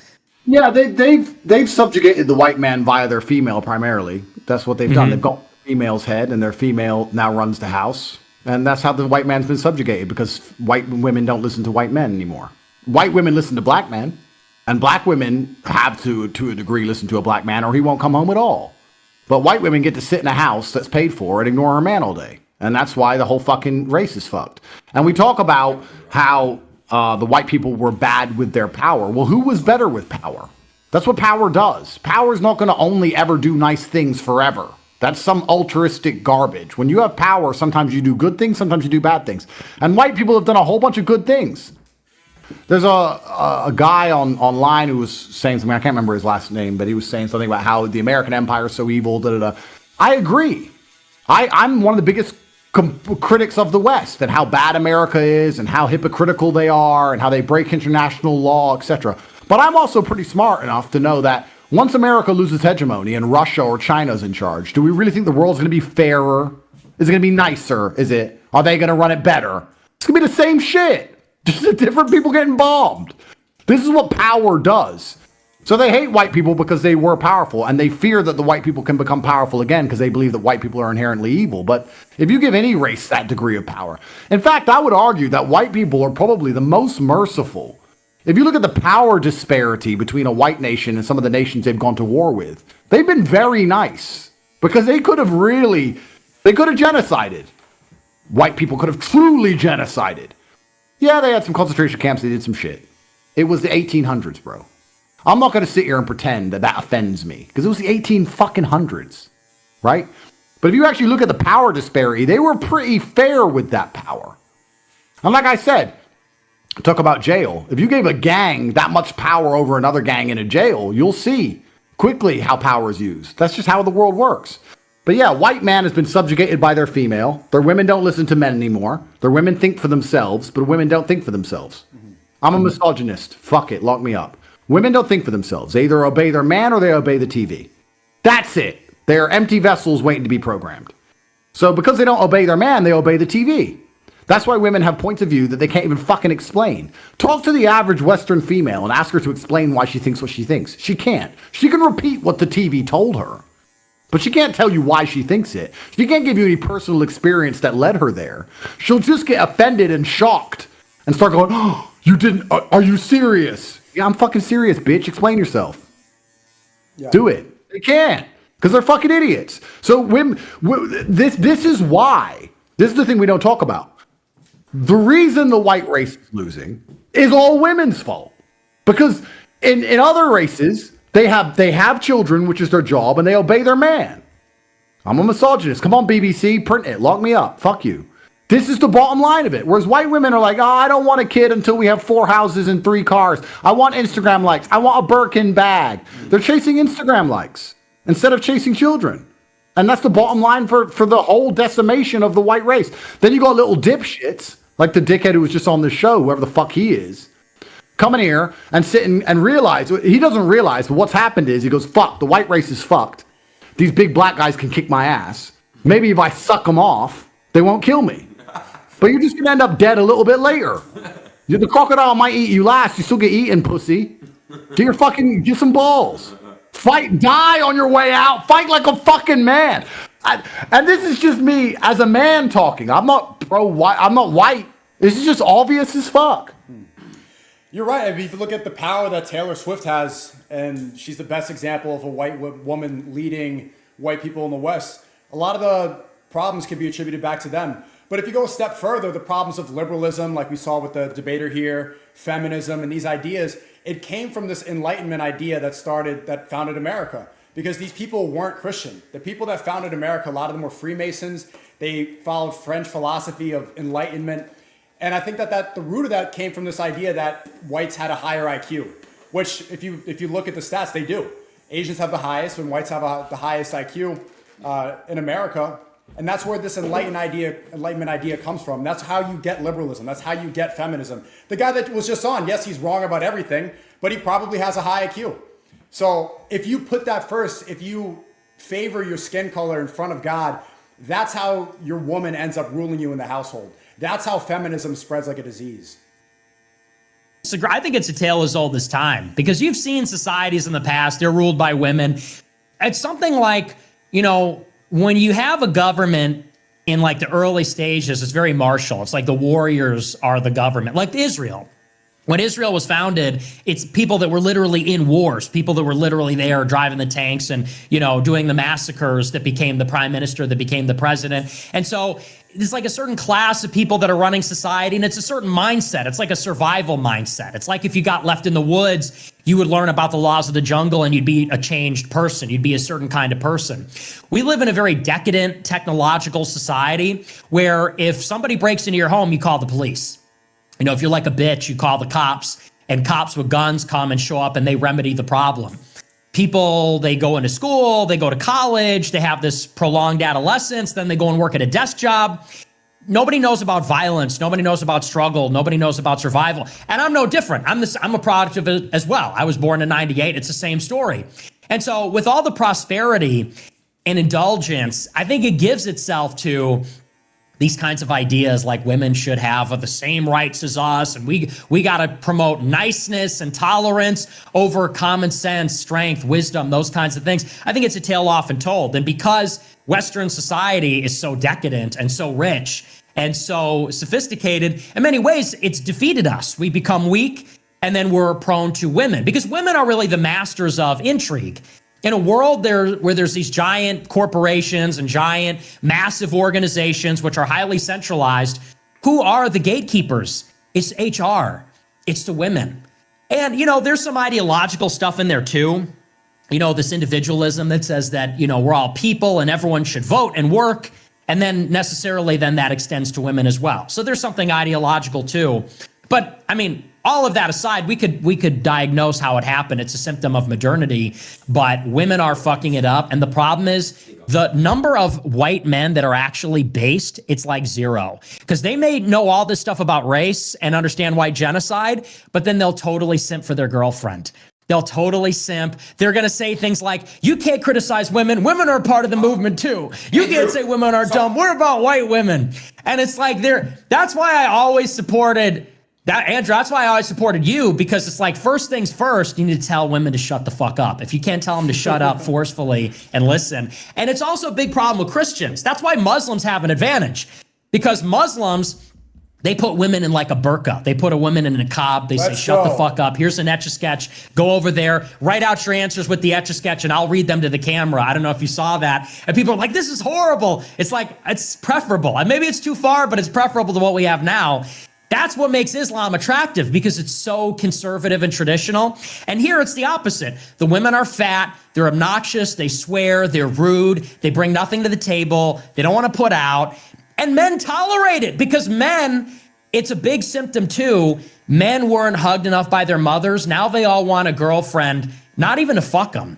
Because like people say, they say about me, oh, you're Catholic, you're very like chaste and everything. It's like what separates me from other guys is so many guys I know, it's not even about taking down chicks and having sex with them out of lust, which is immoral, but at least it represents a will. They want to talk to them over text. They want to cuddle. They want to watch Disney movies. They want to Snapchat them and just spend all day fucking talking. And that's what it is for them. Tate, and that's like... Andrew, real quick. The guy you were just reacting to, his name is Dean. You know, the guy that they were debating. I'm not faggot. I'm not interested. You know, but I'm not interested. He's a little different. But it's interesting because you talk about just talking to them. You're right.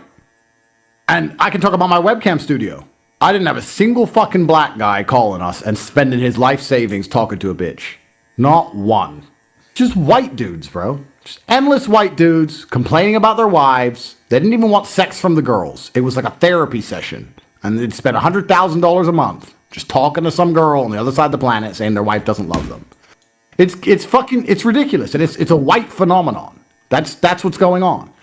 And we talk about, the world's become so easy now that women can go around with their delusions. You see, it's not hard to see female delusion all around you. You hear them say, "Oh, we don't need men." What? On what level of stupid do you even have to be operating on, say you don't need men? Not only is the whole world built by men, if men disappeared, you'd be done in a day. Patriarchy has protected women from men, right? And it's protected them from themselves. It's interesting you said about how a lot of the white people are not based because they're scared of their girlfriends, etc. Yeah, it takes a certain caliber of man to be able to say to a chick, "Shut up, you don't know anything, I'll do it. Leave it to me." And a lot of these dudes can't do that. So they'll sit there and they'll simp for their chick, and then they're not fixing anything because she doesn't know any better. I'm in I guess you could say, fortunate situation. I say to the women around me, "Look, I love you. I care about you. The reason I take such good care of you is because I'm a fucking misogynist. I'm such a terrible misogynist that I don't trust you to drive your own car, go anywhere without a security team, pay your own bills. I don't trust you to do anything because you're fucking useless. I'll do it. Everything. I'll do everything for you. I'm a nice man," but that makes me misogynistic. But when they come along with their opinion, I'm like, "You're not allowed an opinion. You don't make the money. You don't fix anything. You don't solve anything, and you don't know anything. So keep your opinion, and please just do as I say, and let's have children." But most men can't pull that move off anymore. They used to be able to, but in the West, they can't anymore. And that is the absolute advantage that the Islamic world has over the Christian world. Because there's a Muslim family, there's a Muslim man with a Muslim woman who will go to England, they'll move in on benefits, free money from the government, and have 9 kids. Free money from the government, have 9 children. And a white woman will sit there and go, "I don't want kids because we can't afford it. I want this, I want that." Well, then it's just TikTok to the bottom. That's how it's going to end. So I don't think it's a debate as to whether it's going to happen. It's certainly going to happen. It's just, and I don't think there's a debate, any sensible person, I don't think they have a debate as to how the world will be different. Then the last debate is, will the world be better? I don't know. If the world would be better, then why is everyone flocking to countries built by white people? I live with black guys and white guys, and we're the most racist house in the world because it's funny. It's hilarious. And us black guys just make fun of the white guy every morning. We're like, "Thanks for the society you built." And we just make fun of him. And he has no reply. Because it's true. Like, "You gave us society. Thanks. Great. It's beautiful. Cheers." I really would like, although I refuse to talk that mincy little faggot, I'd be very interested to hear what can even be the counter to any of these pretty obvious observations. So do you want me to Yeah, there is no counter. It's math. They're coming in here. And, he was saying some stuff about women. We were debating about feminism. And he said, "Oh, yeah, we got to look out for women and girls, and women are smarter and all this kind of stuff." And my favorite, I said, "Well, look, women can't lead because women aren't soldiers. And being a soldier is kind of like the essence of being a king and those kinds of things. Like, you defend the country, then you have responsibility, then you have the privilege of power." And it's like, my favorite is lately you're seeing all these non-white people are coming over here, like in New York. And you'll see these TikToks where women are like, "Follow me on my day in my life in New York." And they're going and they're going to Orange Fitness and they're getting their smoothie. And lately you hear stories about them just getting randomly attacked by homeless people.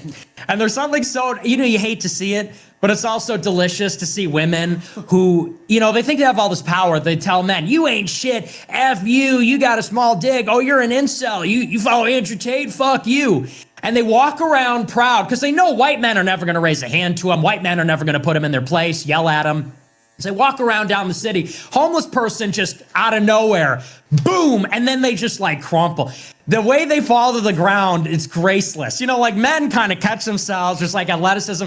They just go down. And it's like, but they don't even then they don't see the problem. It's like, that wouldn't happen if you feared men. But that's the natural dynamic, is that women are constantly in reverence, but necessarily also in fear of men because men are more powerful. And when they lose that, then you get these ridiculous notions where it's like, we're going to bring in 1 billion immigrants and we're going to give them a bunch of stuff and they're just going to become liberal and they're as American as apple pie. It's like you said, they're taking advantage. They're coming here, they're making more of themselves, they fucking hate us. And women are thinking, "Oh, we're going to make a welcome basket and we're going to do this." And then they go and rape everybody. Then they go and rape and kill everybody. And, but that's the kind of foolishness when you're led by women. But it starts with the individual. A guy's got to be able to tell a woman to shut up. And I think a lot of men won't do that because they're either afraid of scarcity, they can't walk away from the table with the girlfriend, they're too infatuated and no longer practical. You know, people are too romantic, they fall in love, it's not about making babies. And on some level, they view the woman as the mom. You know, the woman is this kind of, the dynamic is flipped. Guys don't want to be like their dads, they want to be like their mother's sons, but with their wife. And it's a very sick dynamic. It's this mommy thing going on, and it needs to fucking stop. You're right. Women have so little power that they rely on fictional men to give them power. If there's a woman who's getting harassed by a man, she'll say, "Oh, I've got a boyfriend." An imaginary man far away is more of a deterrent than her in the flesh. She'll call her dad on a phone. The guy on the phone on the other side of the country is more of a deterrent than her by herself. That's how little power women actually have. And any power they wield is enforced by men. These women who run all their mouths, if you touch them, they call a bunch of men to come and arrest you. It's all masculine. But the white people have just handed all their power over to women. And when I say women as well, I want to make something clear. I'm not just talking because we don't want to judge, we don't want to assume people's genders, right? For all intents and purposes, that little loser who's just on the show is a chick. To me, that's a girl. You're a girl. Oh, I'm a man. Why? Name one masculine thing about you. You're crying, begging for your race to be destroyed. You're begging to get fucked in the ass. Like, what name a single you're a chick. You're a girl. Talking to him is like talking to a girl. He even looks like a fucking girl. Let me just add. So when I say girl, I also mean a whole bunch of males, especially these white males. All these liberals, you're all girls. The current election is girls versus boys. That's the current election. Men versus women. That's the election. Dudes for Kamala, get an AIDS test. You're a faggot. You're basically a chick. You're all trans. All of you. That's the current conversation. You have the masculine against the feminine. That's all it is. In the West, we're now run by the feminine. It's a matriarchy, head to toe. It's a complete feminine mindset.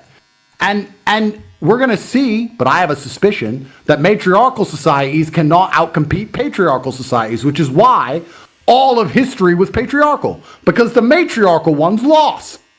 And now we have a matriarchal society, the West, which is going to be competing against the patriarchal societies. And this is what's going to happen. This is why Islam is going to conquer the world.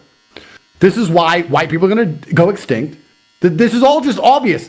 And there's little dipshits like that girl who want to sit here and, I don't know, I guess their cope is that it's okay and it's a good thing. Because I don't think they can deny it. So I guess their cope is, but that's good. Because maybe they assume, I kind of feel like saying to him, brother, I'm brown enough to know how we look at little white boys like you. You don't want us in charge. You don't want us in charge. You're not going to last. And you're not going to like it. You don't want us in charge. I'm telling you from the other side. Mute the Discord. But these people are just... I could say that to him. And his reply to me would be, yes no, I know how brown people think more than you and they love me. But we don't want to fuck you. We don't want to fuck you. So you're just in our way.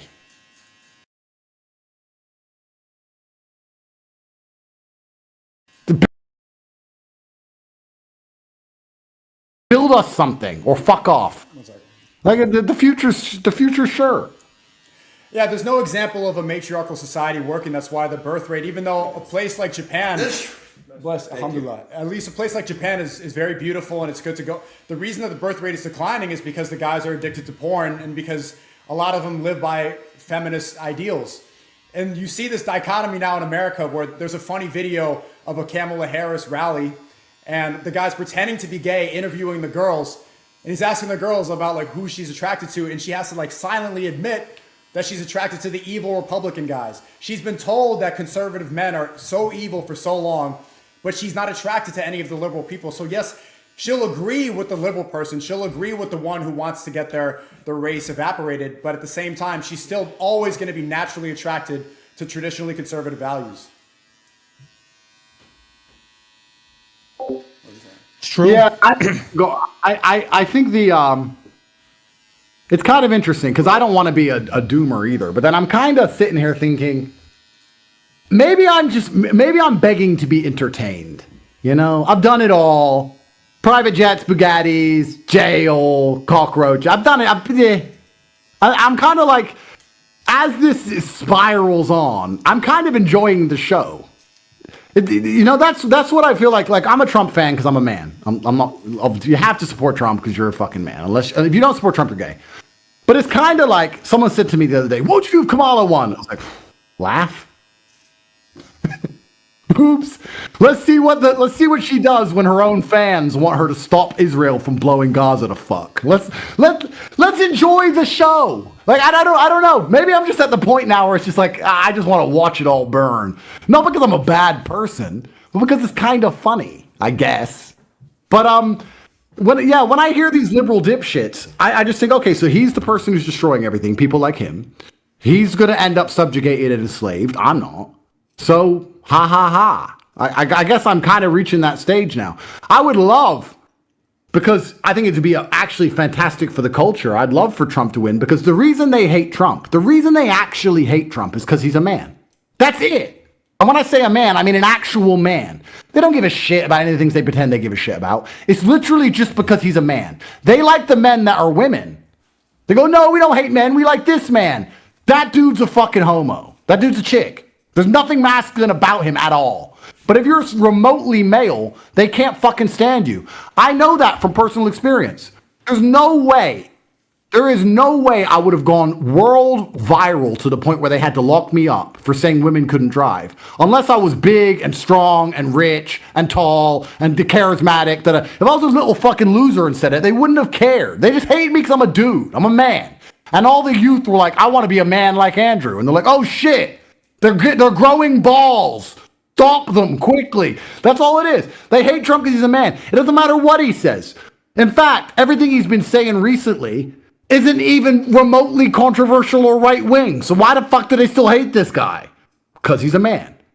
They hate men because men are the defenders. Men are the warriors. Men are the ones who are in the way, and they want to get rid of men because men are the ones who are always going to stand up and try and prevent the slavery. Men are the ones who are going to resist enslavement, and they want to make slaves of us all. They have to get rid of all the men. It's very simple. Women are easy to fucking scare. That's why they want women. And when I say women, I mean females plus that dude like we did. Women. They're easy to scare. They're cowards. You just come along, say, put on the mask. They shit their pants. They do whatever the fuck they're told.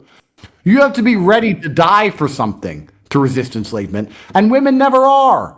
They're not ready to die for fucking anything. They're ready to just listen. And that's the problem, right?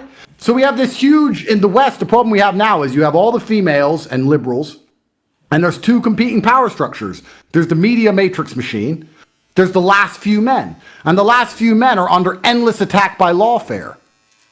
I don't want to put myself, I can say me, I can say Trump. I'm not trying to brag. I'm saying if you project a masculine enough image, they will do anything to fucking lock you up.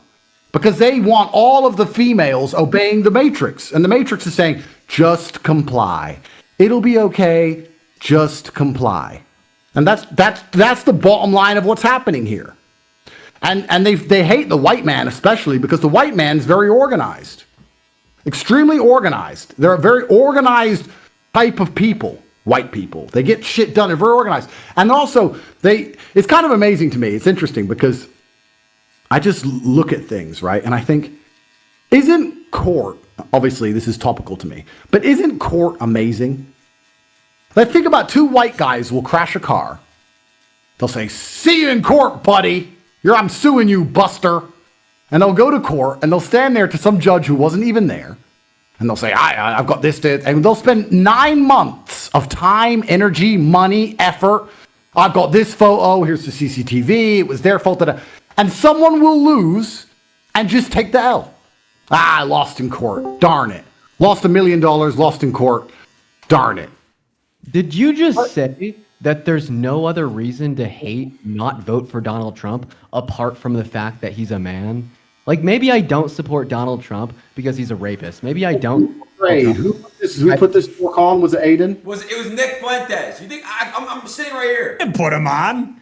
I'm kidding. Maybe I don't support Donald Trump. Let's lose the nerd. Little girls. Because I'm trying to make a point. If you want to do a debate with the nerd, you can do it. You guys can enjoy it. But I'd rather lose the nerd and just talk knowing I'm right. It's better. So we're going to keep him here or not? So you're a fan of echo chambers? There's no chicks allowed at this table. So it's the you're a fan of He-Man. echo chambers? It's the He-Man Club. Okay, so I have So a penis it's with up to you, XY Aiden. If you chromosomes. wanna- if you So a wanna man keep is the something chick- other than a if you penis wanna with keep XY the chick, chromosomes? I'll go have my coffee. All right, just What do you wanna remove do? now, then we'll add him back if Tate wants to debate another time. Thanks. See you, loser. Anyway, loser. I lost my point now. but I was right, so it's fine. Oh yeah, court. Court. Isn't court amazing? Like, do you think that shit happens in a lot of the world? Imagine you crash your car in Rwanda. You think they're gonna go, all right, see you in court, buddy. 9 months, legal evidence, and someone's just gonna take that. No, who has a machete in the car? Because that's the guy who was right. That's how most of the world actually works. The white man is actually very intriguing to me. I watch it with intrigue when I see them go, I lost in court. Oh, well. That's actually quite remarkable. And it's a beautiful thing. It's built a beautiful society. I don't think white people realize how rare that is. How rare that is. That is so rare amongst most races. Go to anywhere in Latin America, go to most of these countries, they'd be like, what the fuck? I ain't taking that. No. And then what's the answer to things? Well, the answer is violence. White people have lost their propensity to violence because everything in the world is violence. You're just putting layers of garbage on top to try and prevent the violence, which is fine because that keeps society functioning. But it is the bottom line of all things. So if you're going to have people who don't see the layers and they're not interested in, and they just want to go straight to the quick solution, then you're not competitive anymore.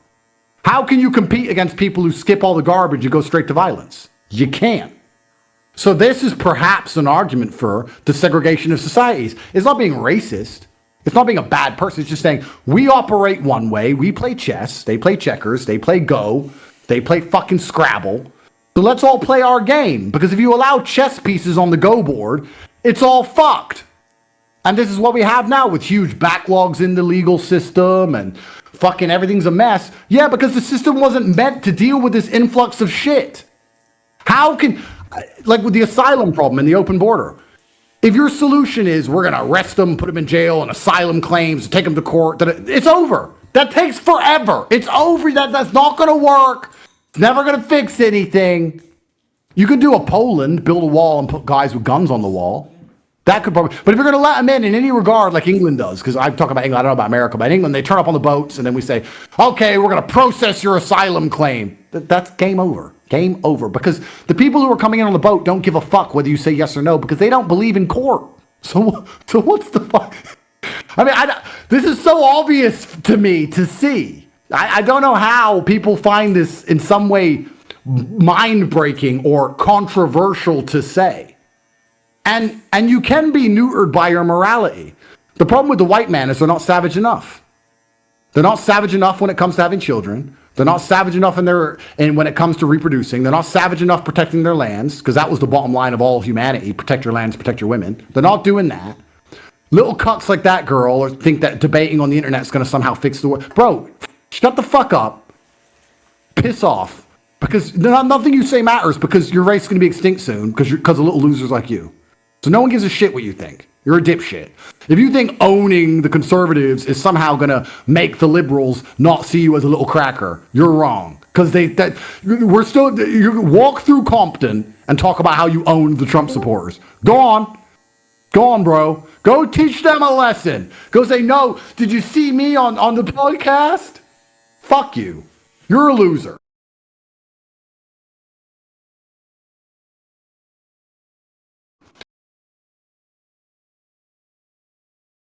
So, like, the world's collapsing. The white man's world's collapsing. It's all women's fault. This will probably land me in jail. And I'm just watching the show. I don't know how any of this is even controversial anymore. It's pretty fucking obvious. Jake, what's going on, man? Hey, Jake, you remember Andrew? Andrew, remember Jake? Hey, Jake, this is Nick Fuentes. Nick, this is Jake. Hey, Jake, what's up? Jake, who did you think won the debate? Dean or Nick Fuentes? Fuentes. Fuentes won, yeah. Let's go. Yeah, facts. Yeah. Jake, how big is your dick? Okay. What You guys are the ask to talk about. I agree. I thought I can get Tate and Nick to smile at that one. That's good. No, life will prove that Nick won. Like, you can only deny reality for so long. I don't know how long the people are going to try and just hard cope and endlessly deny reality until it. I guess the problem is cowardice, right? If you deny the easiest way to fix a problem is pretend it doesn't exist. That's how you fix a problem. We have a problem. No, we don't. Solved. Right? Why are you risking being called racist? Why are you talking about all these complicated socioeconomic issues? You can just pretend there's no problem. That's what people do. Yeah. Yeah. Well, everything's going to get worse. It already is. Everything already sucks. America's a dump. Every city is a shithole and a dump and doesn't work. Everything's getting worse everywhere. Service is getting worse. Everything's dirtier. Everything's more chaotic. They're canceling flights. There's like shortages of stuff. People are rude.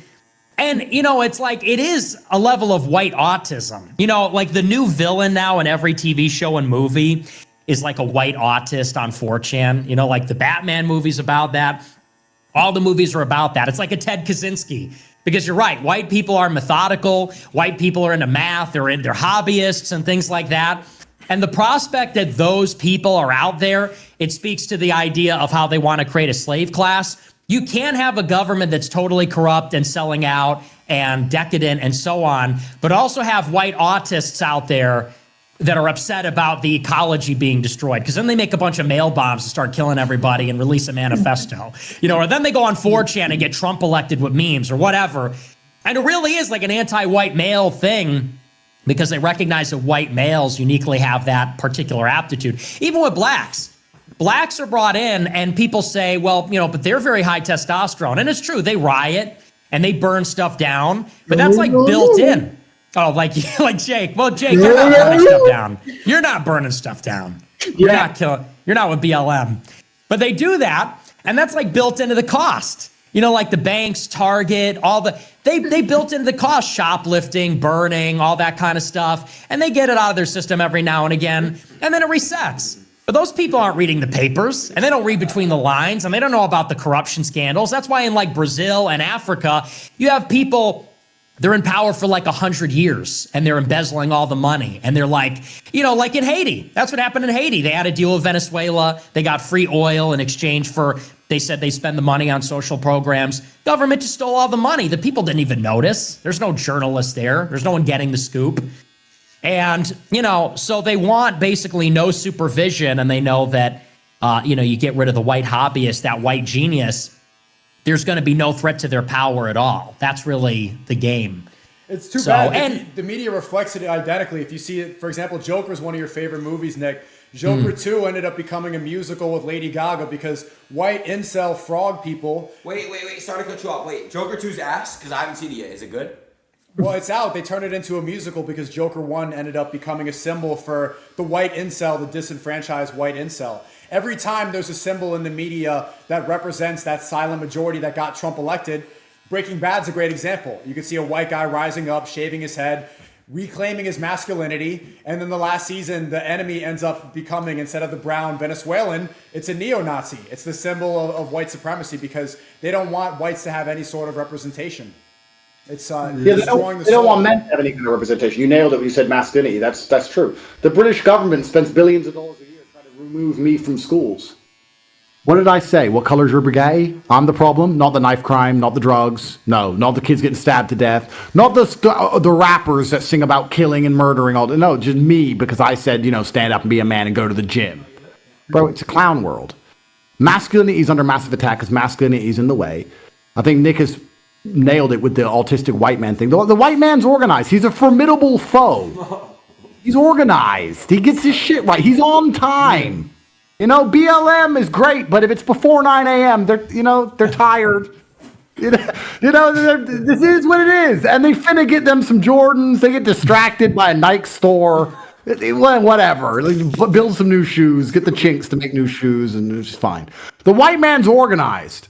And that's what they fear. They fear a genuine organized resistance. And it's kind of remarkable that they've managed to be fair to them. It's kind of remarkable they managed to instill so much hatred inside the white population that they're going to allow their women to be raped, their lands to be conquered. Let me tell you all a story. I was attacked in Moldova. I was walking in Moldova, in Chisinau, Moldova, about 7 or 8 years ago. My brother and I were walking, and we had 3 Russian girls with us. And these 4 Russian men started screaming at us in Russian. And I don't know what they said. And the girls replied to the guys in Russian. They started having some little kind of argument on the street. And I told the girls, shut up. I hate when girls run their mouth when the men have to fight. So I said, shut up. Anyway, I was like, what are they saying? And the girl said, they're calling us whores. They're calling us whores. And I was like, anyway, these 4 dudes came over and we're like, where are you from? Where are you from? And I was like, I live in Romania. It's like, where are you from? Where are you from? And as soon as they got close, they swung. And when they started attacking my brother and I, like out of nowhere, like 25 dudes just appeared out of nowhere. Long story short, we managed to block a few punches. We moved. It was both of us. And we saw all 25 of them. We backed up. We said, girls, let's go. We jumped in a taxi. They attacked us because they knew that we were only there for girls. And they knew the girls were only with us for money. And they thought, why the fuck are they in Moldova? Nobody comes to Moldova. Fuck them. And I tried to explain to the girls that I respected those guys.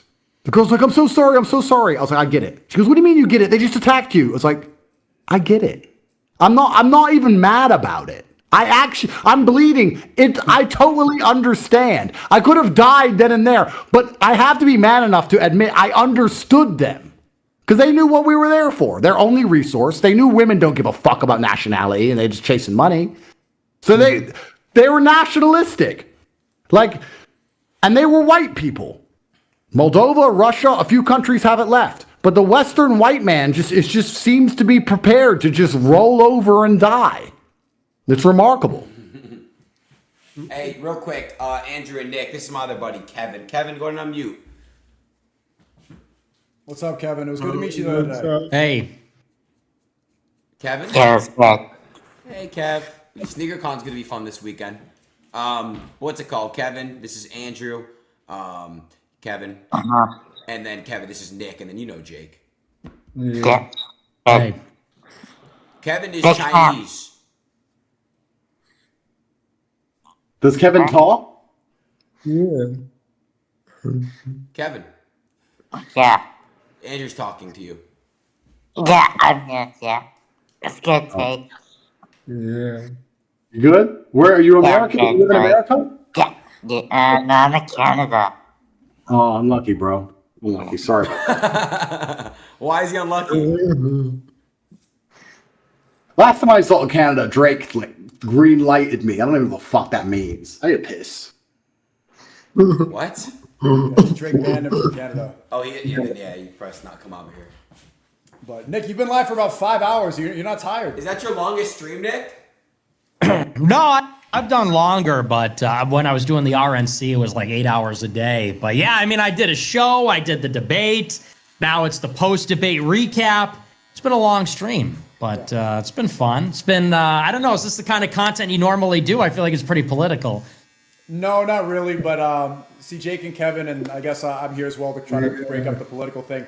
His audience wants him to mostly steer away from political stuff, but it's more interesting to him as you get older. As you get older, you want to dive in. This is the stuff that you care about. It's hard to just do. Yeah, I actually do like it more. Yeah, I can tell that it actually interests him.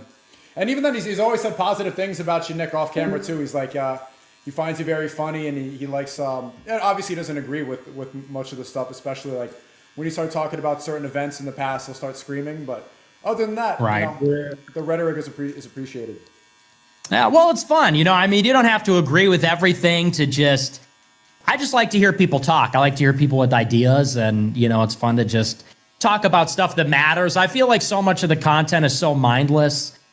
I mean, when they started banning like prank videos, conspiracies, and it's like there was a period on YouTube where all you had was slime tutorials. Like that was it's just like the most mindless makeup tutorials, slime tutorials, commercials.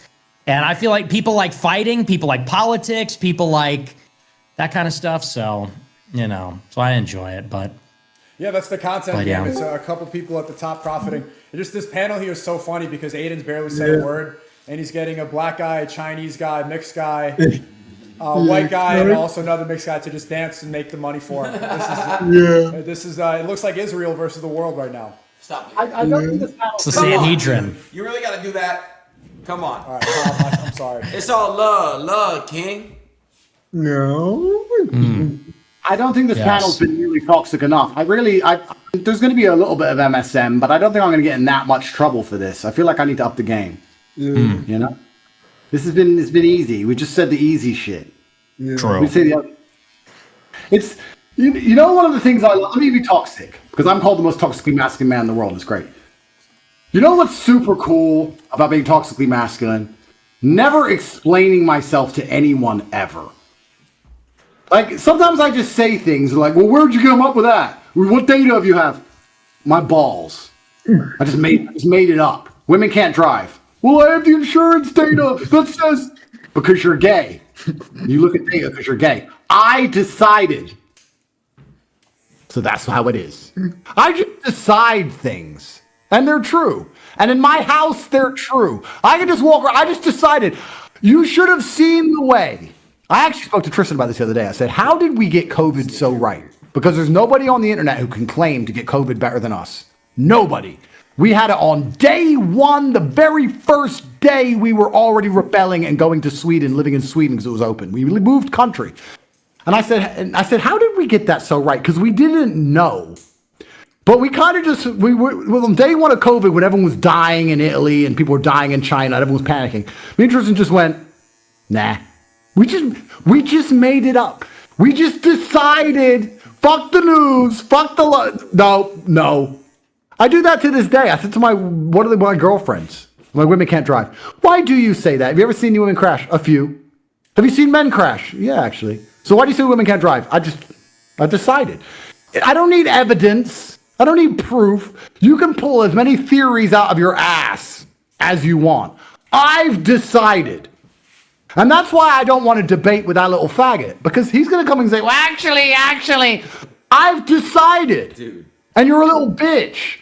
So I don't care what you say, and I don't care what study you have. I've already decided, and I'm right. So shut the fuck up. That's the ultimate masculine perspective is, I said so. Think about it. Mom, do I have to clean my room? Yeah, you have to clean your room. You can't live in a messy room. Dad, do I have to clean my room? Yes. Why? Because I fucking said so. Yes, sir. Don't want to die today. Better clean my room. That's how I was raised. It was all I said so. That's how I run my children. That's how I run my household now. I said so. I don't negotiate with kids. I see white people. We'll talk about white people. White people are the worst parents ever. They're negotiating with children. You see them. If you're good today, Timmy, we'll give you some candy. What the fuck? You doing a business deal with a fucking toddler? If I wasn't good, I got beaten so bad. Bro, black parents, no different. What do you mean candy? There's no candy. There's only violence. There's none of these layers. There's no court. There's none of this. It's just you get your ass whooped. Right? White people even do this with children. I just say because I said so for everything. My girls say to me, "Who is Kamala bad?" Yeah. Really? Yeah, she's evil. She's going to destroy the world. Why? Said so. Oh. Will you explain? No. No. I said so. So that's it. But that's the end of the conversation.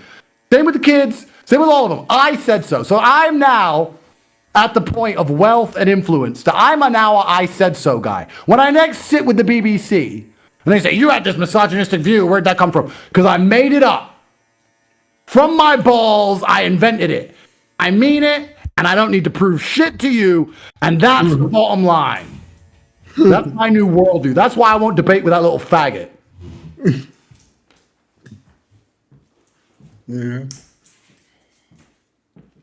Andrew, how's life, bro? It's pretty good, actually. Caught my cars back yesterday.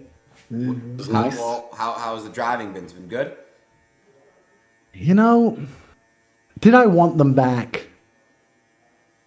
Sometimes you think you want things, and then they come, and then you don't really care. I mean, why did I even buy them? Did I buy them to drive them, or did I buy them because I'm rich and I just like having other people's dreams on my driveway?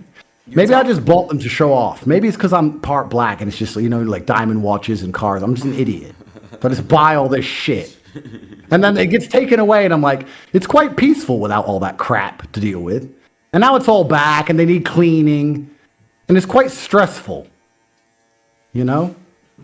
So I don't know what to say. I mean, my brother and I talk. We miss jail. Jail was great. You just wake up, push-ups, beans. Life was simple. Now it's all complicated and elections and court. I don't know. Is life ever good, Aiden? You tell me. What do you do with your life? Convince me your life's worth living. Okay. Wake up, work out, then I eat, then I stream. Don't lie. You don't work out. That's a lie. So let's start with the truth. You wake up. Sneako, or are you gonna be next sucker? He's been going hard. He's been going hard in the gym recently. I think he's not on drugs. I've been around him for about a week. He's pretty locked. I've never seen him this motivated before. I gotta give him credit for being this motivated. I eat healthy. I stay very, very locked in, and that's what I do. Are you gonna save the white race, Aiden? What you said? You're gonna save the white people? If I had to choose one race to save, Tristan. Hey, Tristan, how you doing, man? That's Tristan. Let's go. I've been listening for about an hour and don't really have much to say. I'm just going to sit here and enjoy the ambience of this podcast because it's nice and toxic, as Andrew was saying, and I bask in toxicity. So I'm just here to soak up the bad vibes, power myself up for the day. We need coffee made by a female. We need females. Instruct females to bring us things. Sure, no problem. Give me a second. So, anyways, BBC, have a breakdown. Anyways, Jake, what about you, man? What do you do when you wake up? Stream, work out, work out. I need 2 copies in the podcast studio. Busy. Thanks.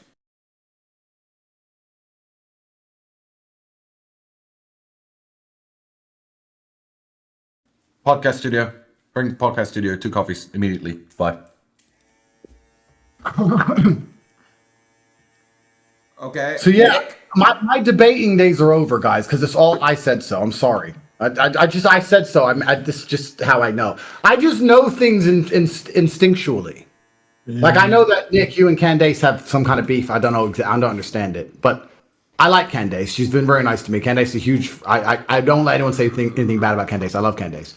And when she was explaining to me about Bridget Macron, she was like showing me data and stuff, like why he's a man. And I'm like, you don't have to show me anything. I know that that's true because Macron's a little faggot. Why do you have beef, Nick, with Candace? I wouldn't say it's beef, but she gets fired from Daily Wire for saying it's the Jews. And then she starts saying it's not the Jews, it's people pretending to be Jewish. And I just said that's not really true. So we just have a disagreement. She says it's in the Bible, it says they'll call themselves Jews, but they're not. And I said, well, that doesn't necessarily mean it's the followers of Jacob Frank. I said that could mean a lot of things. But we have a disagreement about it. And we talk privately. We're not really contentious anymore. We're not hostile to each other, but we had a little, there's a little bit of distrust because when you're in the scene and you're controversial and you're telling the truth, there are people, and I don't know Candace. I've only talked to her a handful of times, so I've never met her. But people do come in and out of the scene, and sometimes they are really with us, and sometimes they're pretending to be with us. And I was trying to figure out which one she was, and I think she's on the right side, but we just have a disagreement about how we interpret that part of Revelation. I think it's just the Jews, just plain, straight up, vanilla. That's who's doing it. Well, she says it's complicated. Nick, I want to ask you a question, man, because I'm Jewish, man. And what do you think about me overall, like as a Jew? Do you think that I'm one of the good ones? Do you think that do you not like me? Like if they're let me ask you this also. It's a 2-part. Wait, Jake, why are you shaking your hands? Jake, do this. Real quick though, so Nick, it's a 2-parter. Overall, a 3-parter. Overall, what do you think about me? Do you like that I'm Jewish? And if you could, what would you do about me being Jewish? You can answer all 3. Go ahead. Well, I like you. I think you're funny. I think you have a good heart. And here's the thing, like, I like Jews in general. I think, it's like every race has their own attributes, like black people, a lot of criminality, but they're also, they Jake, also don't have let him big talk to hearts. you like that, man. They're also musical. What's that? Jake, don't let him talk to you like that.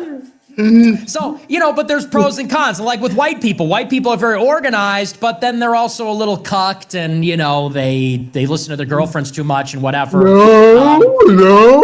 It's true. They do. White people are simps. I hate to say it. I hate to break it to you. All right, fine. That's okay. Number two. But so, and with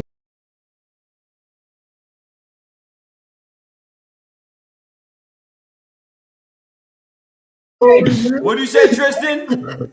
I played this game with a Jewish friend of mine recently. I was sitting as a member of the war room. We were sitting having drinks.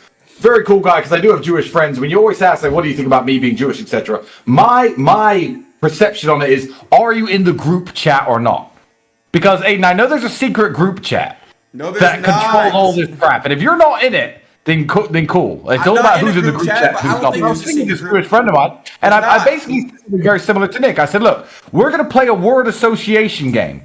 I'm going to say a crime, and you're going to say a race, okay? I said gun violence in inner cities. Black. Smuggling drugs and people across the U.S. border. Mexicans. Using banking powers and lobbying groups to subvert politicians. So I was like, look, bro, I can take it as a half black man. I can take the fact that we're the ones shooting up the inner cities. Look, I'll take that L. I'm not in the group chat. I'm not in the gangbangers, let's go smoke this nigger group chat. That's not what I'm about as a half black man. Oh my God. Group chat, Aiden, you see? You're just a guy who's Jewish, like my Jewish friends, which is fine. If you're in the group chat, I got to be careful about you. I don't know if you use Telegram, Signal, WhatsApp, and you got your own little thing. Tristan, I know there's a secret group chat that you're not in. Tristan, I'm not in it. I promise. Good. All right, So let me ask Nick a question, because you understand the Jewish scenario. I mean, I understand it, but you understand it probably deeper than me. But would you argue that Jews are doing? Okay, let me make sure I word this correctly. Jews feel threatened because they're not a majority, which means they're using the organizational skills of the white man to constantly subvert and retain power. So the question is, aren't Jews doing what white people should be doing, but because there's so little of them, they feel enough threat to get it done? 100%. 100%. I mean, that's what defines them, is that they are up until recently, they were a diaspora people, meaning they had no land, they had no territory. And even before that, they were subjugated and enslaved. So they have a strong group identity. And they're histrionic. Like if you make a Jew joke and you don't have rapport, they'll say it's another Holocaust. If you say any Jew joke you could think of, ashtray, this, then that, they'll say, this is anti-Semitism, it's going to lead to a Holocaust. They have like this reflexive, histrionic fear of anti-Semitism because of the history of persecution, expulsion, all those things. Now, we could look at the reasons for that, but that's just what defines them. And so, as a result, like, for example, Israel, they go and bomb everybody and they say, well, we were out there defending ourselves. That'd be like if I went to my neighbor and like shot everyone in the house and said, hey, man, self-defense. I mean, I was in the living room hanging out. You came downstairs. I had to kill. Nick, that's what they do. Sneako was telling me that there's Muslims that live in Israel. That's true. And Christians. You're aware about Jerusalem used to be a really traditionally mixed area. Al-Aqsa Mosque is in Israel as well. Okay, but the point being is they take that to this wild extreme where they say, in order to defend ourselves, we need our own country. In order for us to have our own country, we need to be terrorists like the early Zionists. In order for us to defend our country, we have to invade our neighbors. We have to machinate and do lobbying in the United States and all of that. Like in the 73 war, Israel was almost defeated by the Arabs, and the prime minister of Israel said, if America doesn't send us this giant airlift of weapons, we'll just nuke everybody. And it's like, but they're taking their survival to this logical conclusion and extreme. And it's like Andrew said, it's Darwinism. If white people had that same mindset, we would be seeking to empower ourselves. But we don't have that same fear because white people are comfortable. We're altruistic. We're in the majority. A lot of white people aren't even conscious of race because they don't need to be, because they grew up in a white neighborhood. And so they go out into the world. It's like Andrew said too about courts. They don't know how it is in other places because to them race They're comfortable with it being a construct because it's not an imminent reality for them. For Jews, they grew up their whole lives knowing they're different from everybody. They celebrate Hanukkah, not Christmas. They get told stories, all their holidays about them being persecuted and them being attacked by the Romans or the Persians or the Babylonians. And so they have this like survival instinct, which leads them to amass power and dominate. And yeah, like white people should do the same thing. I 100% agree. Most don't even hold it against them. But they need to recognize that, there are white countries and white people should be able to thrive, and we should be partners, not pawns or puppets. And that's where Jews have what you call chutzpah. They come into the country and they act like it's their home and they tell people what to do and so on. And, that's not respectful. That's not harmonious. It stems from their religion. And their religion, it says that they're people and we're animals. It says that they have souls and we don't. It's true. But I don't look at you, but listen, personally, I don't look at you guys as animals. I don't. Thank you. I appreciate that. I don't see you as an animal. I see you as a human being. Wait, okay, can you answer my third question, though, really quick? If you could do something about me being Jewish, would you? Or would you just keep me the way I am? I would convert you to being Catholic, but I think that... So what's the difference? Yeah. What about, I'm not trying to turn you two against each other, but what about Islam, right? So... there's a lot of similarities in Judaism and Islam. There is. Like we were talking about it with... There's more similarities in Christianity and Islam. Agreed. The main similarities... I don't think that's true. No, it is. Look, the main similarity is that we respect Jesus. We love Jesus as a prophet, peace be upon him. Christians see him as God. Jews, they don't. Jews rejected him, and that's how Christianity started. But Jesus Christ was Jewish. Religious argument, but I just want to... Because I want to understand that. I want to see if you see it the same way I do. Because I believe that scared dogs bite. And I believe the Jews are naturally afraid. And that's the reason they're so psychopathic, is because they're afraid. And you quite pertinently pointed out that they felt different their whole lives. They know they're different. They have a national identity.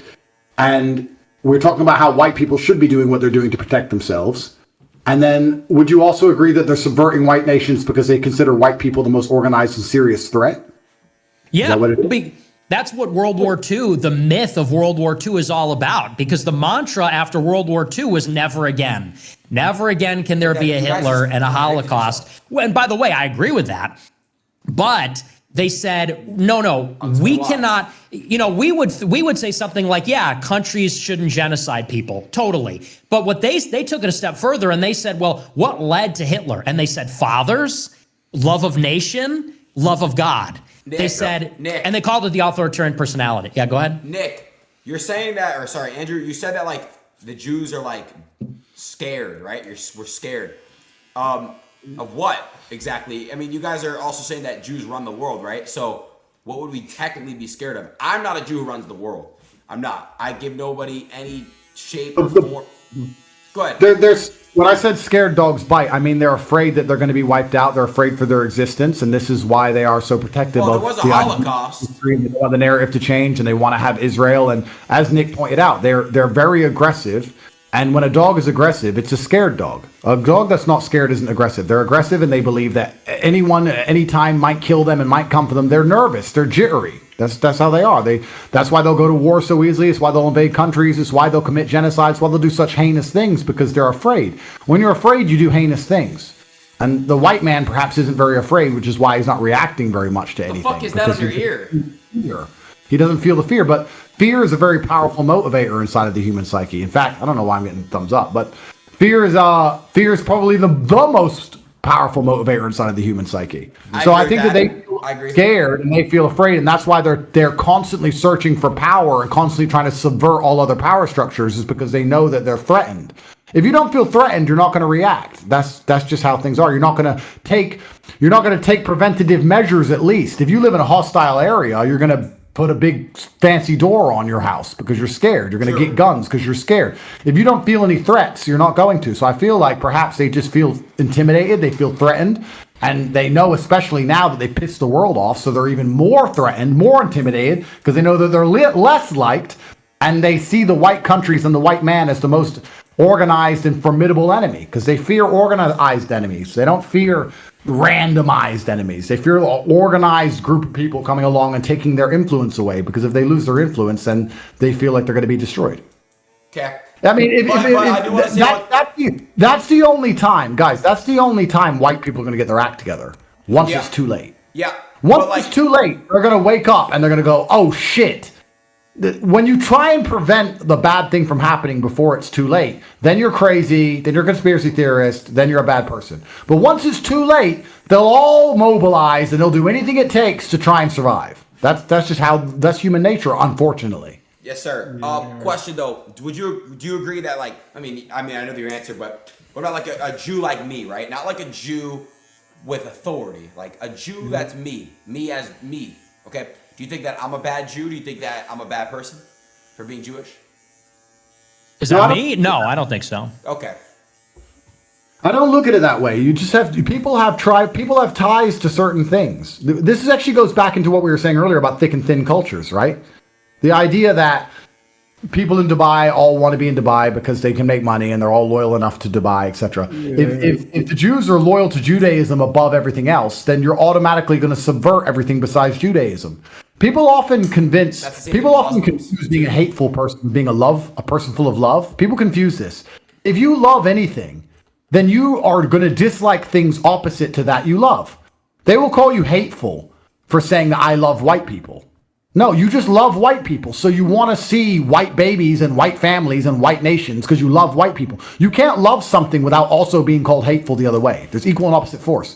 So if they are in love with Judaism above all things, then they'll subvert all things besides Judaism, which means they'll subvert all things besides Israel, which includes America. So then the question is, well, if they're going to subvert everything besides the only thing they care about, do you want these people having any power over things they do not care about?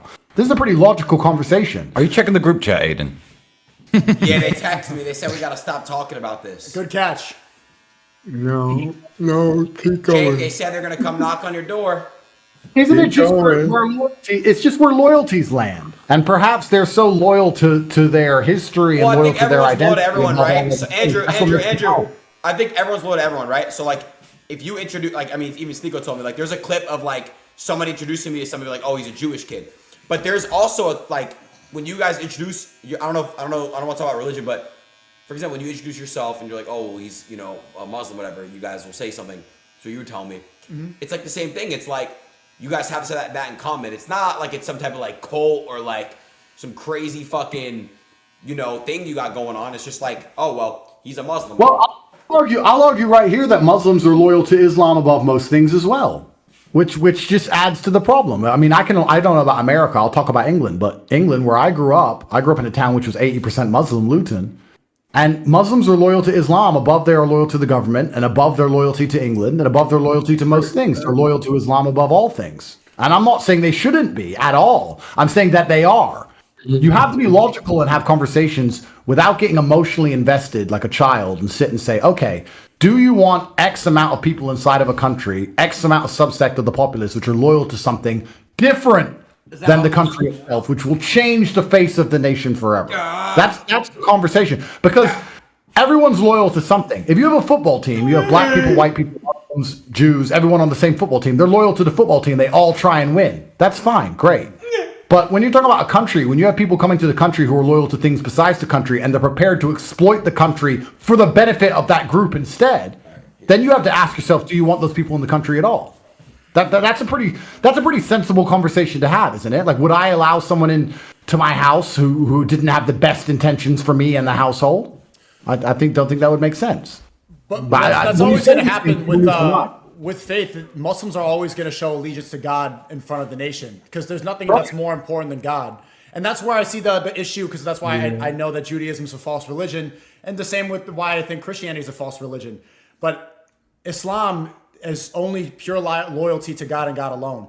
The reason that Judaism, why there's an issue with the power, because I never said it was all Jews, or I think it is. I think it's the Zionists that show allegiance to the racial aspect of Judaism rather than the religious aspect. And there is no racial aspect in Islam. There's no racial in Islam. As long as you're Muslim, then we're all the same under God. In Christianity, for example, I see what Nick is doing and why it's commendable. But we've disagreed upon this, and why I think that there's a small flaw is that he sees the issue with Zionism and how ethnicity is tied to faith, and it's almost like he wants to do the same thing. And I would like to see what his response to this is. But you see the Zionist problem and how it's tied to ethnicity and faith, and so you talk about how we need white Christians, white Catholics, but there's no idea of whiteness, or there's no idea of race that's written into Catholicism. Yeah, I mean, my response to that is what we were talking about earlier. There is a tension between the fact that, you're right, Islam and Catholicism are both universal religions, meaning anyone could be a part of it. Judaism is not. Judaism believes that they are a people. If you're according to Jewish law, if your mother is Jewish, you're Jewish. And they really don't encourage conversion. A lot of people don't even recognize conversion. A lot of Jews don't. That's why on Israel, citizenship is awarded on the basis of ethnicity. They call it birthright. If you're born a Jew, you'd be a citizen of Israel. Catholicism says anyone that gets the sacraments is a Christian, and Muslims believe anyone that says the Shahada and does the almsgiving and all those things, you're a Muslim. And the tension is, does that abrogate nationhood and race? And I would say it doesn't. Thomas Aquinas, the Catholic Catechism, they both say that, there are distinct, discrete nations. There are real nations. And, a country can have immigrants and take refugees and things like that. But the refugees it takes generations for them to be seen as equal. It says that in the Catechism. Aquinas says that. It says that they have to respect the country and the culture of the people in it. And what we have going on right now isn't even immigration. It is designed to socially engineer the country. And by the way, when America is like 10% white, it's not going to be more Catholic. It's not going to be more Christian. It's going to be barbaric, chaotic. It's going to be a never-ending race war. So the idea that like multiracialism and population transfers has something to do with Catholicism, it doesn't make the world more Catholic.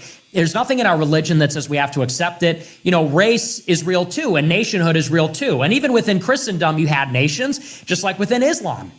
I mean, you have a caliphate, but right now you have nations, and there's different sects. You have Shiites and Sunnis and Alawites, and the Houthis are a different type.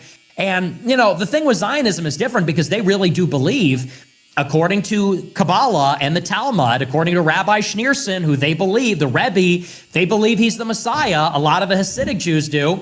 He said that Gentiles don't have souls. Like, we're not ensouled in the way that Jews are. And that's why they say we have the Noahide laws, and they have to abide by the Talmud and the Mishnah and all that stuff. So it is like baked into the cake with them. It's an ethno-religion. So the religion and the race are inseparable. And I would say the difference is, by the way, that's why they're given to hatred. They write articles and they say there's a virtue in hating Palestinians. When October 7th happened, they said, kill them all, finish the job. They're inflicting collective punishment. And that's because they don't value human life the same way. A lot of them don't. Catholics say, even our enemies, we pray for them. Even our enemies, especially our enemies, we pray for them and show mercy and compassion. So there is I don't think it's fair to say just because, we don't want our race to die that, it's comparable to Zionism. And Zionism, too, is particularly about the land. They say it's that land, that people, that temple, and restoring the temple so that they can get a Messiah and restart the sacrifices and then rule the world. So there's a victimhood that makes them the way they are. It is also this prophecy. Like, if you read Jewish literature, they're obsessed. They're afraid of assimilation. It's not only that they're afraid of persecution, and they hate Catholic kings because Catholic kings persecuted them, and they hate the Tsar because the Tsar segregated them, and they hate Hitler because Hitler tried to genocide them. But what they also resist is assimilation. They don't want to intermarry. They don't want to adopt everybody's culture. And that's why they've persisted for thousands of years. They're preoccupied with that. And these religious communities, they're preoccupied with staying together, returning to the land, rebuilding the temple, and doing the sacrifices, because it's a temple and a land and a race-based religion. And without all those things, you don't have Judaism. And that's what makes it a real problem. It's like Andrew said it perfectly. When they run our country or they influence our country, it's like Ben Shapiro. Ben Shapiro cares more about Israel than America. And if America were at war with Israel, you know what side he would be on. Should he be influencing our politics? No. And so many of the conservative media, they're literally IDF, like Prager University, huge educational outlet. The CEO is a former Israeli intelligence operative. Do you think, foreign intelligence officers should be manipulating American politics. Obviously, there's a conflict of interest. And that's the problem. It's not a prejudice. I don't hate Jews for being Jews. I actually like them. You know, some of them are very funny and intelligent, but you know, when it's about loyalty. Are you loyal to country? Or are you loyal to the people of Israel and world Jewry? For many Jews, it's the latter. Yeah, this is some of the confusion I've had because obviously I'm Islamic and I agree with Sneako about God and saying how Muslims worship God above all things. I respect all of that. But I don't see it as anti-Islamic for me to sit and say, me knowing how Muslims view Islam and knowing how we put that above all things, I understand why Christians wouldn't want us to come to their country. I am logical enough to understand why they wouldn't want people who do not respect their religion to the same degree they do, or don't even respect their laws. They respect Allah's law above the laws of the land. I don't think it's anti-Islamic to say I totally understand why they don't want us to come then. Is that anti-Islamic? What's wrong with that? That makes sense, right? Because it's loyalty to, I mean, if you're going to have a country, what you want is loyalty to the nation. This is the thing that the nations, like let's say Russia. The reason we hate Russia so much, when I say we, I mean the West. The reason the West hates Russia so much is because they're loyal to Russia. They're loyal to the motherland and they're prepared to die for it. That's what they hate about Russia. It's just nationalistic. They can't stand that it's nationalistic. And they'll do anything to destroy it for that one reason alone, because nationalism is what they fear, because men are prepared to die on the spot for something. And that's the number one thing they're afraid of. So if you're a Muslim in Russia, because Russia is very multi-ethnic, you can be Islamic, you can be Christian. In fact, a lot of people are surprised by how Islamic Russia is. When I was in Moscow, I saw headscarves everywhere, like Turkey. It's extremely Islamic. But they're all Russian. And they all love Russia, right? But if you had a sect or a religion in Russia that viewed their religion as above Russia in all ways, I feel like then there'd be some difficulty there. I feel like they still manage to stay nationalistic even though there's different religions. So I understand why white Christians sit and say we don't want Muslims to come here. That doesn't mean I don't believe in Islam. I'm just not personally offended because I just understand their point of view. I don't see what's anti-Islamic about saying I get it. Well, I mean, that's something that white Christians would agree with. They would all put their faith above their nationalism at all times. I don't want white Christian or just especially Western nations to make the same mistake that Israel's making, and why they're the source of so much destruction in the world right now and so much warfare. Because if you put allegiance to your nation above allegiance to God, that's how things get corrupted. That's how you see the warfare that's happening right now. I mean, even then, Nick, when you're going off about what's bad about Israel and about how Zionists get corrupted because they don't want intermarriage or they don't want people to assimilate into their culture, aren't those like slight pushback? Aren't those two things that you agree with? Don't you not want people to race mix, and you also don't want much immigration? You don't want people to assimilate or change the white Christian identity in the West? I don't think it's corrupt. You guys talk about corruption. That's like a Islamic theological thing. You talk about the corruption of the Bible and so on. I don't think it's corrupting at all. I think it makes sense because they view their bloodline as very special. And so that they're actually adhering to their religion. That's not a corruption of Judaism. That's a fulfillment of Judaism. You know, the whole Old Testament is about lineage. Like if you go to, on a Christmas Mass, they read out literally the lineage from Adam to Jesus Christ, from the first man until Jesus, and they talk about the whole lineage. They're obsessed with it. And some Jews say they have a book literally of every Jew. For thousands and thousands of years, they have all the names, because there's not very many of them. And so, no, it's not a corruption of their religion. And I would say that, you know, once again, it's like, just because Europe is Christian doesn't mean that Europe doesn't have a right to exist. You know, that's why Europeans evangelized the world. When Europe went out and colonized the world, we brought Christianity. And, you know, the New World was made Christian by the Spanish, and parts of Africa were made Christian by the European colonists.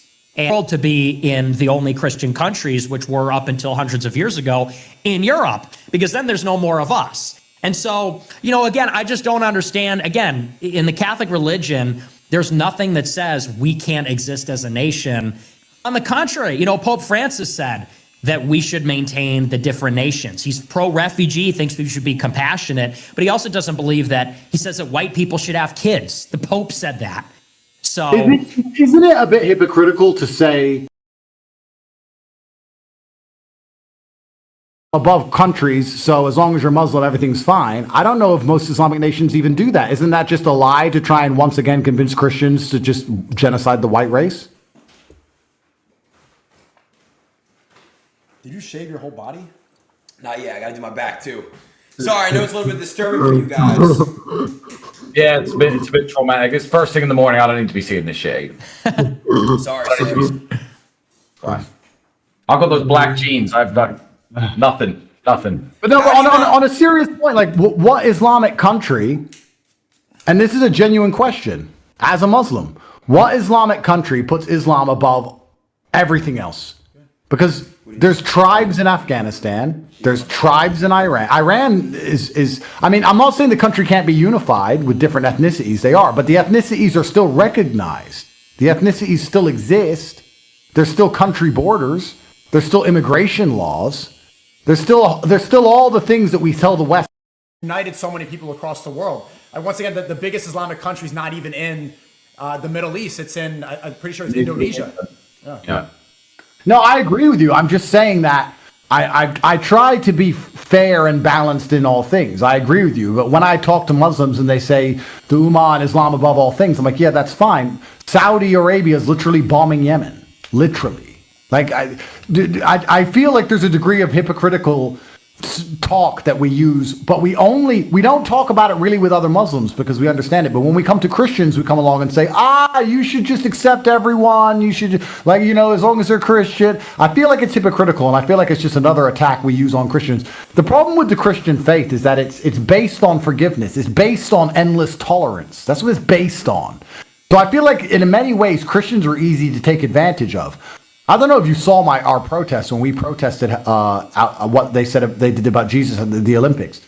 I'm in the most Christian nation in the world. It took me and my brother to do that. And the other Christians I knew, I was telling them about it, and they were all like, yeah, they'll see in the afterlife. It's very placid. There's too many cheeks to turn. And I just feel like sometimes when we talk to Christians as Muslims, or people in general when you talk to Christians, you're just weaponizing their tolerance against them. And especially sometimes it can be hypocritical. I'm trying to think of an Islamic nation where I can turn up and say, well, I'm a Muslim, just let me in. And I don't think that's going to happen. Right, but that's not that shouldn't be representative of Islam. Because one thing we all agree upon, even if the leaders, they make mistakes, and we all make mistakes, the leaders are not representative of the religion as a whole. So we all understand, even though that Saudi may be bombing Yemen, or there's divisions between Shia, Sunni, we still believe that there's nothing that is supposed to unite us besides Islam. That's always going to supersede nationalism. Well, yeah, and we believe that as Christians, but we also believe in nations. Catholicism, if you look at the Christian religion, it's very against the idea of globalism. It's against the idea of global government. It's against the Tower of Babel. It is a story of tribes. And it is true that, Christ came and said, you're neither Greek nor Jew, and man and woman. But that's true in a spiritual sense. We are still men and women. We are still Jew and Greek, or Jew and Gentile, and we are still one nation and another nation. And what's interesting about the Israelis, they wrote something in the 80s. There's an article that was written back then by this guy named Oded Yanan, and he analyzed all the weaknesses of the Muslim countries. He actually said, he was a senior advisor to someone who eventually became the prime minister. He said, actually, the real threat to Israel aren't the Muslim countries at all. He said it's moral relativism, it's communism, it's nuclear weapons. He said Muslim countries are only the imminent threat. He said, but they will never last. And in each case, he said the systemic weaknesses of every Muslim country was their diversity. He said Syria has Alawites, Kurds, and Sunnis. Iraq has Sunni, Shia, and Kurds. He said Lebanon is realistically like 5 countries in one. He said Saudi Arabia is not even a real country. It's all these tribes and foreign workers ruled over by a very precarious king. Egypt has way too many Christians. Libya has a small population. And this guy, and this has formed the basis of Israeli foreign policy. This is your Iraq war, Syrian civil war. He said, we're going to systematically rip apart these countries on the basis of their diversity. And so I think that, look, if we want to organize as human beings into strong, stable, healthy societies, homogeneity is a part of it. It's conducive to a community. It's conducive to a good way of living to have people with commonality. And there's something that's good and there's something that's decent about that, seeing race as extended family. I think that's part of honor your mother and father. Are you really honoring your mother and father if you intermarry and dump all their traditions? You know, your parents are one way, you marry somebody else. Now your kids are some completely different culture, different color, different everything.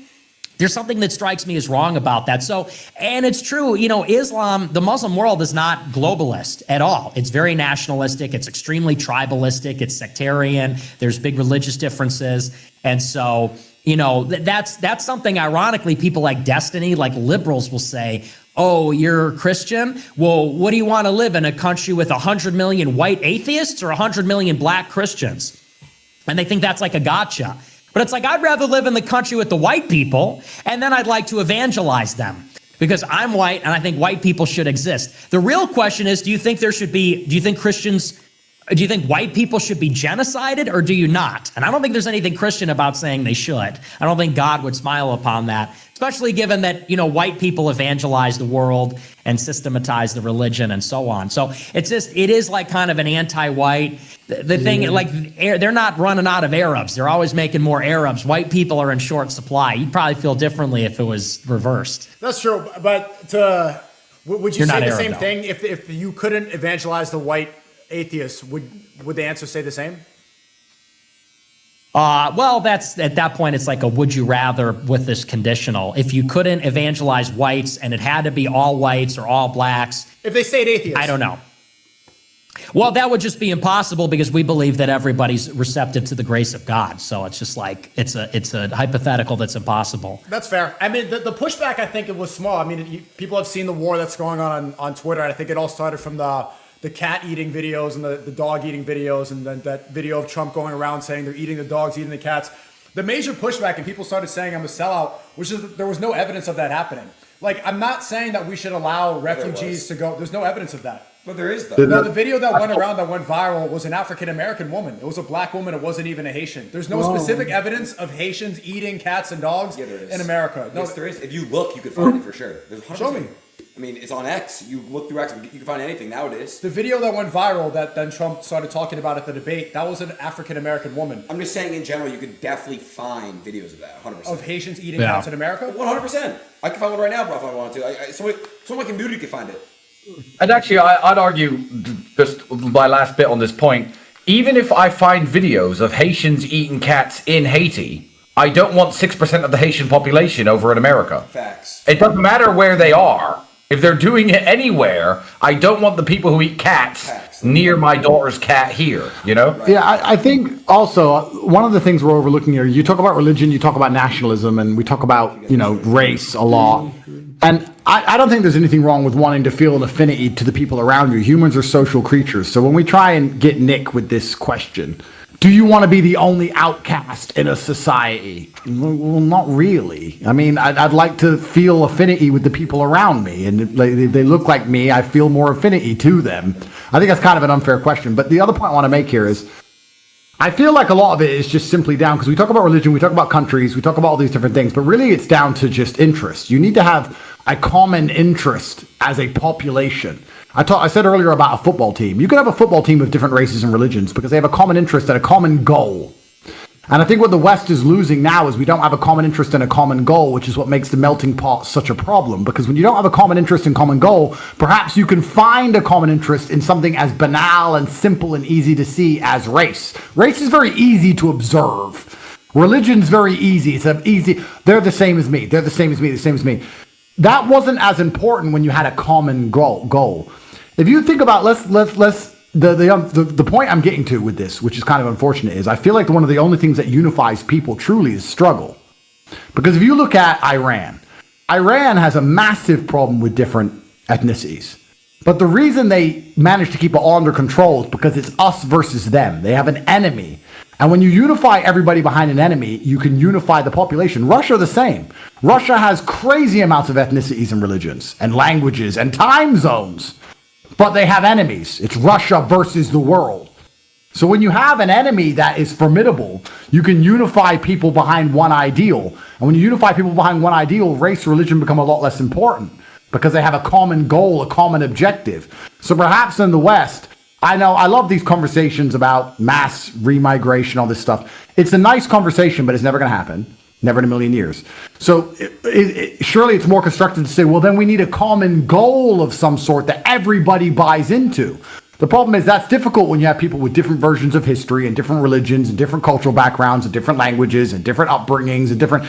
Then it becomes a lot more difficult. But you need something that's unifying people at least. There's a massive difference to me, having lived all over the world, and I'm a nomad. I'm half black, quarter Irish, but I'm a mongrel who's a mix of everything. So I understand that the white nationalists hate me and the black BLM people hate me, and I don't fit in anywhere, and that's fine.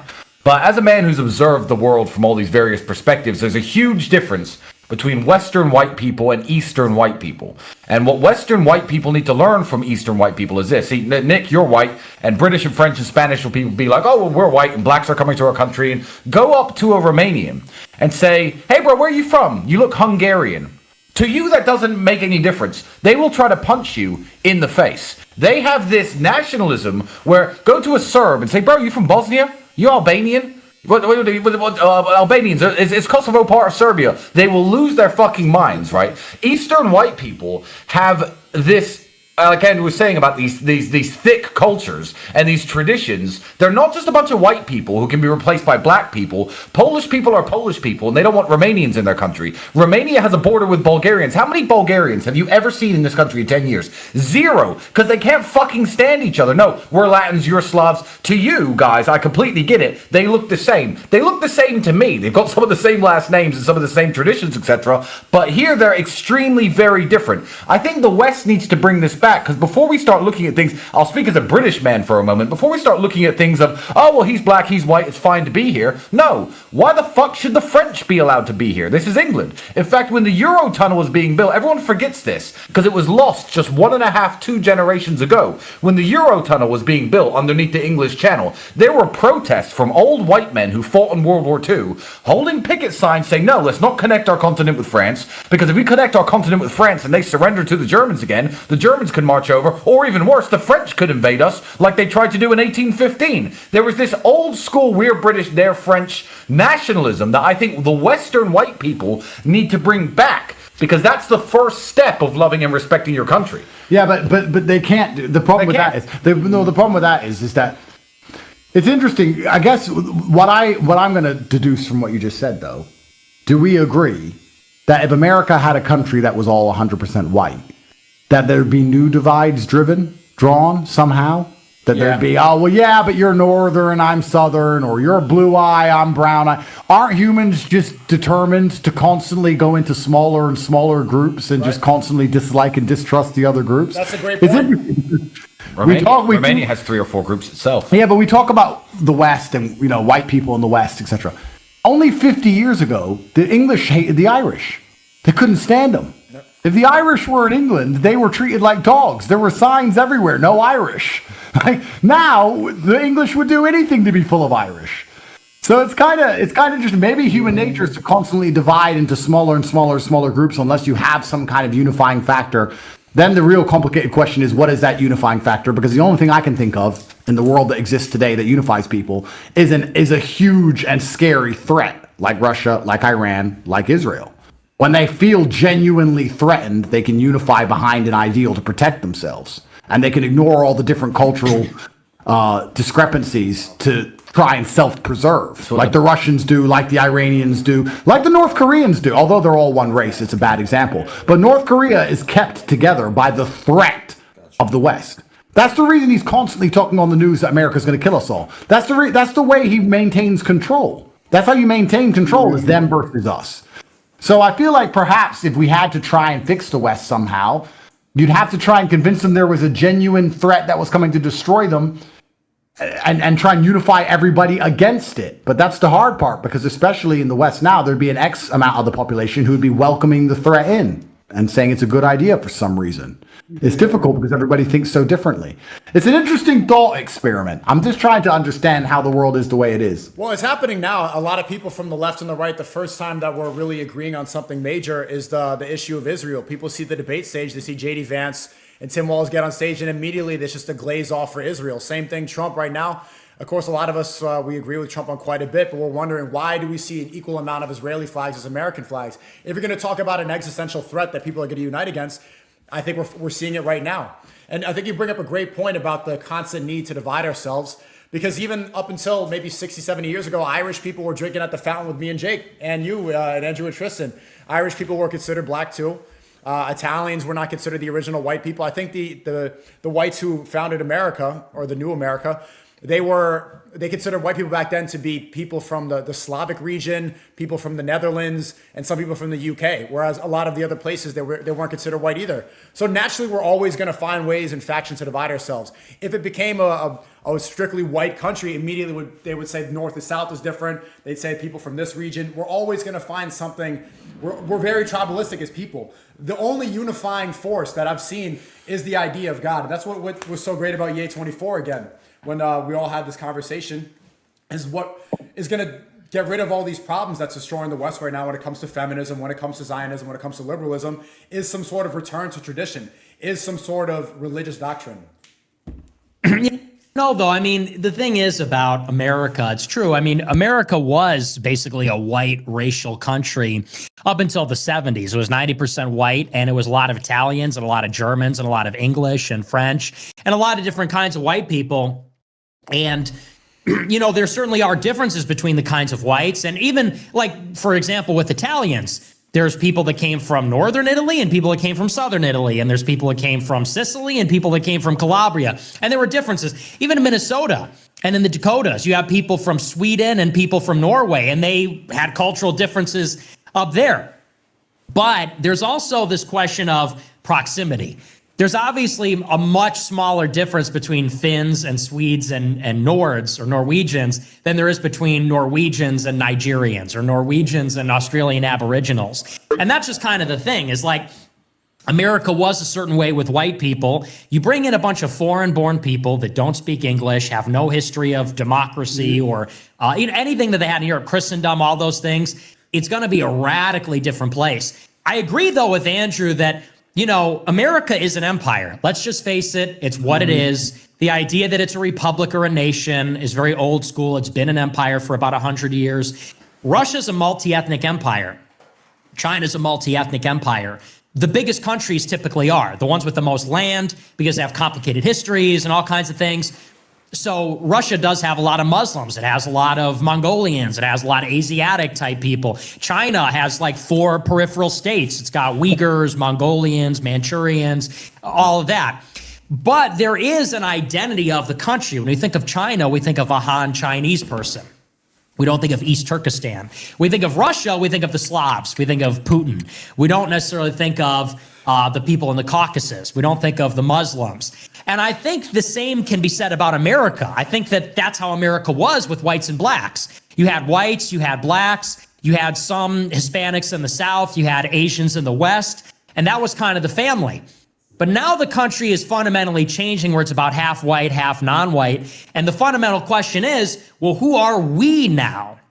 Because now the people here, it is like a ton of Hispanics who got here within 2 or 3 generations. They don't speak English. They're forming ethnic enclaves. They have different values. And now here come the Asians. Here come the Indians and the Chinese. And it's like in 50 years, when the population's 30%, 40% foreign-born, first or second generation, what are going to be the commonalities? It's going to be different religions, languages, cultures, ethnic enclaves battling it out. And that's where you almost need something like a segregation or a federalization, like an ethnic federalization, where you can still have a part of America that's white. The American Southwest, arguably, you know, at one time it was a little white, but it was always pretty Hispanic. Okay, that's the Hispanic area. And Miami's like a Latin American island. It's like a Caribbean country. Okay, that's fine. But we still need places in America where you can go where it's like it used to be, where it's baseball and apple pie and stuff like that. And I think that's really the problem. It's not even necessarily that it's becoming more diverse, but that it is the forced integration, and it's like Andrew said earlier, there are black neighborhoods in Chicago. No one wants to go there. And that way of life is perfectly maintained. It's white areas that are being destroyed and eroded. And the idea that, you know, if we lose them here and they're losing them in Europe and Canada, where are we going to go? It's going to be Asia, India, Mexico, Africa, everywhere in the world other than here. Where's our homeland? I think America's lost something very, very important. And if we take England for an example, I'd start with the question: why would anybody want to be American? I'm saying that right now. This is 2024, right? Let's take England as an example, because fundamentally I'm English. I grew up in England. That's my country, right? Immigration worked wonderfully once. Once it worked wonderfully. After World War II, and I was I tricked a friend of mine, Marcel, some black guy. I said, well, your great-grandfather moved to England, didn't he? He went, yeah. I said, where did he move from? He said, Jamaica. I said, no, he didn't. He moved to England from the British Empire. The British Empire was everywhere. Jamaica, India, etc. And all the immigrants, I have to say, who came over after World War II, started shops, businesses, became lawyers, doctors, bankers. It's where this myth comes from, where when you see a boat full of brown people, oh, they're doctors and engineers and lawyers. No. The Indians from the British Empire were coming over to become doctors and lawyers. The Jamaicans from the British Empire came over to run shops and food restaurants, etc., and work jobs and become electricians. When you took the British Empire away, and you took the love for all things British and the flag and the crown away, and you start letting black and brown people in from the same countries, India and Jamaica, from the same countries, but 1.5 generations separated for their love of all things British, suddenly, it's a big stab fest where Jamaicans are cutting each other up and slitting their throats in London instead of opening fast food businesses. So, in 2024, I'll ask you as an American, why would anyone want to be American? Because I get it in the 1930s, 40s. America's the hero of the world. They saved the world from Nazism, etc. All the Italians are coming over. Everyone's coming over to America to integrate, to be American, to live the American dream. I feel like without the American version of the crown like we once had, that made people aspire to want to be British, people coming over to America just see it as some bitch to be exploited. They're not thinking, I want to be a part of this. And why should people want to be a part of it is, I guess, my question to you. Well, everyone's just chasing money in America. That's what I said earlier. Everyone's just going there for money. And when that means you're trying to extract. I mean, you have to build to make money, but truthfully, you're trying to extract, especially if you're going to send it home to your home country. I'm just trying to rack my brain and trying to work out what can unify people behind an idea besides war, because Iran feels threatened because of war and Russia feels threatened because of war. So I'm sitting there thinking, if I had to fix America, what could I unify people behind? I use Dubai as an example. It's not a completely fair example because it only has 5 million people and America has 400 million. So it probably wouldn't work when you extrapolate it out. But one thing Dubai does have is, because it does have unifying factors, Dubai is 80% immigrants, all different religions, all different colors from all different parts of the world. And a lot of it is third world as well. And it's still extremely safe, even though you have third worlders there. What unifies people? Well, we can talk about the fact that people want money, but that's the same reason they go to America. You can talk about the fact that people earn more money than they do at home, and that's the same as America. But I feel like Dubai has one other thing. The state religion and the native populace are respected and feared. And I feel that's the one thing America does not have. You do not go to Dubai and insult Islam. And you also don't go to Dubai and insult the Arabs. Ever. In fact, if you get in a car crash and you hit an Arab, it was your fault. No matter what. You did it. So maybe if America just had enforced respect for the state religion. A two-tier system. And well, to a degree, it's a two-tiered system. Correct. It's a two-tiered system. But it works. But in America, you can't do that. You're saying you don't have to respect our religion and you don't have to respect our native populace. Can that even ever function long term, to invite all these different people that nothing can unify them? You can't fight any cause they'll unify behind besides literally nuclear war. Even then, even in the state of nuclear war, if America got hit with a nuke, Americans would turn on each other. It'd be rioting. 5 seconds. So nothing can unify Americans. Finna get me some Nikes. Finna get me some. Nothing can unify them at all.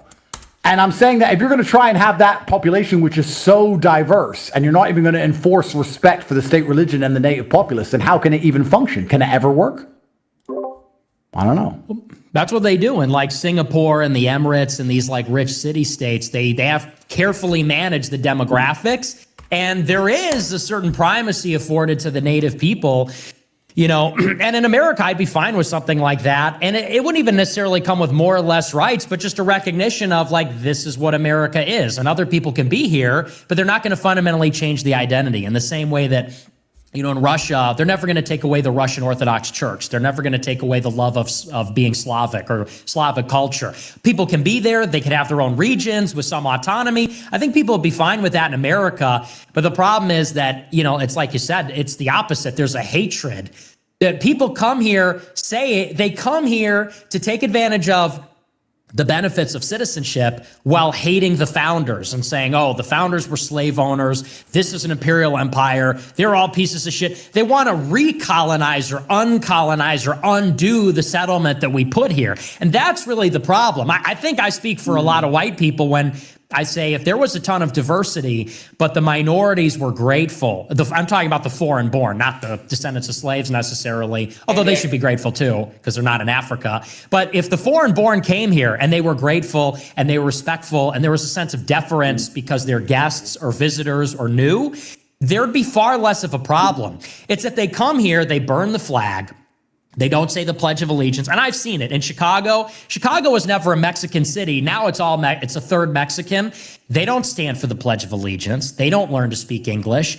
When it's Mexican Independence Day, like it was a week ago, they take over the city with their celebrations. It goes all night. They jam up the traffic. They're shooting people on the bridge. And white people go, hey, what the fuck? Get out. Like, you're a guest and you're being rude. And it wasn't like that 100 years ago. Europeans would come here and kiss the ground when they got off the fucking boats because they were grateful to be here. And that's the equation. If there's gonna be harmony, that's the equation that needs to change. And people say, I'm Mexican, I'm Italian. That's how I feel about the founding stock. And when my ancestors came here, they assimilated. They didn't go and live in enclaves where they only speak Italian and so on.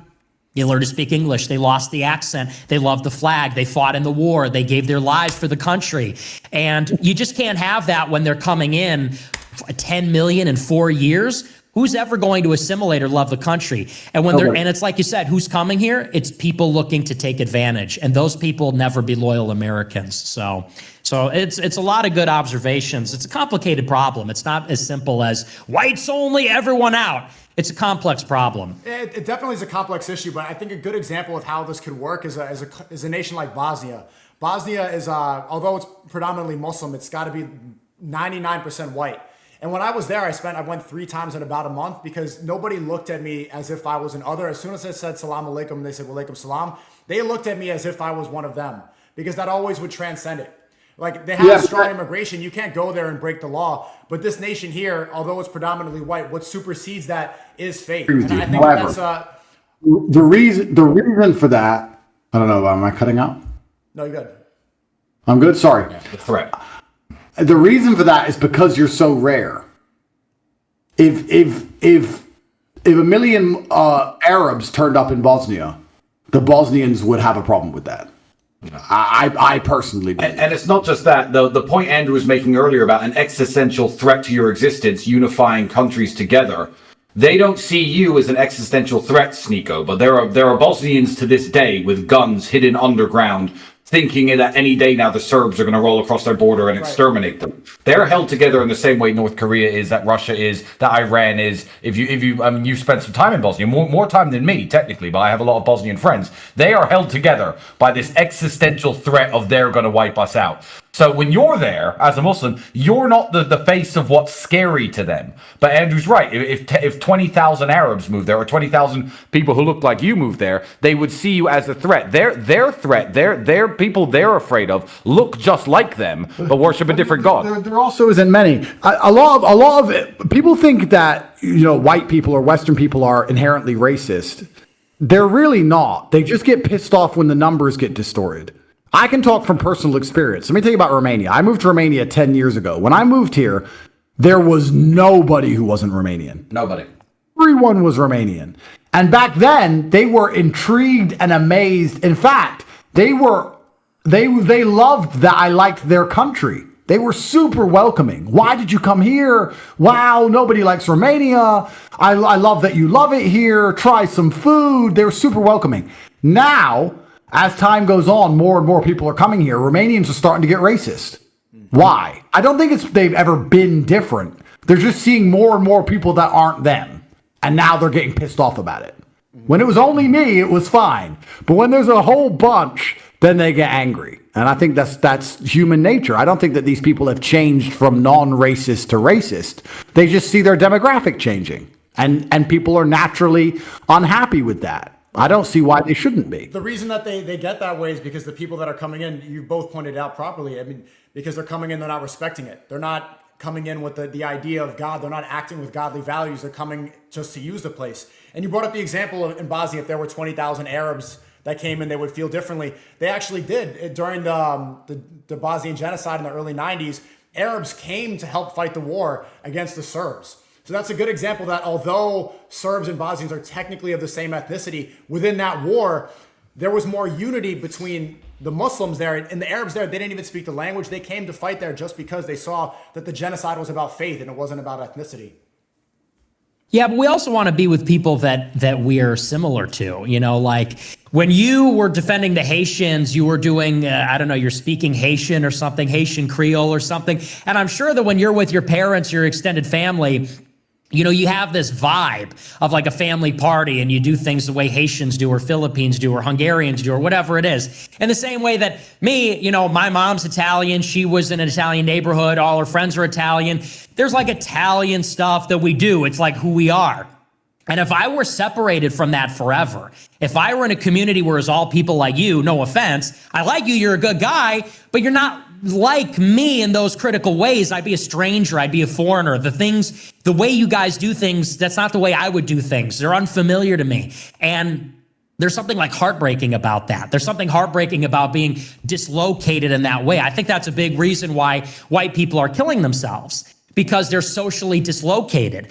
When you look at like all these other peoples, they take immense pride in their ethnic food, celebrations, language, culture. There's a real sense of family. Even if they're poor, even if they're low IQ, they're down to party, and they're party with all their abuelas and their cousins and all that kind of stuff. I'm partially Mexican. We do it too. We call it the picnic. It's a big picnic with Mexicans. That's what we do. Nick. Go ahead. Nick, Jake, Andrew, Tristan. It's about that time, man. I gotta catch some Z's, but. All right, we didn't get Myron on. I just saw the chat asking for Myron. Next time, let's get Myron in. Andrew, I love you and I miss you, honey buns. And Tristan, you know it's all love too. You know what I'm saying? Gay, bro. Why do you make everything gay? Hey, why can't it just be on some brother shit? Hey, Andrew, can me and Sneako come to Romania?